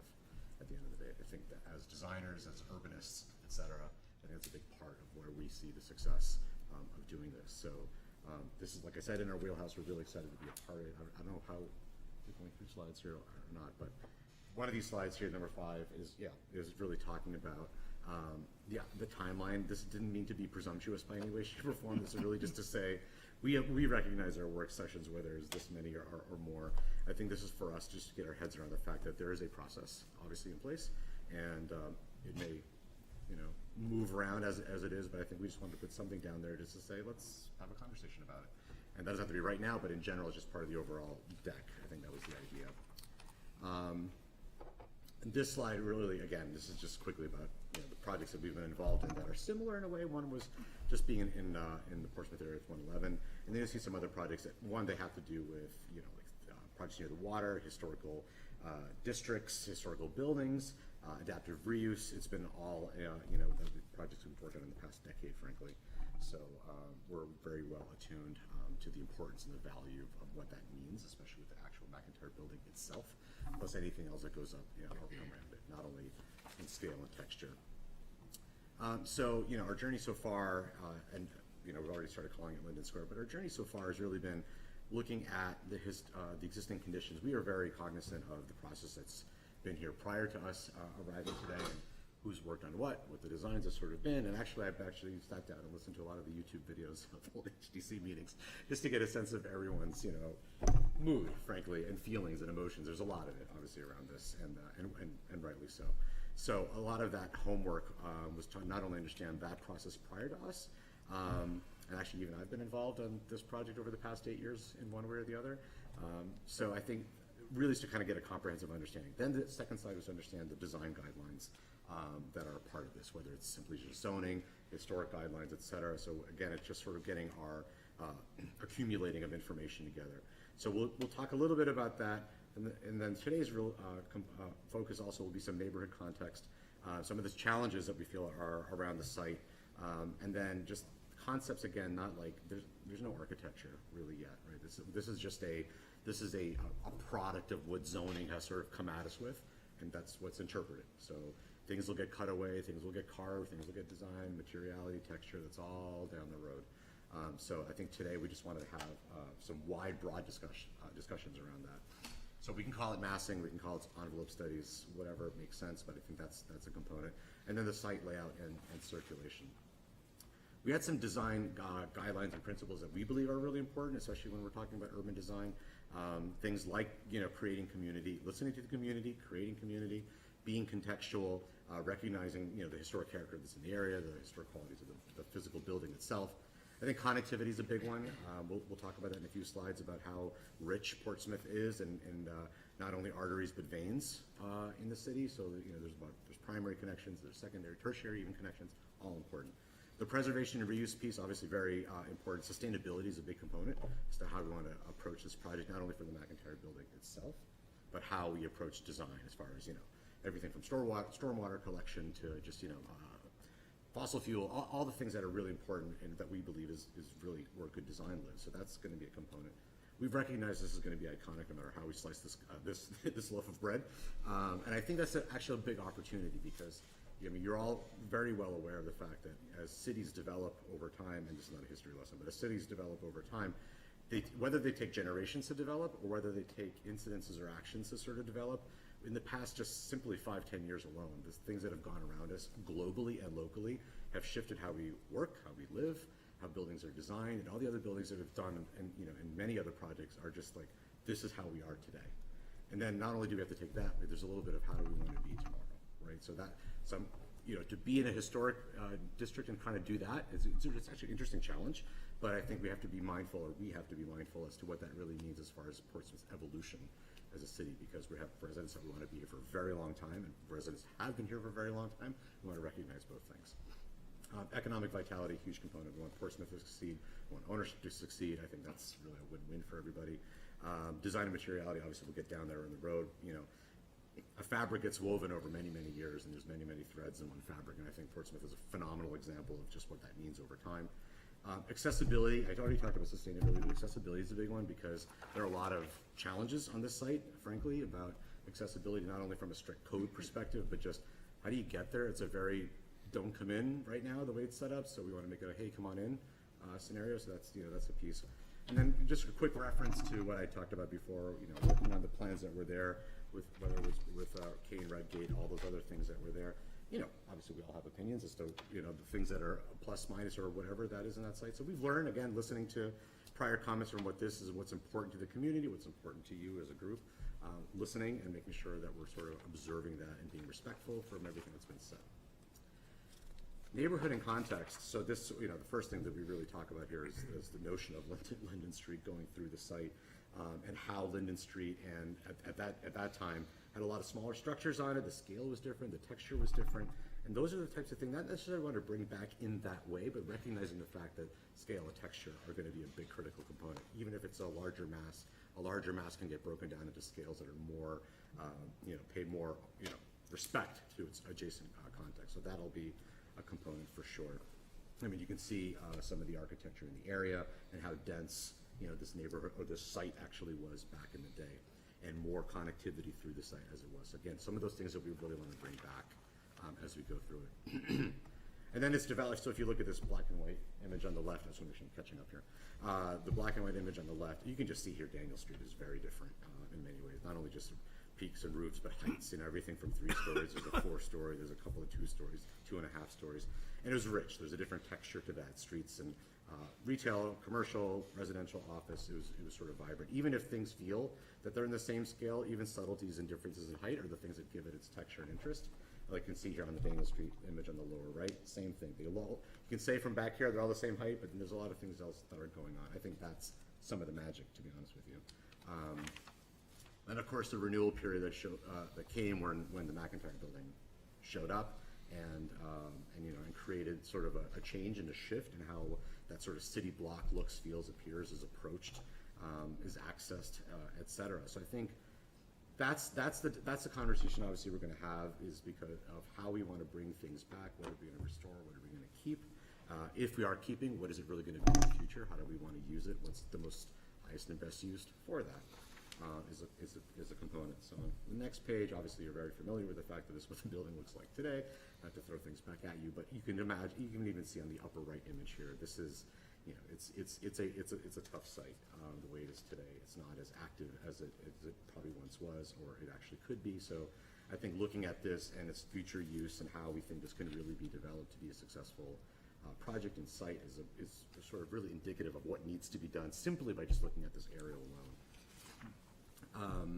Then the next few slides are really just talking about the neighborhood. I mean, this longitudinal elevation.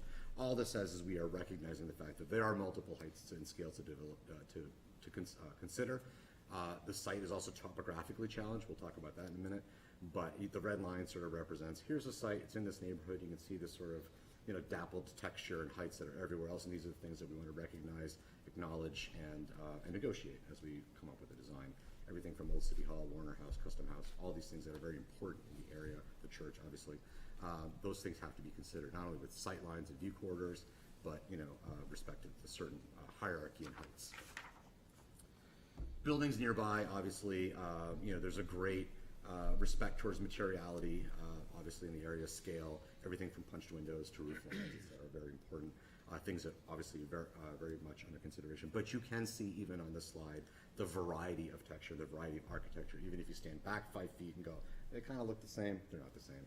And I think from that perspective, that's something that we really want to look at as to how we can play in this contextual field, but yet still look forward and not create some sort of historical timeline, regurgitation of a project. I think these are great cues and should be informing us and providing those guidelines.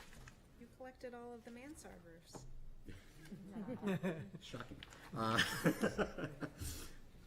So then, again, just more of this texture. You can even see on the Market Square side, and the alleys that are there. We're going to talk about that in a second as well.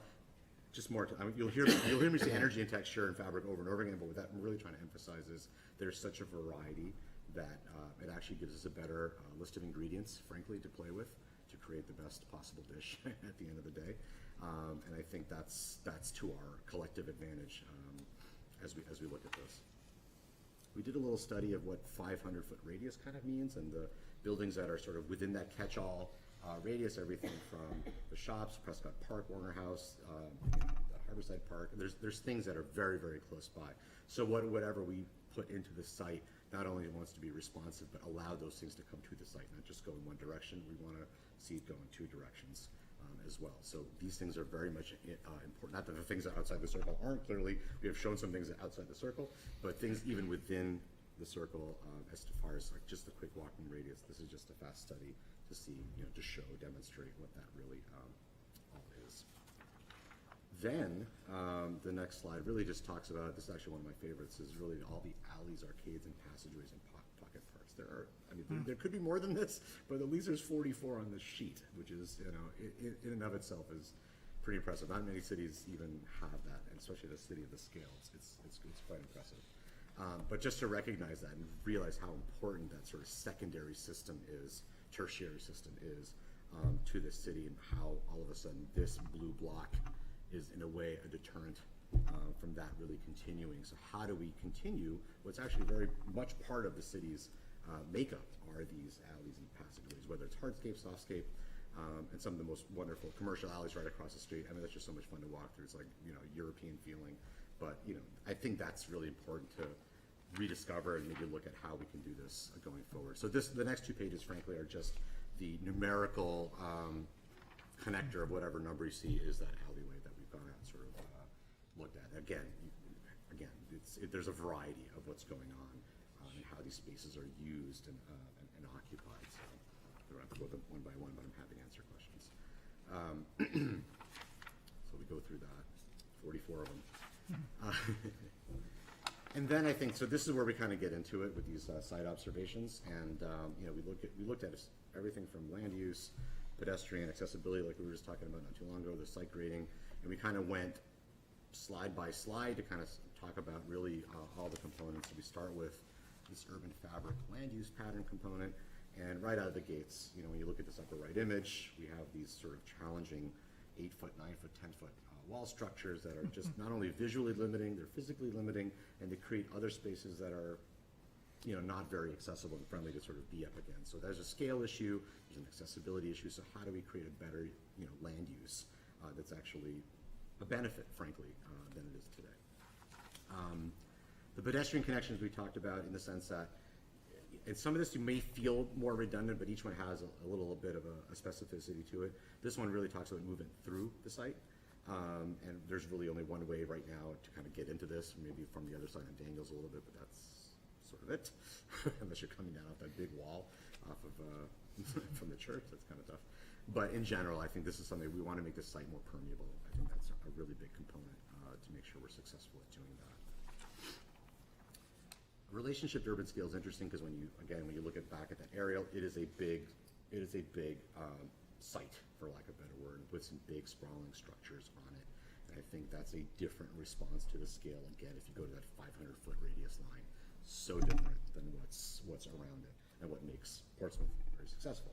So we want to make sure that we kind of look at that and make sure that this project ultimately is responsive. Again, even if there are larger blocks, how do we break that down is going to be important.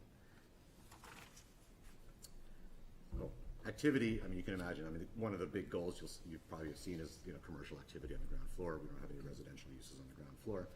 So, whether it's F&B or dry goods, we don't have a sense of what that is just yet. But imagine the idea here of really bringing back some of this energy where you see people on the sidewalks, you see people in the site. You want to bring that energy back from, gallery shops, whatever that is. I think that's going to be really important. Portsmouth has no shortage of that stuff, and I think it's one of the huge draws. Obviously, we're coming here. So for this to be another focus for that, I think would be a great win. This is a big one with pedestrian safety. I mean, there's an 18-inch sidewalk in Penn Hollow. I don't know if I can fit on that walking, frankly, let alone anyone with a stroller or a wheelchair. It is tough. And these are things that we absolutely want to be, shepherds and stewards rather, fixing these things to make sure it is an inclusive project at the end of the day. And some of that also goes to the fact that if there is going to be commercial, and there will, the question is how we want to make sure that commercial is successful too. We can't just put them right up to the edge of the curb. It's not going to work for them. No one will go in there and leave space. So there has to be a little bit of give and take to understand what makes the commercial side successful or the mixed use or residential side successful, because we're in today's market, again, given huge generational and economic shifts just a half a decade ago, the way we design has actually shifted pretty heavily. So we'll ultimately explore those components as well. Again, commercial reactivation, this is really only saying that there is a success in retail is this is a cliche, is a two-way street, because when there's retail on both sides, it's actually quite, it's quite a more of a robust scenario. And I think our site here unfortunately suffers from the fact that that's not there, and that impacts businesses across the street. I think that's something that we want to really be helpful to our neighbors and the other businesses in the area to make sure they're successful as well. There are empty storefronts, and I think having this be successful will be go a long way in filling those storefronts back up. you know, I think it'd be great. View quarters, God, if you've ever been on the rooftop of McIntyre, it's one of the best views I've ever seen. And it is really spectacular. And I think finding ways to create view quarters, whether at the pedestrian level, second or third level, I think it's really important. There's some of the best views in the city. And I think to not be able to get to it would be a shame. So how do we create those corridors, whether it's, like I said, a couple floors up and you're able to look over some buildings over Bow Street, or really just, you know, try to find a ways of activating those upper levels. Accessibility kind of goes through pedestrian connection and through safety sort of simultaneously, but accessibility also means sort of vehicular, because we are talking about below-grade parking as well, so how do we get that to be accessible there? If there's hospitality uses, what is that like? There's site operation issues, obviously. If you're a building, you have loading, you have all these other components. So other uses have to get to this outside of the people that are physically either living there or operating there. One of the other big ones here is topography. There is a 20-foot grade differential across this site. No picnic on that one. But, you know, as far as dealing with, when we talk about accessibility, storefront entrances on a slope, not fun. So how do we get, you know, the wheelchair access, all those things to make it very easy for folks to get in and out of the space? That sets up foundation issues, it sets up all kinds of fun things that we're gonna ultimately have to tackle, but do want to tackle to make sure these folks can succeed in the right way. You know, it's a little bit of a blessing and curse, because McIntyre kind of gets perched up a little bit higher, so it actually has the best sort of views and sites, and I don't think we're intending to do anything higher than that, so I think that hierarchy will still collectively remain, or close to remaining. James really talked about the single-story component. We can come back to that, but again, that is part of this thing, is there's a little bit of barrier access to kind of get through the site. This would be a component that would be really helpful in achieving some of these other goals. Parking, I just talked about a few seconds ago. We are planning for 2 levels of parking below. Folks from TFRM will talk about it when we get to that slide, but that is a part of the program for this. And not only is there requirements, obviously from a zoning perspective, for the uses that are there, but I think it'd be helpful to create some relief based on the 7 spaces that I think are then hollow right now on a sidewalk that's too narrow. Then there is a historic preservation component. We talked about, again, very critical as to how we adaptively reuse this, working with SHPO, working with all of you as well. There's some great considerations to take into here to work on McIntyre, so that will be a great process to do that. Put all that together, and you get this sort of loosey-goosey diagram, ink blot diagram. That says if we want to have access, we want to have sight lines, we want to create a central area to do something, we want to have site permeability, we want to revitalize the edge, all these things that we just talk about. This is sort of the loose thing that we start seeing. We see some buildings maybe in the perimeter, we see some open space maybe in the middle, we see, you know, the alleys and the sort of connectors through buildings, within buildings, and maybe between buildings. So that's the sort of gestural party of sort of looking at it that way.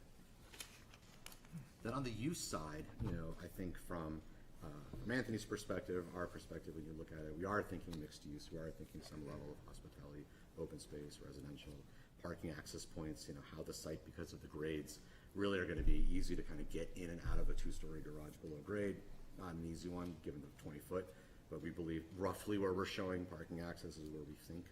There'll be studies around all that, but just I think from our initial gut reaction, we think that's probably the right spots as to where it's gonna go.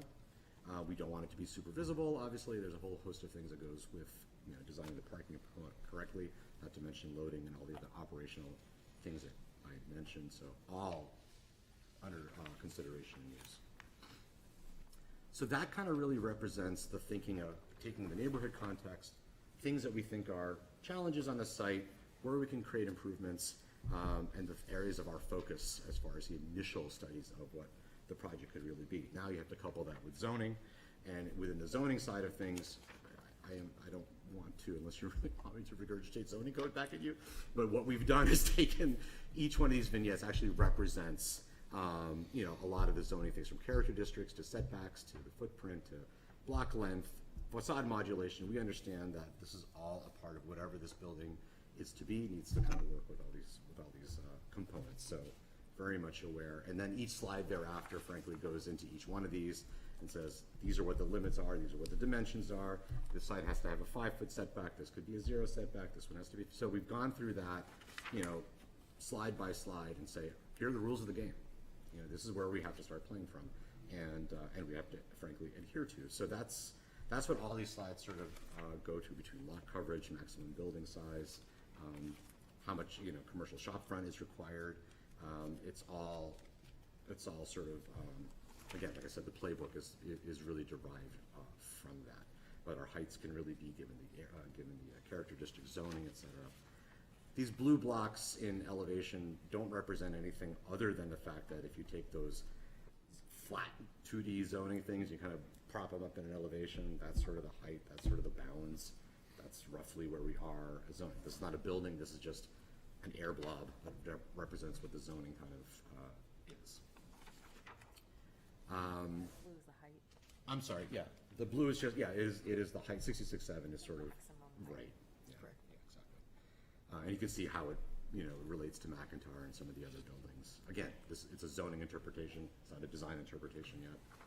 And then, of course, Nick will talk a little bit more about this coming up, but the sort of conditional use permit component, you know, we wanted to consider all options and see what was out there. And obviously, here's some of the components that were part of the adoption in May of 23 of what's required if we were to go that route. Of course, that's a conversation in and of itself to discuss.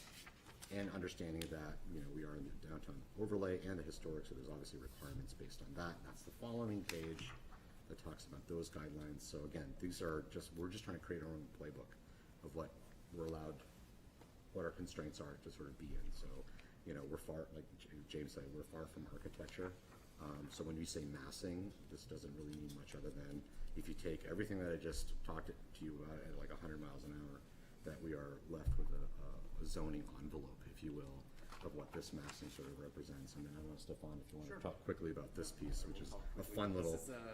So these series of diagrams serve as a bridge between all the analysis that Harel just presented and our thinking, an insight into our thinking of how we are going to develop these footprints for the following massing diagrams or stacking diagrams, let's call it. So the first slide, obviously, the first image up in the upper left corner, that just represents the 2-acre site. You know, we reveal the McIntyre building in the next image. In the next image, we look at, well, if the one-story is not there, we then have the McIntyre highlighted, that building, which now has visibility from all 4 sides, which it currently doesn't have. So it features it. We then look at that 2-acre site and we say, well, let's do the cross corridors of this pedestrian circulation, north, south, and east, west. That's great. Move forward or? Oh, yeah. Oh, I'm sorry. Trying to. Yes. It's an attempt. Great. Microphone. Okay. So then once we introduce pedestrian corridors, east, west, and north, south, it begins to scale down this parcel into these half-acre sites. Following that is, obviously, we talked about the view corridors and allow people to be able to look into the site as well as across it. And one of them will probably be amplified, which will be the view from Penn Hollow up to the St. John's Church. In the next image, we look at the black line represents restoring the historic, you know, street edge of Portsmouth, which, you know, that experience is, we think, is very critical. The following slide is we take the site and we introduce these 60-foot building planning widths, which represent, you know, something useful for hospitality, for residential, even commercial. And what that does is the 60 feet is, if you start looking at across the street and the next blocks down, that's the typical, between like 50 and 70 feet of building depths into the site. So we're kind of replicating that. But of course, in the lower corner, the next image is that we have to introduce this green, let's call it open space, that we want to have for, to make it a functional, purposeful, useful space that's unique to downtown Portsmouth. The following slide is then we have to introduce these the building footprints based on the diagram. So that's going to cut things down more. We have 15,000 square foot footprints and 20,000 square foot that we have to acknowledge. The second last image in the bottom is just, there are some immediate site tweaks that we do want to make that represent moves that we want to acknowledge. And then the last image in the lower corner is just that another way of breaking down the site is to introduce a variety of programmatic scale, of programmatic opportunities from residential hospitality or commercial. So that takes it to. Yeah, I mean, the shapes that Stefan mentioned obviously adhere to what we think could be some programming. Again, these are not final shapes, but they're just shapes that indicate if we are developing it, and there's gonna have to be, if there's a successful outcome based on program and based on the zoning guidelines, this is roughly what it is, whether there's a courtyard component or not, or whatever. That's a conversation will be ongoing. And we know it's obvious because it's no longer a single 2-acre site of a post office. It's now made of all these uses, which are more fitting in character of breaking down the texture and scale to the city. So with that, I'm actually going to hand this over to Nick because I think he'll probably better explain the specificity of these options. And frankly, there's really two. There's ways we've broken down these first three, and then there's sort of this conditional use thing. So maybe hand it over to Nick. Thanks, Harel. In the spirit of brevity, I will move quickly through the massing models. And I have to say, as an introduction, it's really nice to see a lot of familiar faces again tonight. I spent a lot of time, probably thousands of hours, looking at this property and working with a lot of different people in the city to get to this point. And I'm really fortunate that I'm on this accomplished design team with these folks. And I look forward to working, we all do, with you guys, the planning board, the technical advisory committee, and other staff in the city. I think, as Harel has clearly pointed out, this is a complicated site, topographically, physically, not just the history and the struggles we've all had moving through it, but it's also got some fairly complicated land use regulations that both intersect and overlap and layer themselves onto the property. The character-based zoning, which is really not design review, it's building form, placement, type, the building height, and all those raft of development standards that accompany the character-based zoning. Those are really critical. The downtown overlay district, as was presented by Harel, the parking requirements that are adjusted for the downtown overlay, the ground floor uses, the site plan review requirements that deal with the horizontal construction and how the parking works, the driveways, the pedestrian circulation, those building footprints and setbacks is also something the planning board and the TAC are going to look at critically. And then we've obviously got what I would always continue to argue is 90% of the success of the project is going to come out of this board in relation to the building design, the vertical construction on the site. So I think, as Stefan said, and Harel in the slide deck, successful implementation of what we're trying to do with all these challenges and constraints and opportunities is really wetting the program that's going to make this financially feasible so they can underwrite the project with the code requirements and obviously deal with the site challenges and opportunities. And I think, as both of these folks have pointed out, this is more of a layering diagram than a massing model. It obviously looks at footprint, height, and the scale of the buildings. It's not the articulation or the style and all the massing elements that you're all well aware of that are going to break down these larger volumes. Ironically, and I went back to some of my notes from 10 years ago of the form-based coding we did downtown, and I looked at 10 or 11 blocks of buildings: Market Street, Congress Street, Pleasant Street, State Street. You know, the McIntyre's almost an acre in size with the single-story section, but we've got 15 to 20,000 square foot building blocks. That defines downtown Portsmouth. They're broken up, though, by having vertical separation and the storefronts, the corner elements, the cornice, the roof lines, all that rhythm and texture that breaks down that volume. That's not yet illustrated because we're not there yet. So it's important when folks are looking at these models to not see them as monolithic as they present. And I know all of you know that. You see these things regularly, but it wasn't the front page of the paper, right? So really, as both Harel and Stefan pointed out, when we look at the four massing models we put in the presentation, there really are only two groupings. We've got the first three that are on there: the courtyards, the courtyard with plaza, and the courtyard with the extended plaza. Those are all essentially baseline massing models or layering models that reflect the development standards of the character-based zoning without a conditional use permit. The fourth scenario looks at a conditional use permit model, which requires three things to be eligible. It has to be a mixed-use project, has to be over an acre in size. We have a 2.2 acre site. and we have to be outside an existing overlay district. So that entire code was written for a property like this. There are 6 others outside the overlay districts that could utilize the conditional use permit, but this is eligible for it. So what does it do? It allows somebody to seek that permit from the planning board to have an additional story or 15 feet added in the height of whatever buildings are in the target area for the conditional use permit, and it may not be the whole site because it's bigger than 1 acre. And in exchange for that added height, there's this community space requirement for 50% of the site that's in the conditional use permit to be designated for public access and use.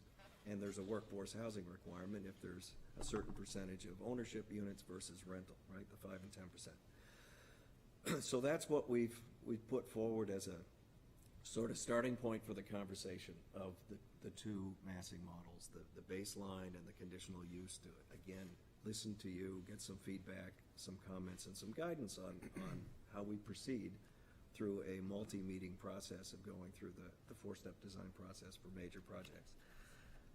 So I think looking at the 3 variants of the baseline model, 1, 2, and 3, the way I think it's best to characterize the differences, which are relatively subtle, if you want to move through the slide for the courtyards, it's really to look at the differences of Building C. We have 4 buildings designated on that plan, A, B, C, D, with the McIntyre being D, the A building being on Bow Street, next to the Chapel Court, B being at the corner of Penn Hollow and Bow, and then C being the Daniel Street building.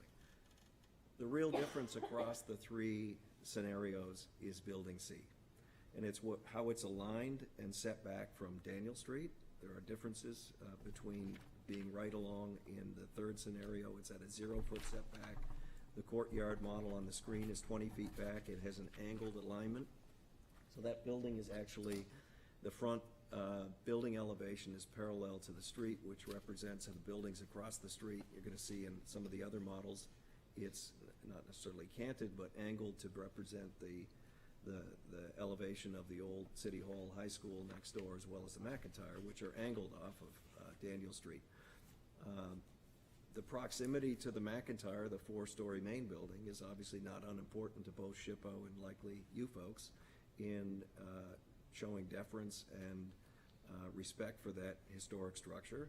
So the setback in each of these is a little bit different. This one happens to be 35 feet separate from the McIntyre.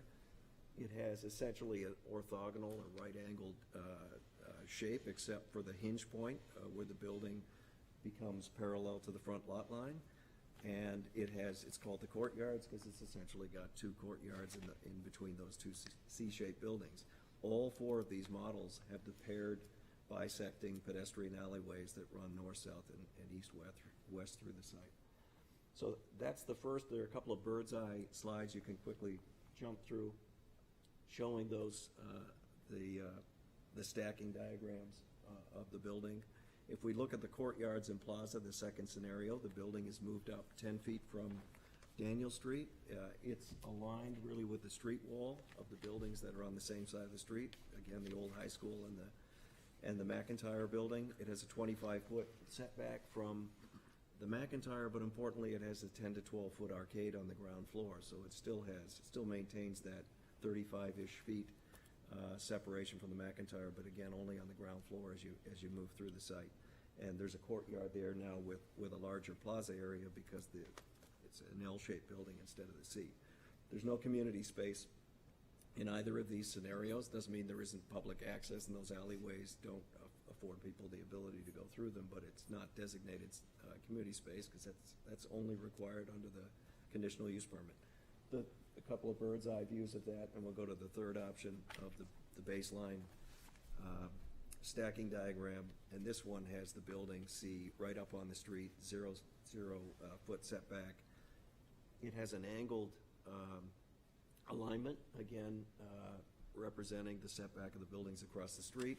It's about 30 feet from the McIntyre.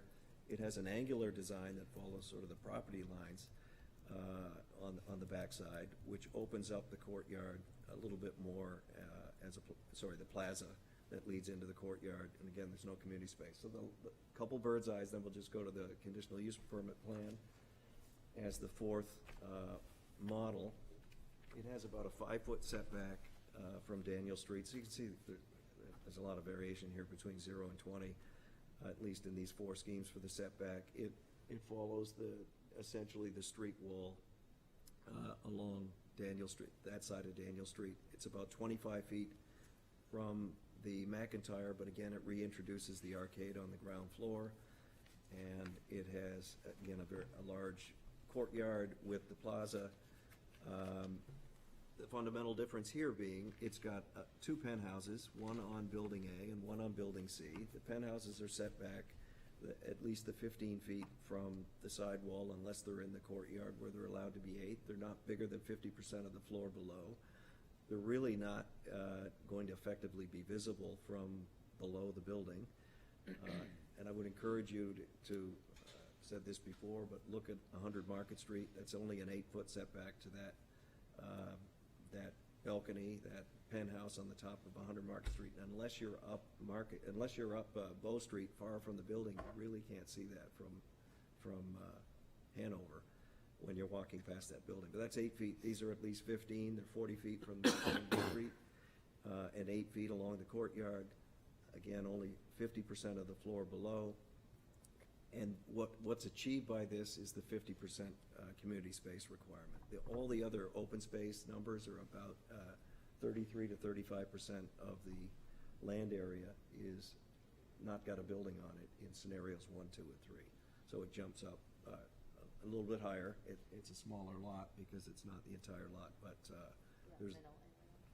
it's the middle area in the courtyard and in the passageway between all the buildings.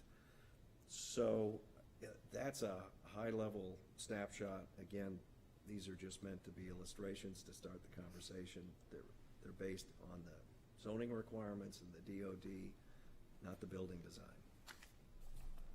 I think we want to turn it back, right? Yeah, I think. Soon? Oh, the parking. Yeah, so the parking is the last piece with just, if we can get the, parking. We'll tag team it. Yeah, let's go for it. Alan Roscoe from TF Moran. One of the first tasks we were given from the owner was to provide a workable parking solution for the project.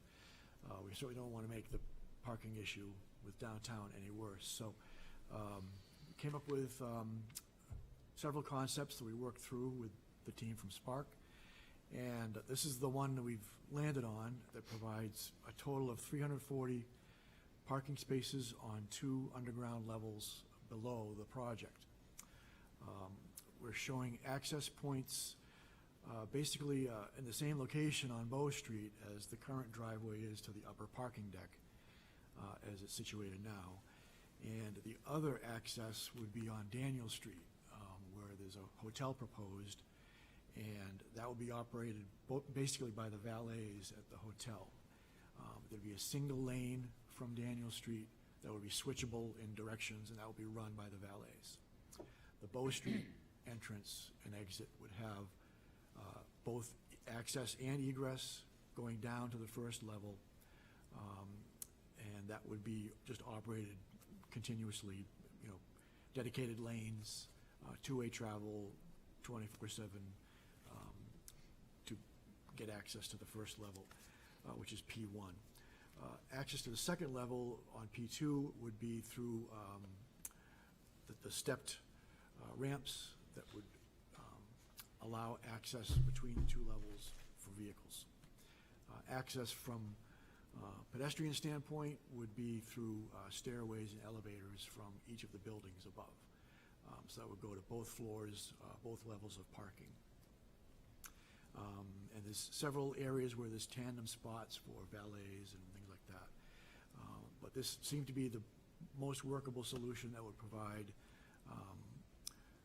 places for parking for people who are going to live and work and play in this area. And that's the takeaway we want to leave you with, is that we are leaving the McIntyre building alone. There'll be no parking underneath the McIntyre building. We're preserving that so we understand the historical context. And we also want to make sure that we show you that we're providing adequate parking for the project. that brings us to my slide.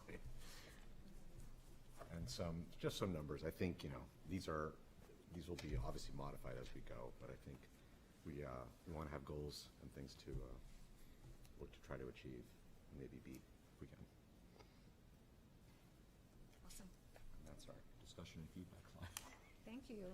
Thank you very much, I appreciate it. Thank you for this, it's a lot of information, so thank you for the very, well-presented and concise presentation. So, I'll open it up to any initial thoughts, reactions everyone has. I'll jump in, I won't be shy. Really well done. Thank you. Incredibly thorough and very articulate, so anyhow. I live very close to this, actually, and I own a business very close to this. So I know this block incredibly well, and, yeah. So my question is, but, I wasn't involved in the process, I wasn't on the HEC when previous things, were evaluated, but I'm curious around the green space, because I know that's a huge, local City of Portsmouth resident concern and even reaction when this just got published. And so I guess my question is just, and this is just a curiosity question, how come in the middle versus, say, and I'm going to anticipate your answer, but versus in front of where the current parking lot is, where you're proposing? And then the other thought about that, just for consideration, is, I'm not sure how much, I'm a local, but going up the Bow to Market Street intersection, it's like a slope right in front of Bangor Bank. Yep. It's kind of dangerous coming off of Ceres. I live on Ceres, down the street. So if more traffic, I don't know if this is going to come up, or going right into that corner, just something that's going to be significant, I think, honestly, because I think it's going to be more than what it currently is on a regular basis. But I think really around the green space, and then at some stage, I'd be curious more about the commercial and everything. So, but anyhow. So just to clarify your point on the green space, just so I know to Well, provide just you like the feedback. massing on the corner of Bow Street in particular, Bow like Street, right okay. up against the edge, and putting the green space in the middle. Understood. It's nice, but the real, I think some of the previous designs had it in the front of Bow Street, where you'd still have the water views, in the buildings, but I'm just curious to hear how And there come may not. be, and there may be like a recess, or there might be, corners are so urbanistically interesting because they can either be solving the street walls, or there can be a recessive component where they create some sort of like semi-plaza. Yeah. And I think, as the uses go, it'll be, and again, this is not a decision, this is just a dialogue. Yeah. Is that, as if you're a resident, or if you're a transient staying there, or if you're a restaurant or whatever, that you may be there, I think part of the lure or the success of opportunity of operating this sort of plaza in the back with tables and chairs and cafe things, or if I'm a resident, that's like my little park, or if I live in the area, or if I want to just come visit, or just shop, or just sit and have my lunch, I think all those things feel like you're kind of exposed sometimes in the corner. It's a safety thing if a car is kind of coming around as well. So it's not that we're saying we're not doing that, but at the same time, I think there's some of these other concerns, because I remember even a few years ago when we looked at it, we actually looked at a corner that was open as well, and I think it has its sort of pluses and minuses. But And I would add to that, just there are zoning constraints that are in place already that says we have a 0 to 5 foot setback at that corner. We can't go beyond that. So we'd have to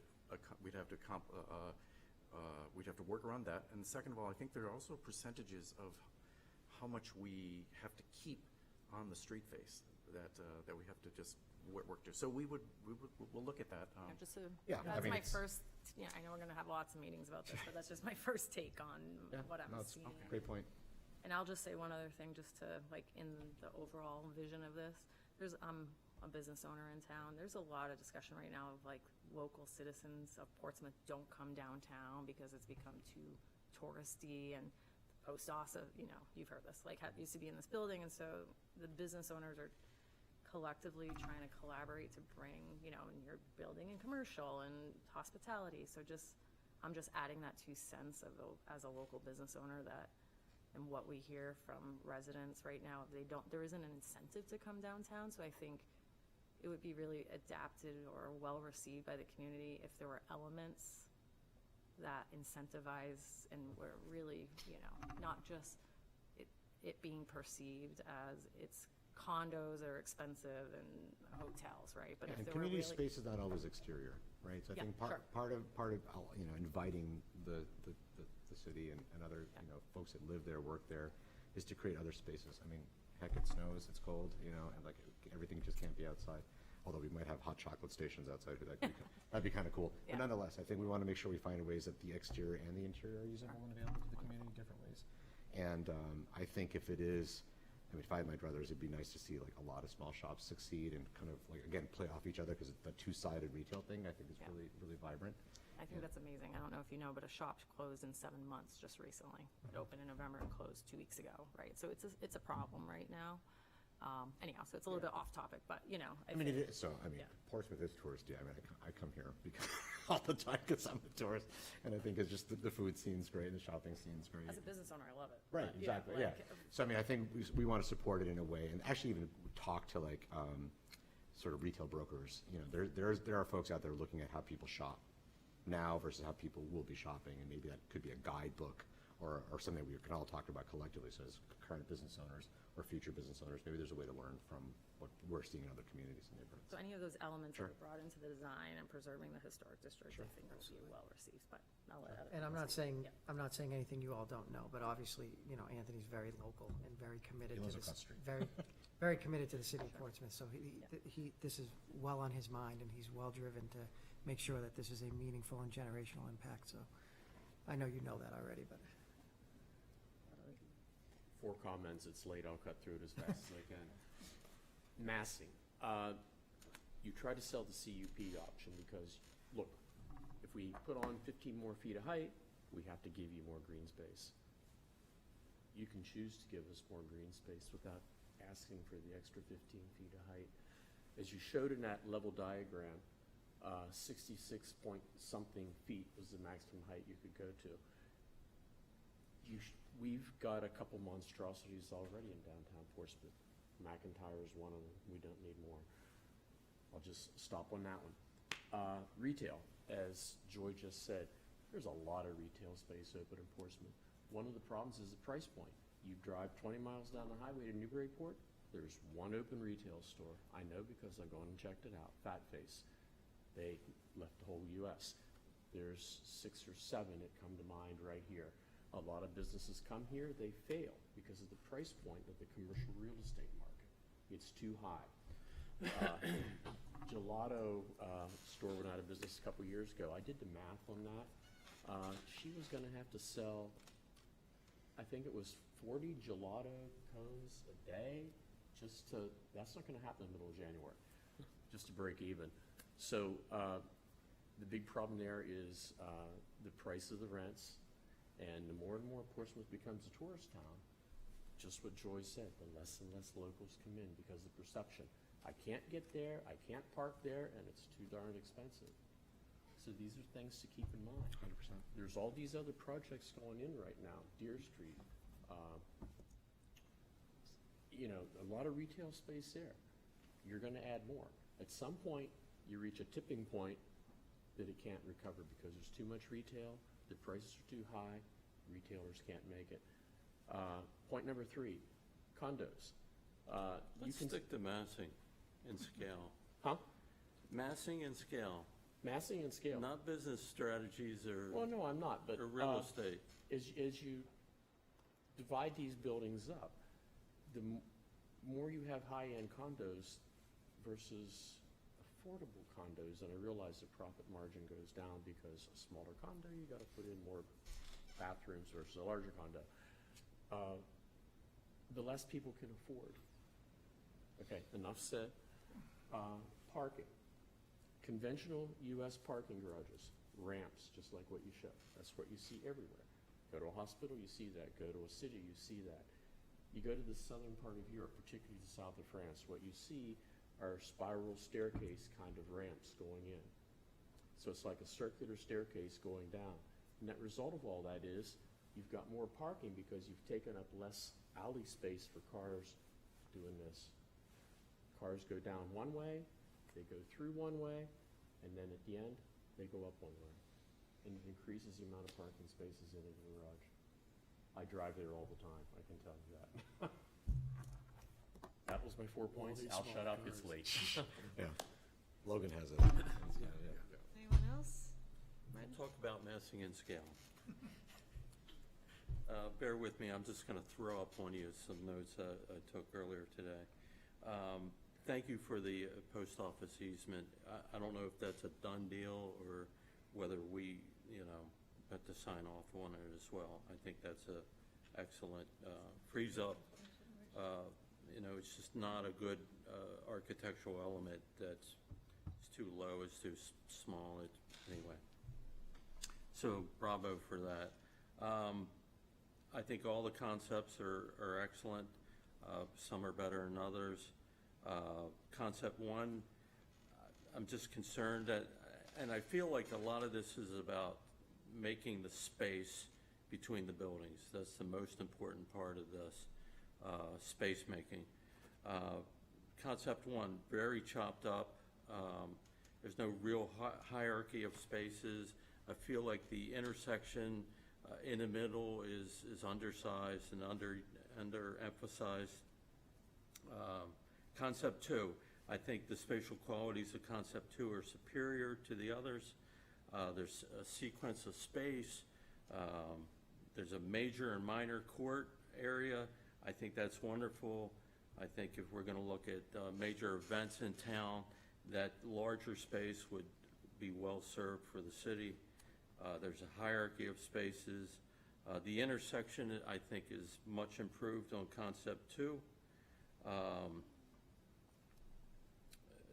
When you enter from Daniel Street, I think that little bit of the fact that it's closed up between, I believe it's the McIntyre and Building C, and then you enter in, there's a sense of arrival.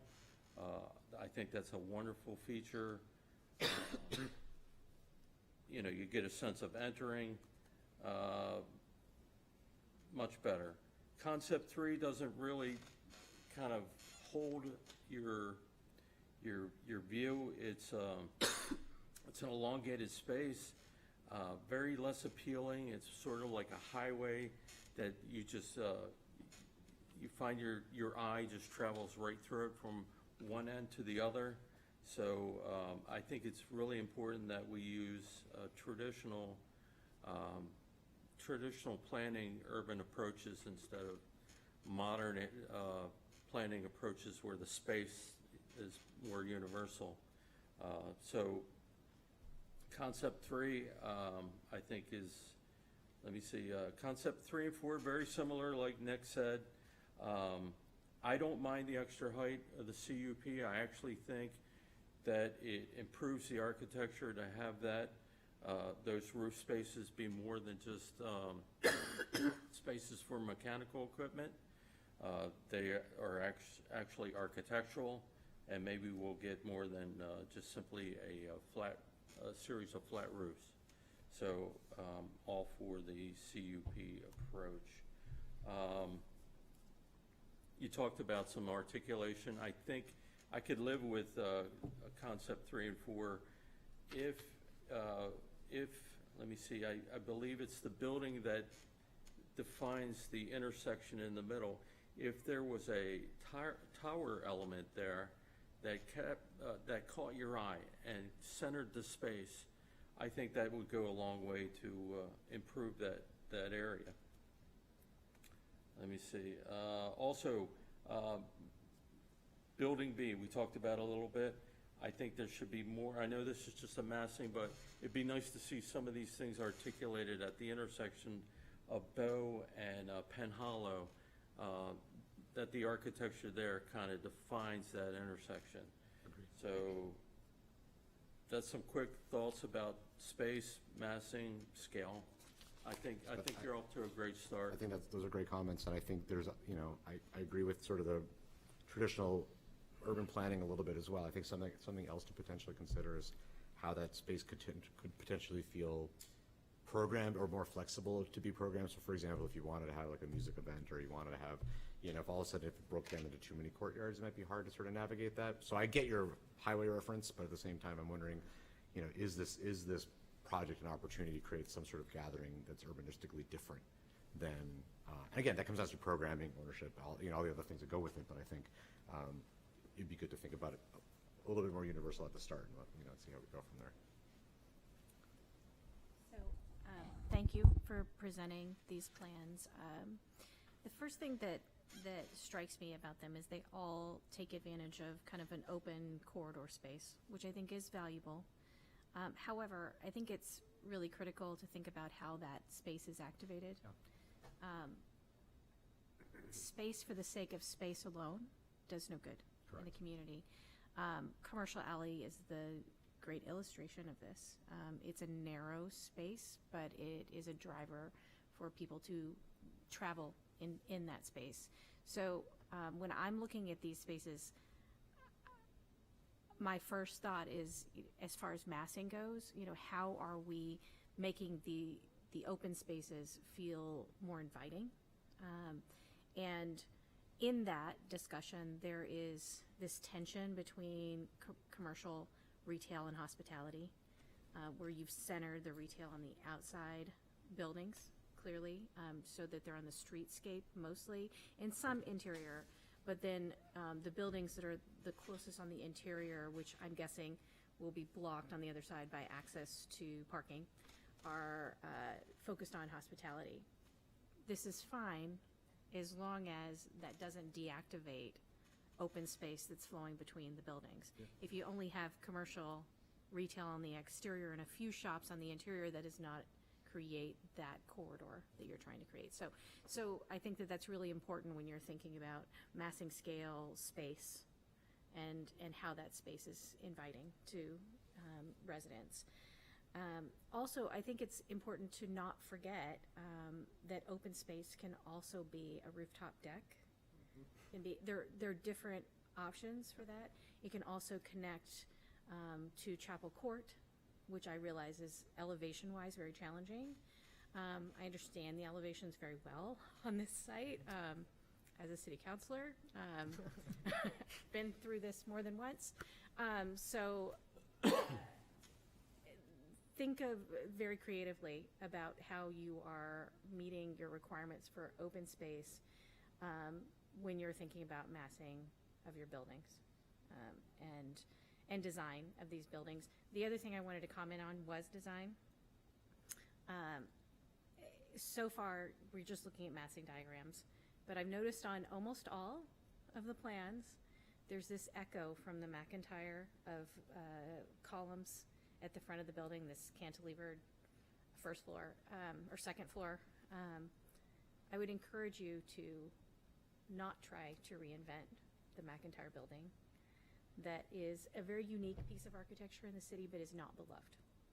So that would be my warning. Noted. I think the spirit there was more 64, whatever, Maplewood. It's an arcade, and it's not meant to be a spindly arcade, which is a two-story arcade at the McIntyre.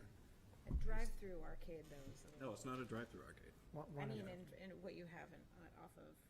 Yeah, one of them does show it. Yeah, oh, on the front of Daniel Street. Yeah, Yes, that's what. Oh, on that one. Try not to echo Yeah, that. definitely not. Yeah.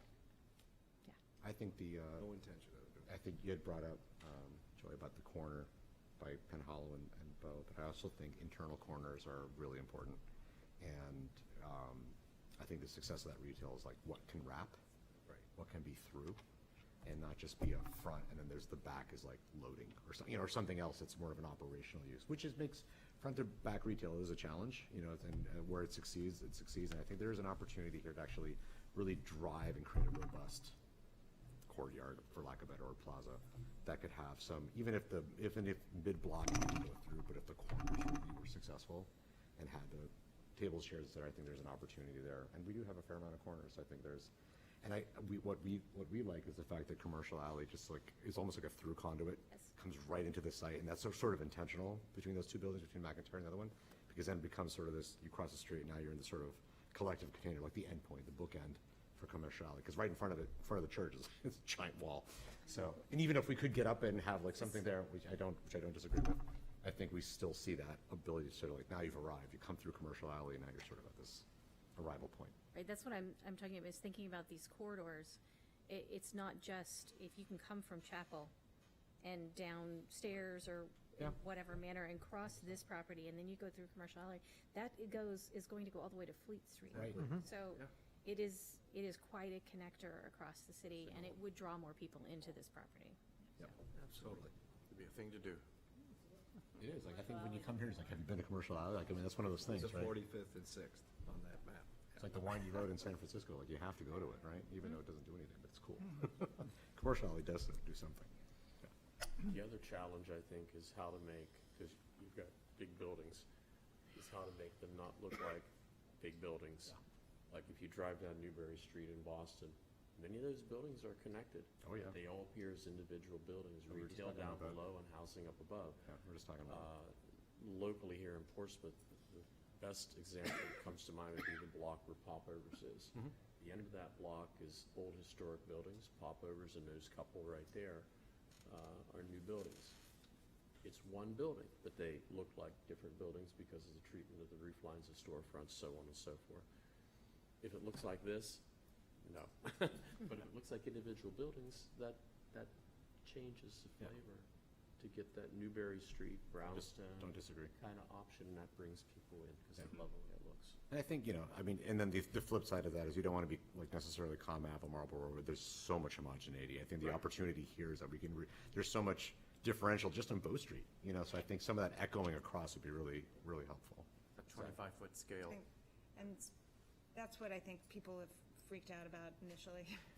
That's why I said at the beginning, this is not architecture. And we get that, but it looks, Yeah.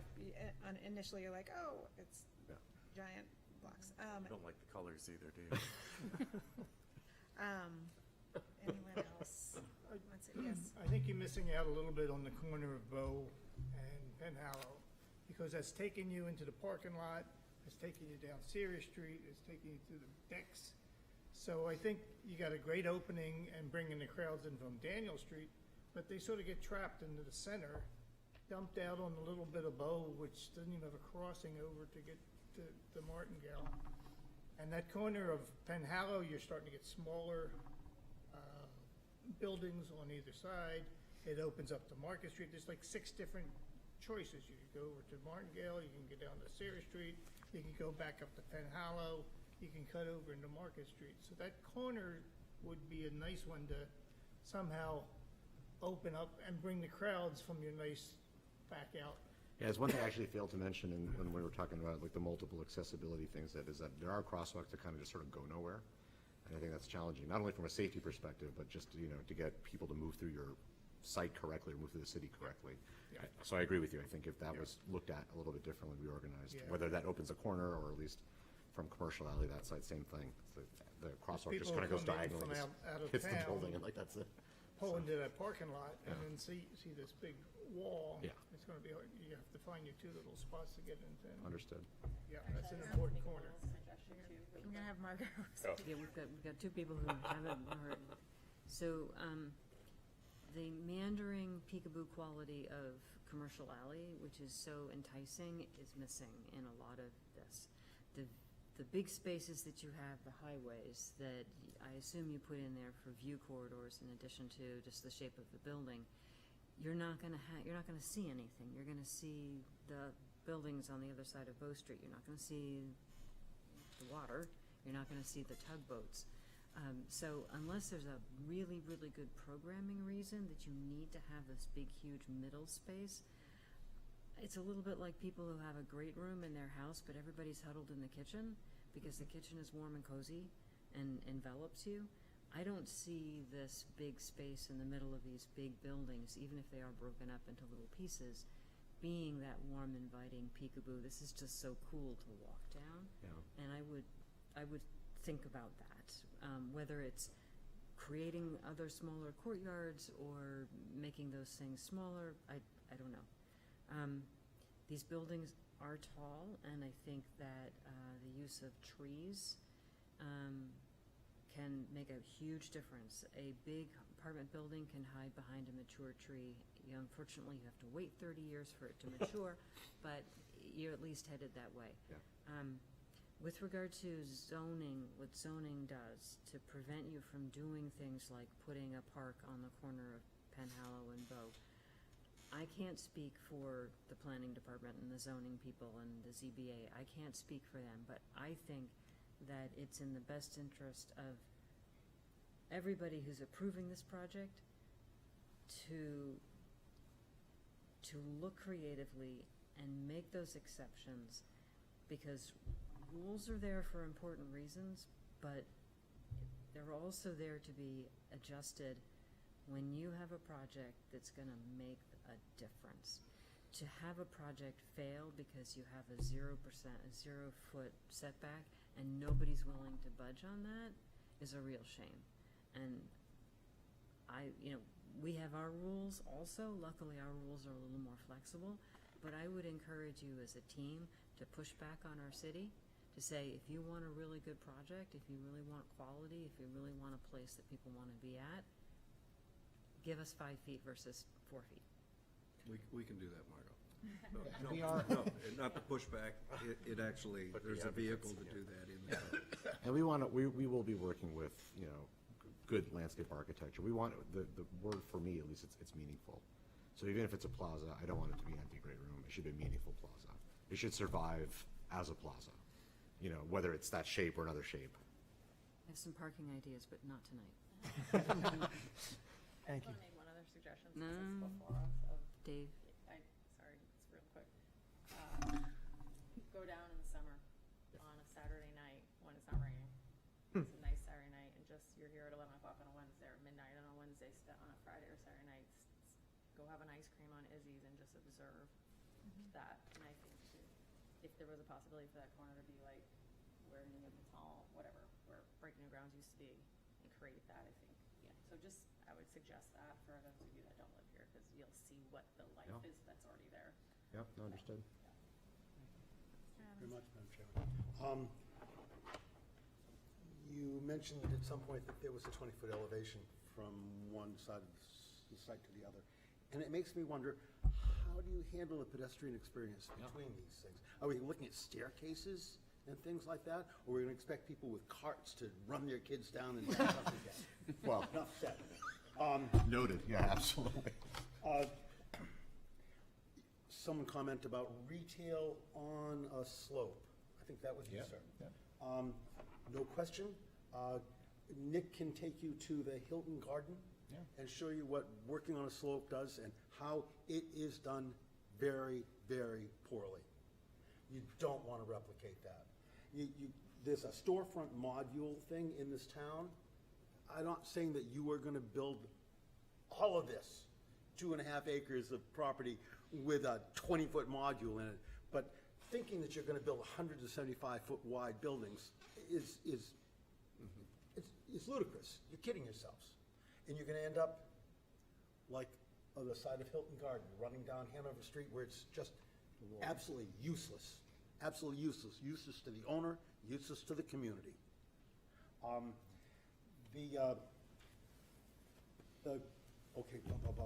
Storefronts, I think the storefront, the way you divide these things up, just because buildings are connected together doesn't mean that they have to be.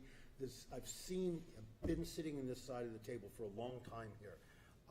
I've had people come in and say, the standards for today is that we have to have a 200 feet of floor retail spaces all at the same level to make it viable. And it's not true. And you're not really, I don't think, ultimately going to sell this all to one retailer.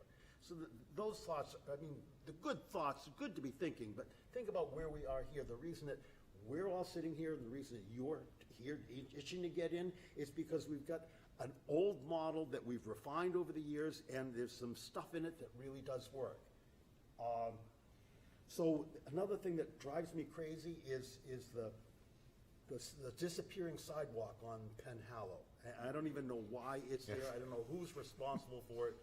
Sometimes I'm sure the city of Portsmouth could take a little good advice from somebody about how things could change. That sidewalk is stupid, and it's not going to help you at all. Next question I have is not a question, but a thing to think about is the storefront. How many different retailers and whatnot are you going to have? And if you can use those retailers, which we have because of building ownership, but you could use those retail spaces to define vertical lines through your buildings that are connected. I'm not saying that's the secret to success, but that's a pathway that will lead you there. And I guess last but not least, for right now, I don't see, I know this is just conceptual, I know you're just doing big blocks. We need to have big blocks of solar panels on tops of these things. Solar panels. This is a community that is getting ready to be inundated by rising tides. Solar panels, maybe it's just a feel-good moment, but it would feel good. You feel good, really. Yeah. You ever have the ocean rise up so that it's lapping right at the edge of your driveway. You'll know what feel good means. Understood. Thank you. I'm gonna build on what Kate and Margot here just said. Going back to page 171 and looking at your original map here of how it looked. Oh, yeah. I realized when they were both speaking, okay, McIntyre sits here. Yep. Right. But the way this was originally designed, you could walk in, you could walk right down to Ceres Street, and you know what? There wasn't tugboats, but there was clipper ships, and the Thomas Layton was down there. And look here, Kate. There was actually a walkway, chapel, something going up to the Court. the church. Still there. It's still there. Right. So what I'm saying is, you can use these things, you know, that kind of even like historically change the shape of your buildings, but it's actually kind of neat the way it was originally designed. And I know McIntyre sits there, that couldn't be there. It has to be more over to the right the way you guys show it. But there is a way to connect it all, I think, and have the walkways and have the visual, the stuff that pulls you in. You know, like The I was opportunities. illustrating in Boston. Opportunities are absolutely there. I mean, just to give you an example, we did a building on Newbury Street not too long ago. And they, same thing, developers and ownership wanted that flexibility. They know if they're gonna have one retailer or six. And they didn't know if it was gonna be on one floor, or 2 floors. But up front, we had to make sure there was enough flexibility built in then for them to make sure that even if there's a rudimentary module on the building, it still had to be made very flexible. And it too also had some great issues. So it's achievable to make sure the building doesn't suffer, but the retail can succeed at the same time. And then back to your Linden Street comment, I could see us potentially looking down the road is to take one of the building entrances or bias it towards that corner now. Right. That people could in open air, could rise up into the space, but it would still be a building above it, but it could be a passage or so. Exactly. Okay. And it pulls them in, and it pulls them right down to Bow Street, and it pulls them right down to the waterfront. All right, we've reached the midnight hour. Our sound guy now gets overtime. No, all right. Well, maybe he's Sleep. good for him. I know, I wish we did. Unless there are any other main topics, I'd like to just throw in a few things. Again, thank you for all of this. In terms of the courtyard space, the open space in the middle, I agree that it needs good definition to really succeed. You know, if it's big, make it big like a European courtyard. Piazza. That means that there, as you said, there has to be Active edges. activation Yeah. on the edges. Could be a story. Fill it with all, like, there Programming and there's gotta be yeah. cafes all around, or Right. something, you know, or big enough where kids can kick the soccer ball around. Flash mob. Flash mobs. When it opens. Yeah. Or make them very defined little spaces that have character. Make sure you spend some time in the courtyard space that's now in Brick Market, the new space there. It's interesting. I would try and visit it at different times of the day. I've definitely been there on lunch times when it is a cold wind tunnel and nobody wants to be out there. And it seems very blank and desolate. But then there are times when it is really wonderfully used and it's a great spot for people to just hang out. And that is a little bit more protected than being on the corner of Market Square. And that's kind of like I really appreciate everybody else's comments, and I agree with a lot of them. 2 other quick comments. We did get public comment about the memorial tree that is out front, and so, just to bring We're that up. cognizant of it for sure. It's, Yep. We're paying close attention to that. Great. very aware of it. Great. Was it the suggestion to potentially move that tree? Is that the one I read? Yes. Is, There's one how do that- people feel about that suggestion, if at all? We hadn't thought that. Yeah, I mean, there was a suggestion to move the memorial over up to City Up to Hall, City Hall. where it would be more protected out here and be next to the other 9/11 memorial. So that's just something that's not really. No, you're not authorizing it, but is the group Wouldn't it be supportive of nice that if the people authorizing it were to In as accept much it? as that's passed from public property to private property. Right. Yes. I guess a lot of us all thought the same thing, it's like, well, then move it here. Okay. Yeah. Okay, good. I mean, it would make sense. If it's not going to be preserved Right. on site, then definitely. Yes, definitely. Right. We're showing it on. That's Great. another idea. Great. The other thing is the idea that maybe at a certain point down the line, we have a joint meeting or work session with the planning board, so that this is a big enough project that it seems like it should be done congruently, and a lot of big projects aren't. They're usually like, all go through the planning board first, and then I'll go, or the other way around.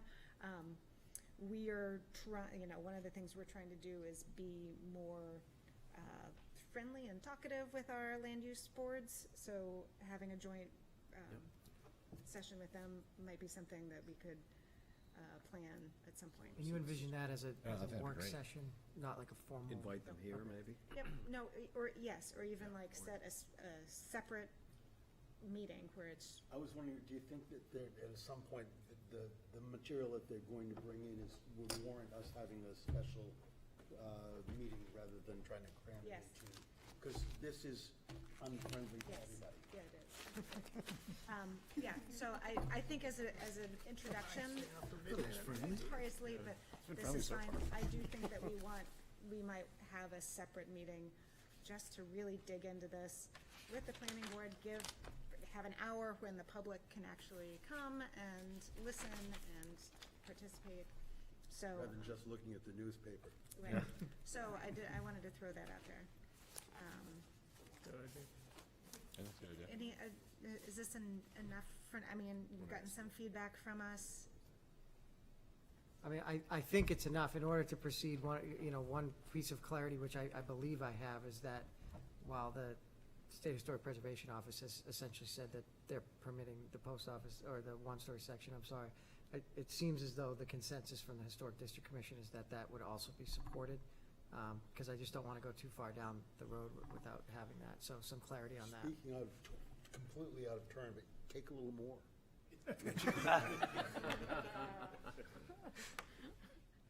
They can't. Noted. Once again, another thing that happened a little bit too late. Yeah, right. Yeah. But still before I was born, so.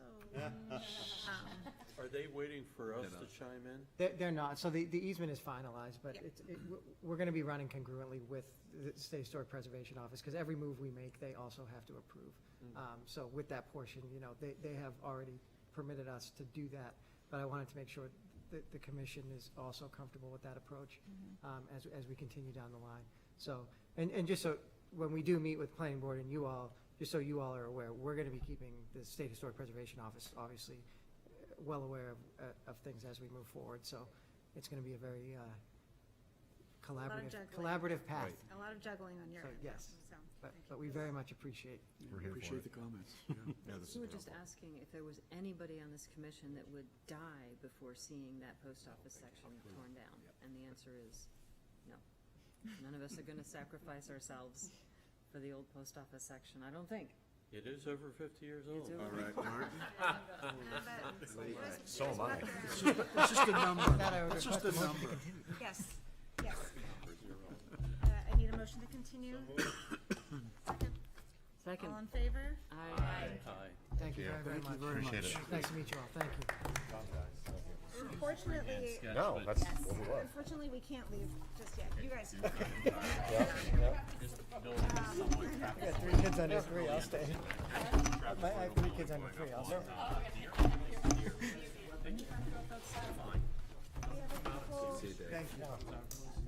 much as I love like commercial zones, we wanted to open study, right? Because that there's a north-south component, which is you want southern light in that plaza, so it's not blah, but you also want to study the wind there because you argue the water. Oh yeah, absolutely. I'm sure she has got to go outside. No one's gonna go down a wind whipped All right. alley.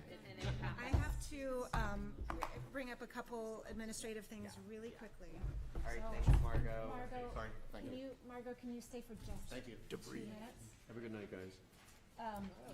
So, first of all, in your packet, you got a whole big long thing about Portsmouth Naval Shipyard Project Review. This is something I'm sure Martin can tell us about. I'm also very familiar with it because my company has been working on this project too.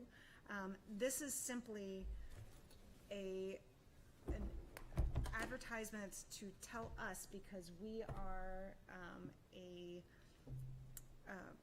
it's so late, Nick.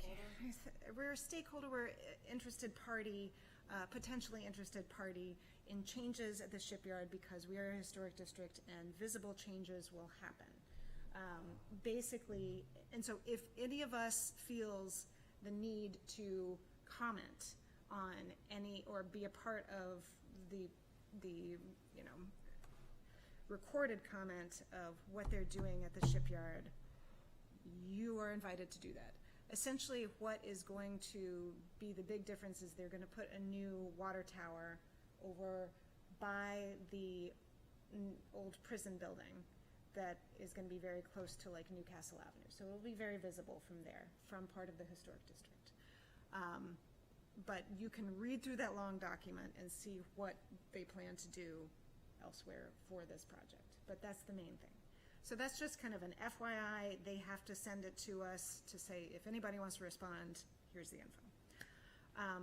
The other thing I wanted to also bring up is a potential meeting with the planning board again, but about the boundary discussion for Middle Street. And this, they would like to have us join them for the hour before their meeting starts on the 18th. So it would be from 6 to 7 p.m.